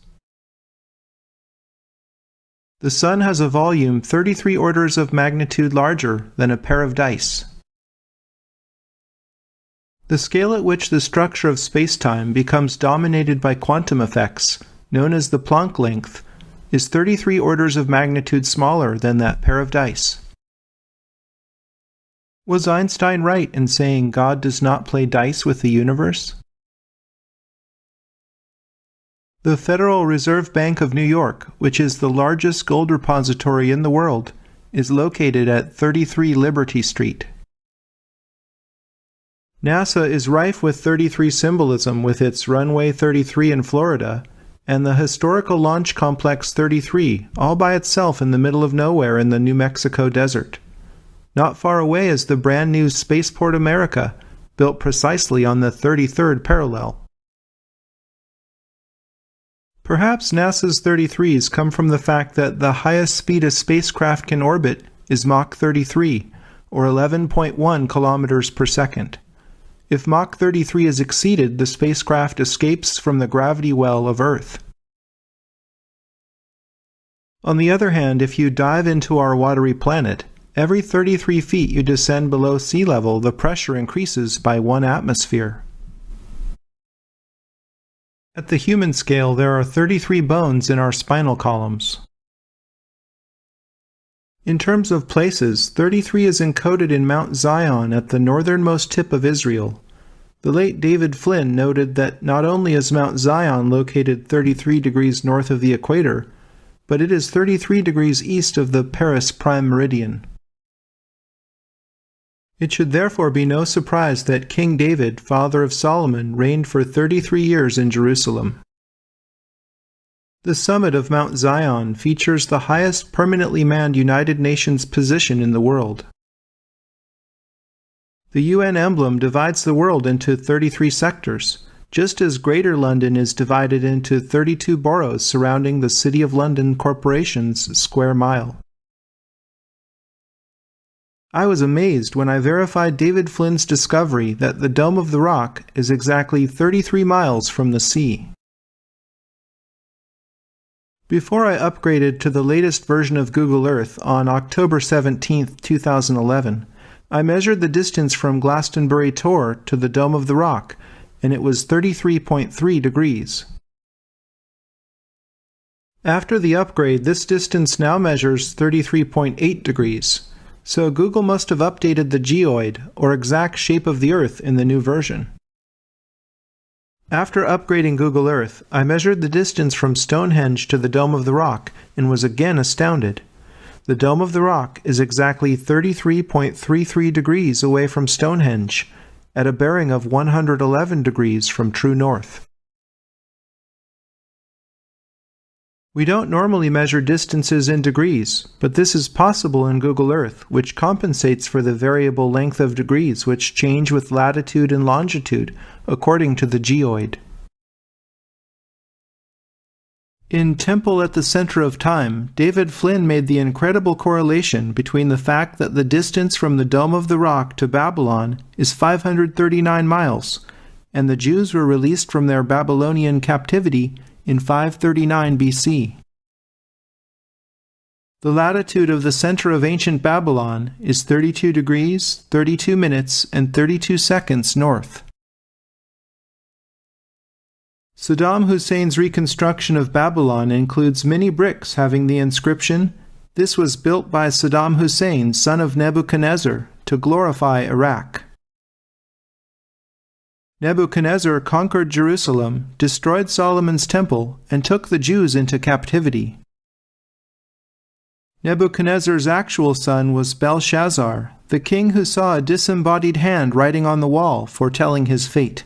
He was killed in 539 BC when the Persians invaded. Saddam Hussein didn't survive the invasion either. The First Gulf War began with a UN-authorized coalition led by George H.W. Bush in what was called Operation Desert Storm. His son George W. Bush continued the Second Gulf War, which was called Operation Iraqi Freedom. Blogger Cal Danny noticed that there are 4,444 days between the start dates of Desert Storm and Iraqi Freedom. Coincidentally, Iraqi freedom began 555 days after 9/11. Saddam Hussein's palace, adjacent to ancient Babylon, is atop a spiral mound that recalls both the Tower of Babel and Silbury Hill. However, the original man-made mountain in Babylon was the god Marduk's ziggurat, called Etemenanki. Two buildings inspired by Etemenanki are Babylon on the Thames, as the British Secret Intelligence Service building is known, and the Chet Holyfield Federal Building in Southern California. William Pereira, the architect who designed the Transamerica Pyramid, also designed the ziggurat, as it is known in Southern California. The building is located at 33 degrees, 33 minutes, and 33 seconds north. It houses branches of Homeland Security and the IRS. In the chaos of the Gulf Wars, it is estimated that 500,000 ancient Sumerian, Akkadian, Babylonian, Assyrian, and Chaldean artifacts were plundered. During Iraqi freedom, the U.S. soldiers set up a military base they called Camp Alpha within the walls of ancient Babylon. The soldiers unfortunately caused substantial damage to the Ishtar Gate, by trying to remove 9 molded brick figures of dragons from the walls. The Ishtar Gate was the gateway to ancient Babylon, along the processional way that parallels Saddam Hussein's reconstructed eastern wall of Babylon. I wondered if this angle was important, so I traced a line at this bearing and extended it halfway around the world. The line leaving through the Ishtar Gate on the road out of Babylon leads directly to an imitation Babylonian gate in Hollywood, California. The distance between Babylon and Hollywood is 111 degrees. This is approximately the same distance Mecca is from the South Pole, a distance which divides the meridian by phi. The imitation Babylonian Gate is at Hollywood and Highland along the Hollywood Walk of Fame.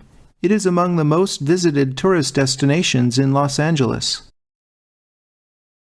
The gate frames a view of the Hollywood Hills that contains both the iconic Hollywood sign and the Hollywood Cross. The 33-foot-high Hollywood Cross was an obsession of astrologer Linda Goodman, who many consider to be the mother of the New Age, for writing star signs, which sold over 60 million copies. Goodman spent some of her personal fortune on commissioning scientific surveys which revealed a structure underneath Hollywood Hill that appears to be a pyramid. As far out as this sounds, Goodman believed the chamber within actually contains the phallus of Osiris. A Hopi elder confirms that the ancient Egyptians came to what is now California after the Great Flood. Add to this the fact that author J.K. Rowling gave Harry Potter a wand made of Hollywood, and you might also wonder if there is something deeper and far older to the magic of Hollywood. The anchor tenant of Hollywood and Highland is the official permanent home of the Academy Awards. This is where the Hollywood stars parade down the red carpet on their way to receiving their Oscars. Oscars are in fact the most recognized trophies in the world. The Oscar statuette officially depicts, quote, a knight rendered in Art Deco style holding a crusader's sword standing on a reel of film with 5 spokes, end quote. Might that be a magical pentagram Oscar the Templar is standing on? As the unlikely story goes, an Academy executive secretary remarked that it resembled her uncle Oscar, and the name stuck. Oscars is an anagram for a cross, recalling the Templar cross that goes with the Crusader's sword, and the cross on Hollywood Hill. Hollywood and Highland's unusual decor is based on the 1916 film Intolerance by D.W. Griffith. The theatrical poster reveals the film's subtitle, A Sun Play of the Ages. Hollywood and Highland is a 36,000 square meter complex, a number that ties right in with the sun, as the sum of the numbers 1 through 36 is 666. 36 ties in also with the moon, as 360 or a full circle symbolizes the feminine. Directly across the street from what was formerly known as the Kodak Theater is the Hollywood Masonic Temple. Disney purchased and renovated this historic temple and made it the home of a well-known late-night talk show. Disneyland's exclusive Club 33 makes one ponder the extent of Disney's connections to Freemasonry. I looked into Disneyland Paris and discovered that it is inscribed in a circle with a diameter of 3,141 meters, recalling pi. The distance from the center of the circle to the tip of the Louvre Pyramid is 33,033 meters. In 1989, President Ronald and Nancy Reagan retired to 668 St. Cloud Road in the Eastgate Bel Air district of the Hollywood Hills. It has been said Nancy had the street number changed from 666, but this sounds like an urban legend. However, Ronald Wilson Reagan does have 6 letters in each name.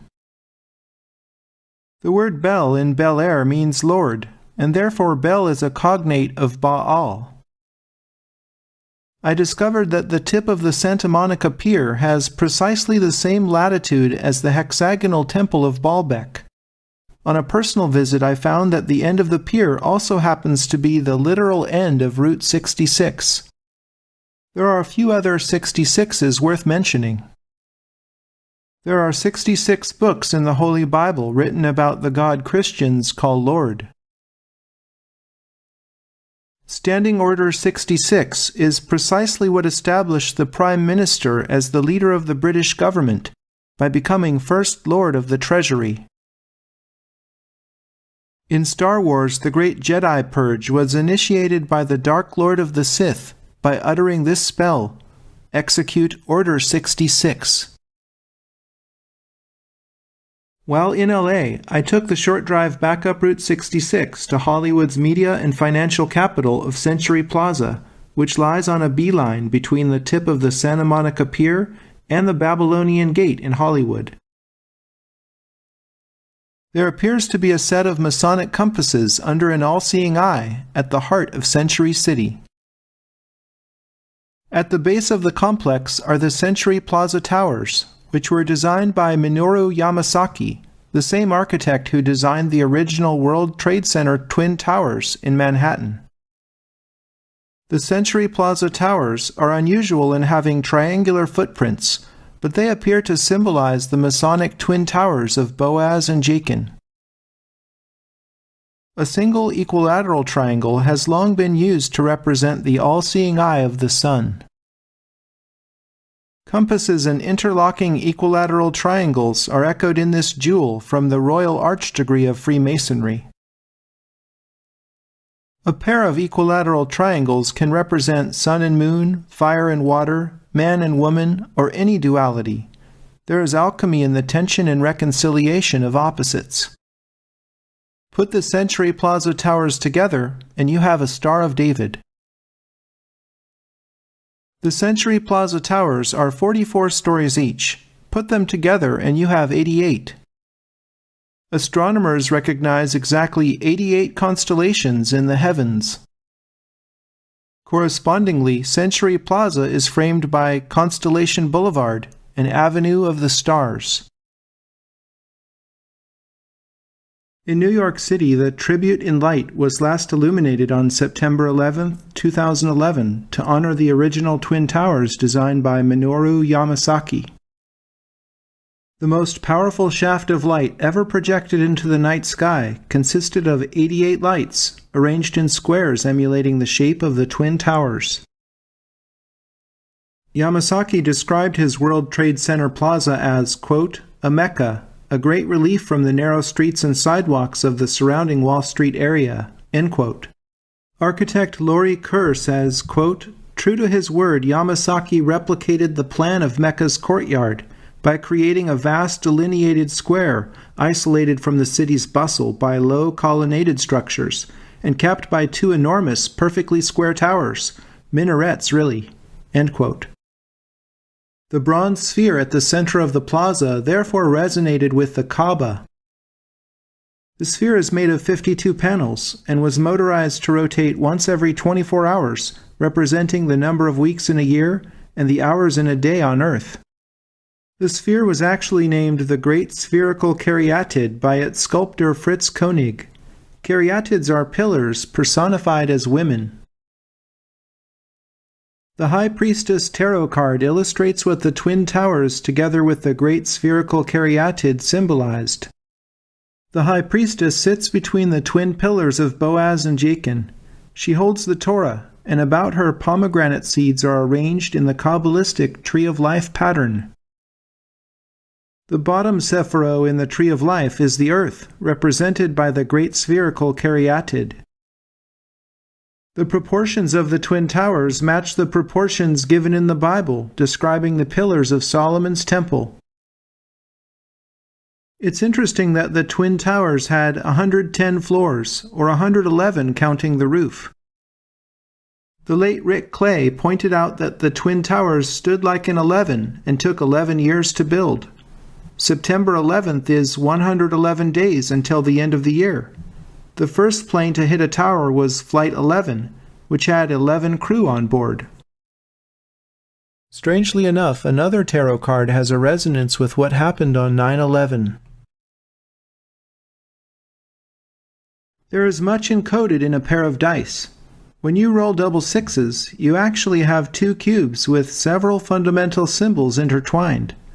Aside from the obvious sum of 12, the dice can also be read symbolically as 66, 3333, or 1111. The sum of the numbers 1 through 11 is 66. 33.33 times 33.33 rounds to 1111. Reflecting Absence is the name of the memorial created in the footprints of the Twin Towers. It looks like a pair of cubes within cubes, or a dice roll of double ones. If you put the ones down in the footprints, then what is absent?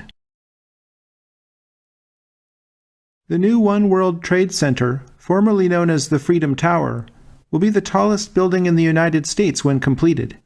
Its height of 1776 feet echoes the year the Declaration of Independence was signed, and the year the Bavarian Illuminati was formed.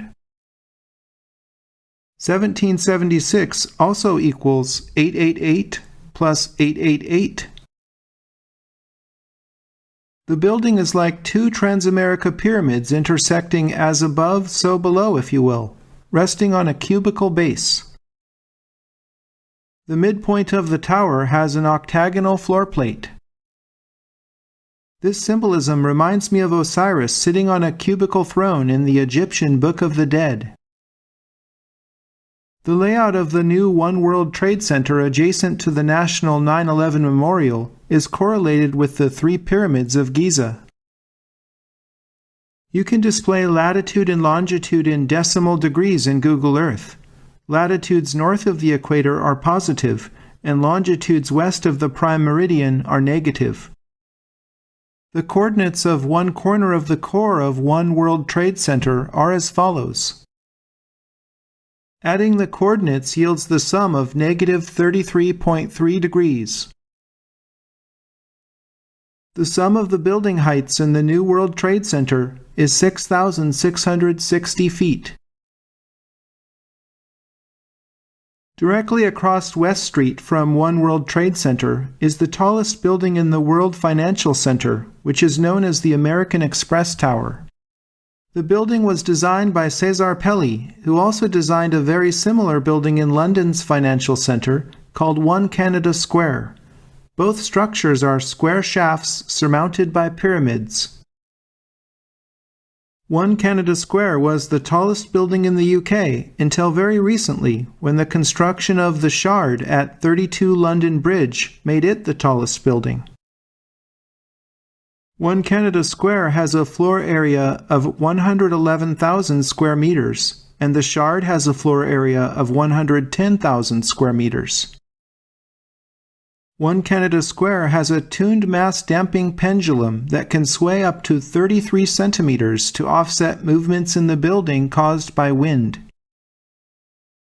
Pelli originally designed One Canada Square to be 864 feet high, but this had to be reduced to 770 feet due to being in the flight path of the London City Airport. Nearby, the Millennium Dome's 365-meter diameter, 52-meter height, and 12 masts echo the days, weeks, and months of the solar year. Back in Manhattan, Dr. Mark Gray discovered that the distance from the tip of the pyramid on the World Financial Center to Cleopatra's Needle in Central Park is 333,000 inches. Amazingly, the building is also oriented with respect to this alignment with the ancient Egyptian obelisk.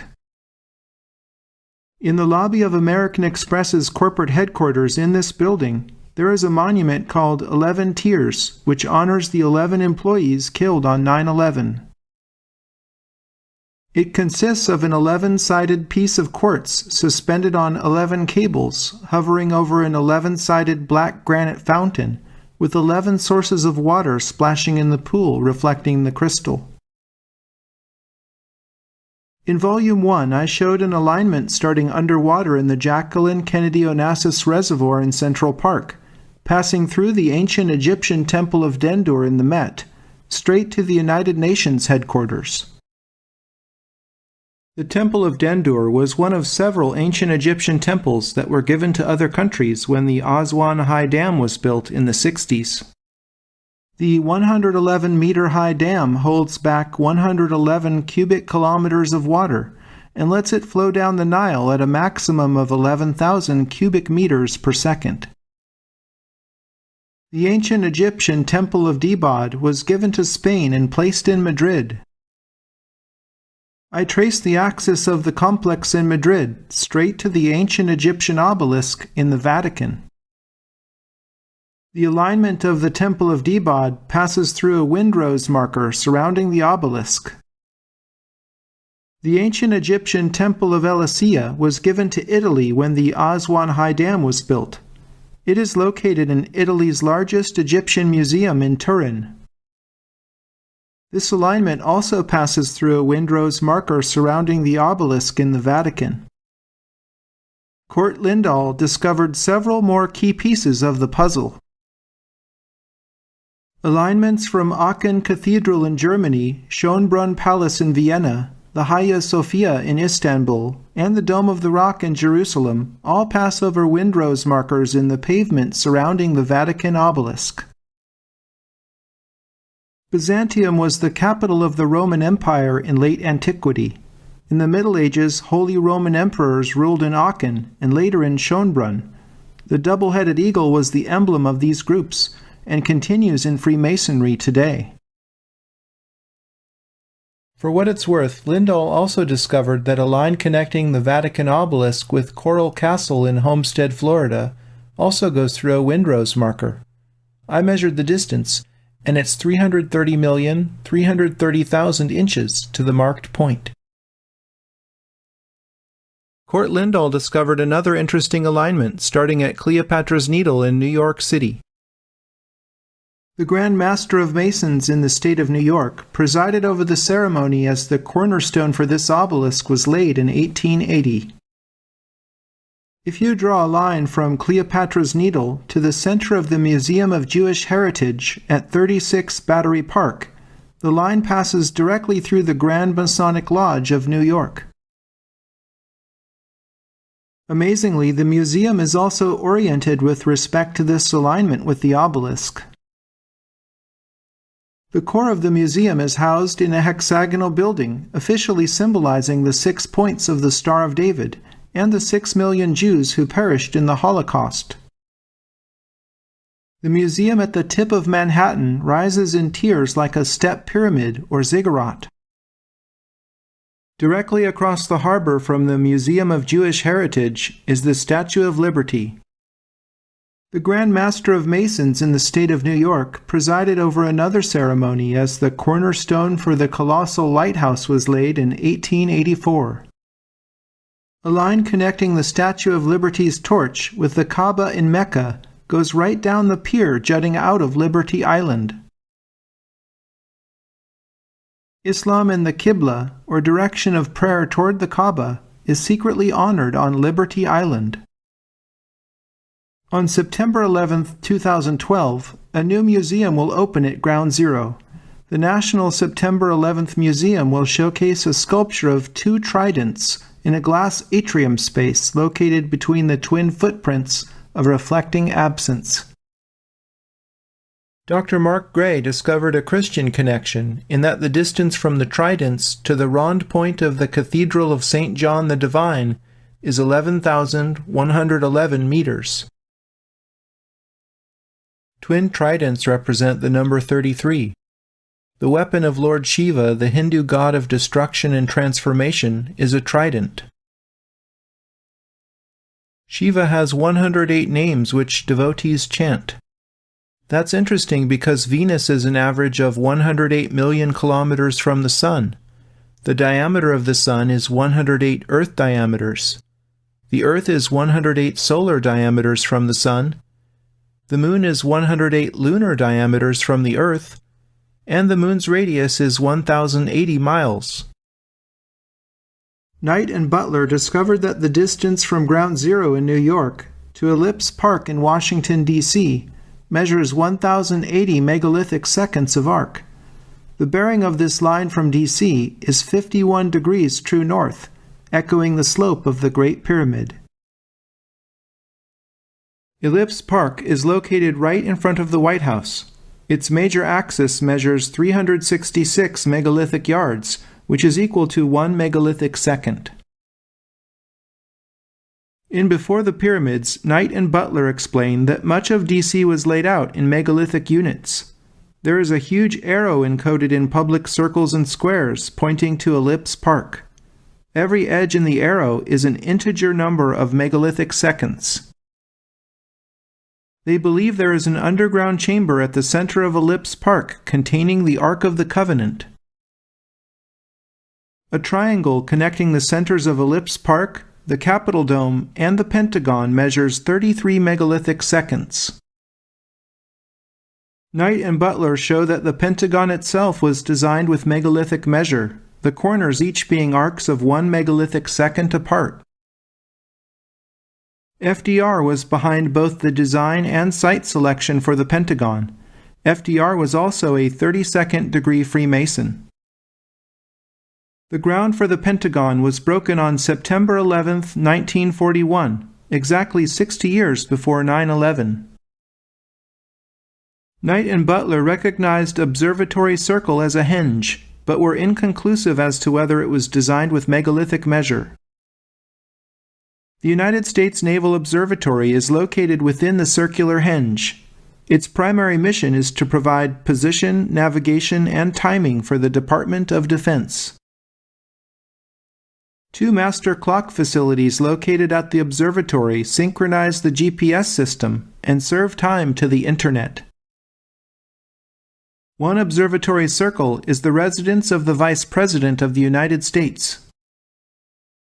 Observatory Circle has a diameter of 666.6 yards. I discovered that the distance from the center of Observatory Circle to the entrance of the Capitol building is 6,666 yards. Was this what Andrew Ellicott was thinking in 1792 when he revised L'Enfant's original plan? The Capitol building is in the position of the pineal gland on the map. The apotheosis of George Washington discussed in Volume 1 is under the dome, depicting the Founding Fathers' transformation into a solar deity. The Washington Monument has a height of 555 feet, 5.125 inches, and a base width of 55 feet, 1.5 inches. These dimensions are very close to 6,666 inches in height and 666 inches for the base width. In Volume 1, I discussed how the face and ridge lines of the monument's pyramidion trace down to the ground and form an octagram star, a solar symbol. If the obelisk is male and the Vesica Pisces paths surrounding it are female, then the projection is their sun. The Egyptian gateway and winged solar disk in the elevator reveal that the Washington Monument embodies the story of Osiris and Isis conceiving Horus, god of the sun. A similar gateway stands at the entrance to the Temple of Karnak that Schwaller de Lubic's decoded. Its dimensions are a play of 6s and 5s. On September 11, 1666, Sir Christopher Wren presented his plans for the redesign of London after the Great Fire. His plans encoded octagonal radiating streets and a hidden Kabbalistic tree of life. Wren designed St. Paul's Cathedral to occupy the position of the Sephiroth of the sun in his encoded tree of life. He made the cathedral 365 feet high to resonate with the sun. In his book Sacred Geometry, Deciphering the Code, Stephen Skinner shows that the length of Wren's cathedral is 6,660 inches, or 555 feet. On September 11, 2001, every World Trade Center building was destroyed on a site having a 65,000 square meter area. Kurt Lindahl discovered an alignment running from the hexagon of Baalbek to IMP's World Trade Center in Baltimore, Maryland. The Baltimore World Trade Center is the world's tallest regular pentagonal building at 123.4 meters in height.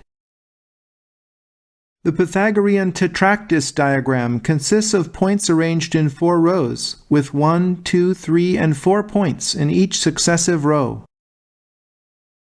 Lindahl's alignment goes through 2 of the points of the Baltimore pentagon and 2 of the midpoints of the Baalbek hexagon. I see this alignment as an expression of the relationship of hexagon to pentagon, or 6 to 5.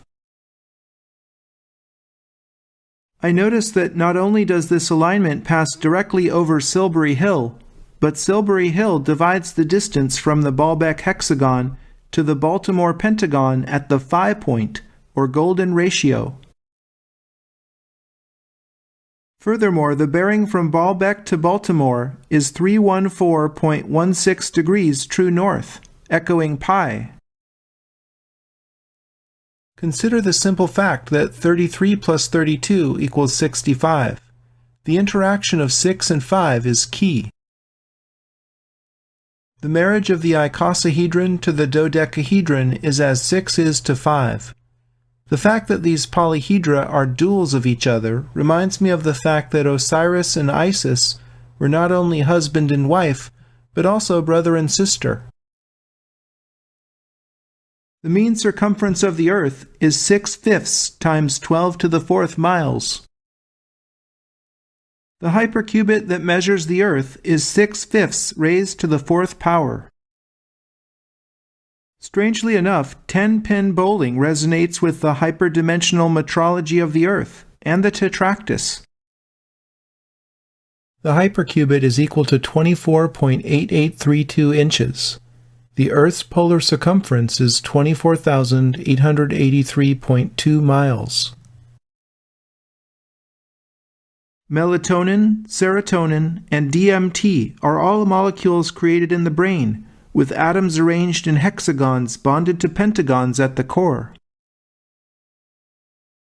NASA-funded researchers have uncovered evidence that molecular DNA precursors are found in meteorites.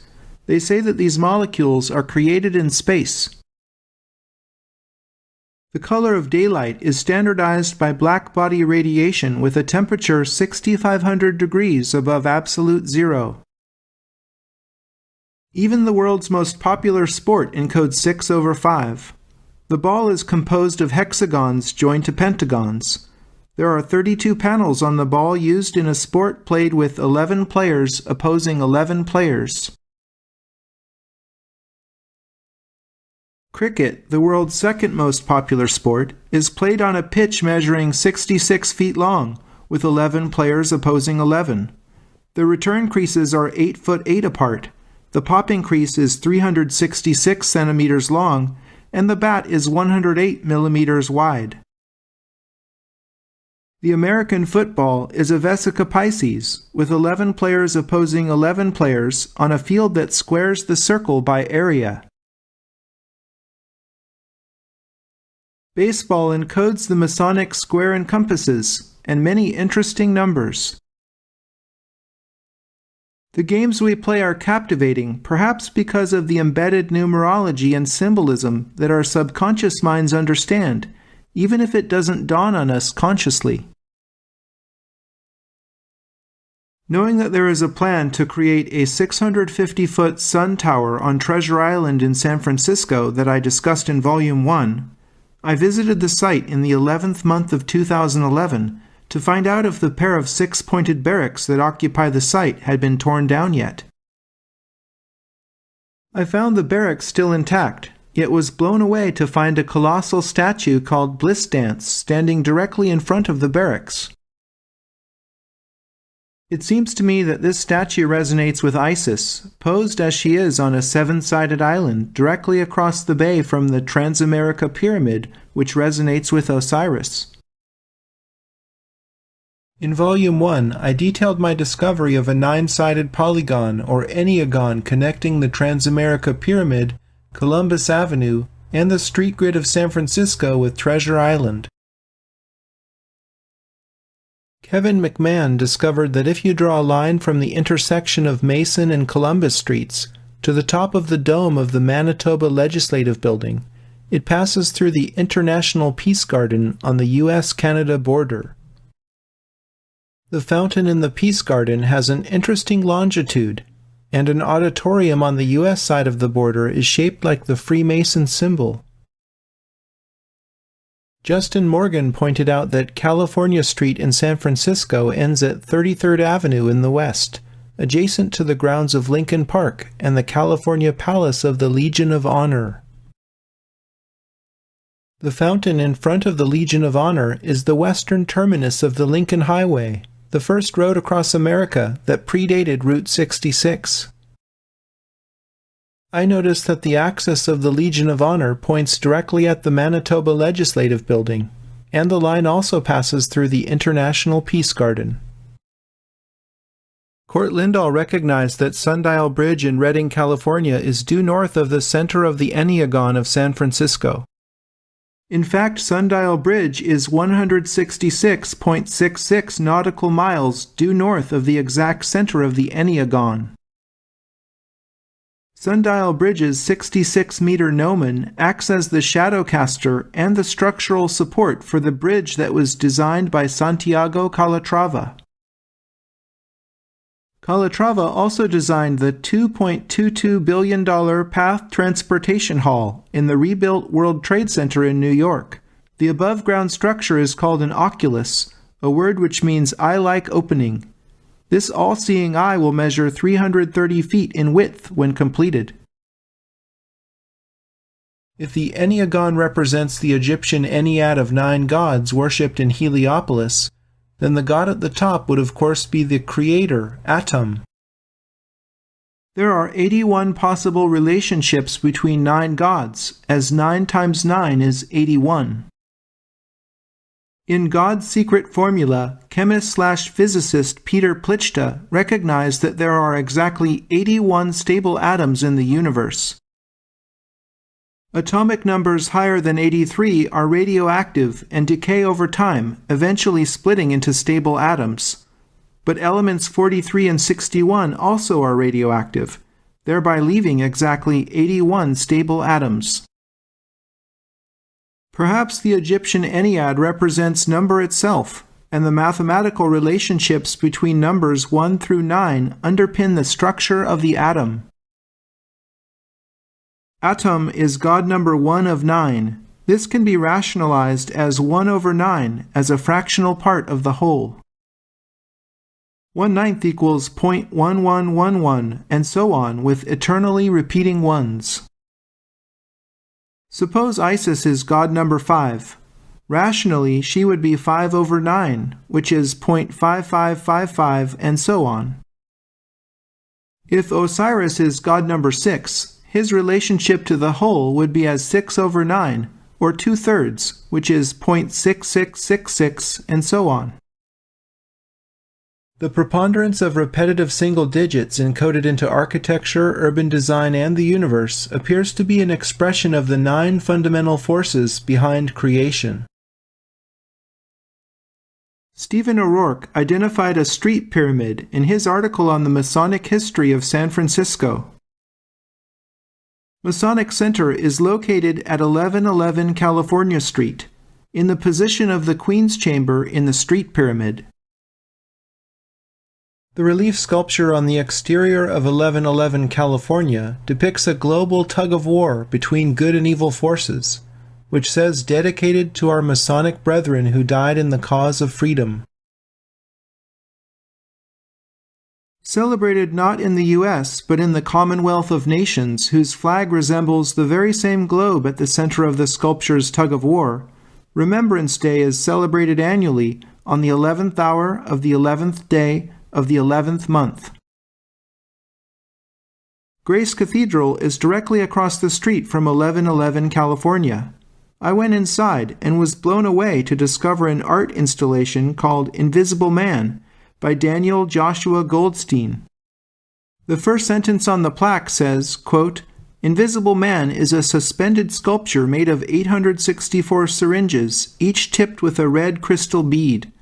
The cloud of arrows surrounds a negative space that, as the work rotates, reveals a human figure. As someone who lived through AIDS in San Francisco, this is a theme I call the presence of absence." End quote. Also inside Grace Cathedral is a wall commemorating the founding of the UN in San Francisco, and a piece of art showing the UN emblem at the center of numerous religious symbols. In addition, a Chi Rho is centered on the nave floor, the sign under which the Roman Emperor Constantine conquered, which is also the phrase on the Knights Templar Freemasonic logo. Finally, Grace Cathedral has a replica of the labyrinth of Chartres Cathedral that I discussed in Volume 1.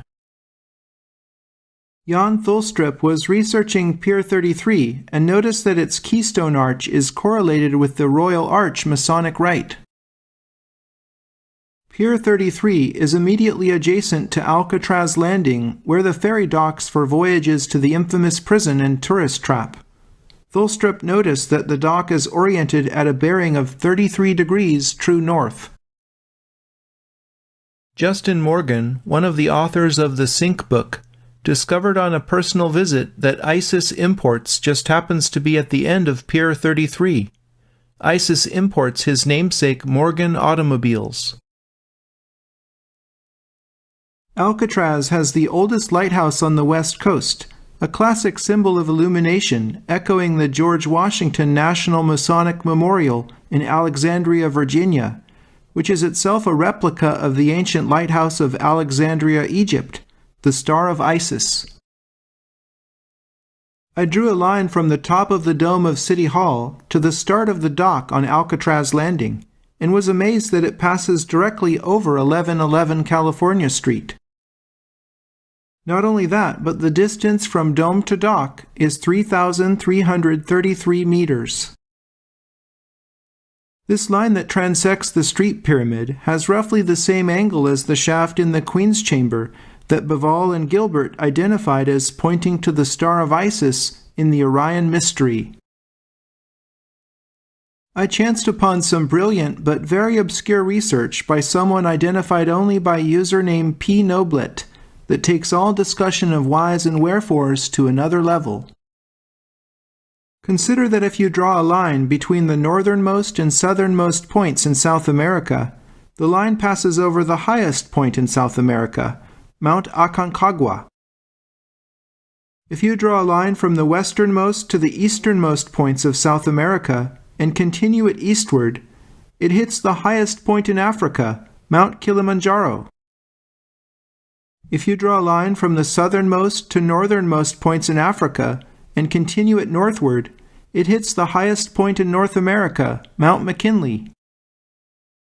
If you draw a line from the southernmost to easternmost points in Asia, the line passes over the highest point in the world, Mount Everest. None of these alignments with the highest points are spot on like all the other alignments I've presented, but they are close enough to make very strong correlations. There are dozens more alignments like these involving continents and islands. If you think about it, plate tectonics, sea level, and erosion determine the northernmost, southernmost, easternmost, and westernmost points on any continent or island. It seems like there should be no correlation at all between the cardinal points and the highest points on land, but at this moment in time there is. On a higher level, consider the fact that the Sun is 400 times larger than the Moon. During a solar eclipse, the Moon is 1/400th of the distance from the Earth to the Sun. This is why the Moon perfectly covers the Sun during a solar eclipse. The circumference of the Earth times the circumference of the Moon equals the circumference of the Sun divided by 100. If the average distance between Earth and Sun is compared to an inch, then a light year would be 1 mile. John Martineau has discovered astounding patterns in his Little Book of Coincidence in the Solar System. Picking up where Kepler left off more than 400 years ago in Mysterium Cosmographicum, Martineau compared the mean orbits of planets in our system. Here is but a tiny sampling of the many beautiful harmonies he discovered. Visionaries Marco Rodin and Nassim Haramein's organizing principles from electrical coils to planets, suns, and beyond take the torus shape. If you slice a torus diagonally through its core so that the cut is tangent at exactly 2 points, the cross-section displays a perfect vesica Pisces. Is this sacred geometry what astronomers are actually seeing in collapsing planetary nebulae, or is it the eye of God? In my own research, it has become hard for me to believe that coincidence lacks meaning. This has led me to question the appearance of separateness. Taoists and physicists agree nothing in the universe is truly separate. Indeed, everything is interrelated. Observer and observed are aspects of a single unified whole. Synchronicity is a window with a view beyond the mind's habitual categorization of reality into separate, disconnected objects and people.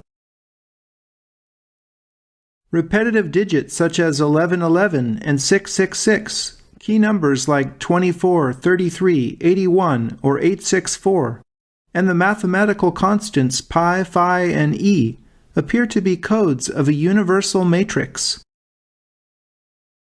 I believe we are participants in this conscious matrix based on number and sacred geometry. Architects both ancient and modern have encoded secrets of consciousness in their structures and cities, secrets in plain sight. The intelligence behind this vast consciousness appears to influence and actively respond to the thoughts of individuals who react with varying degrees of awareness.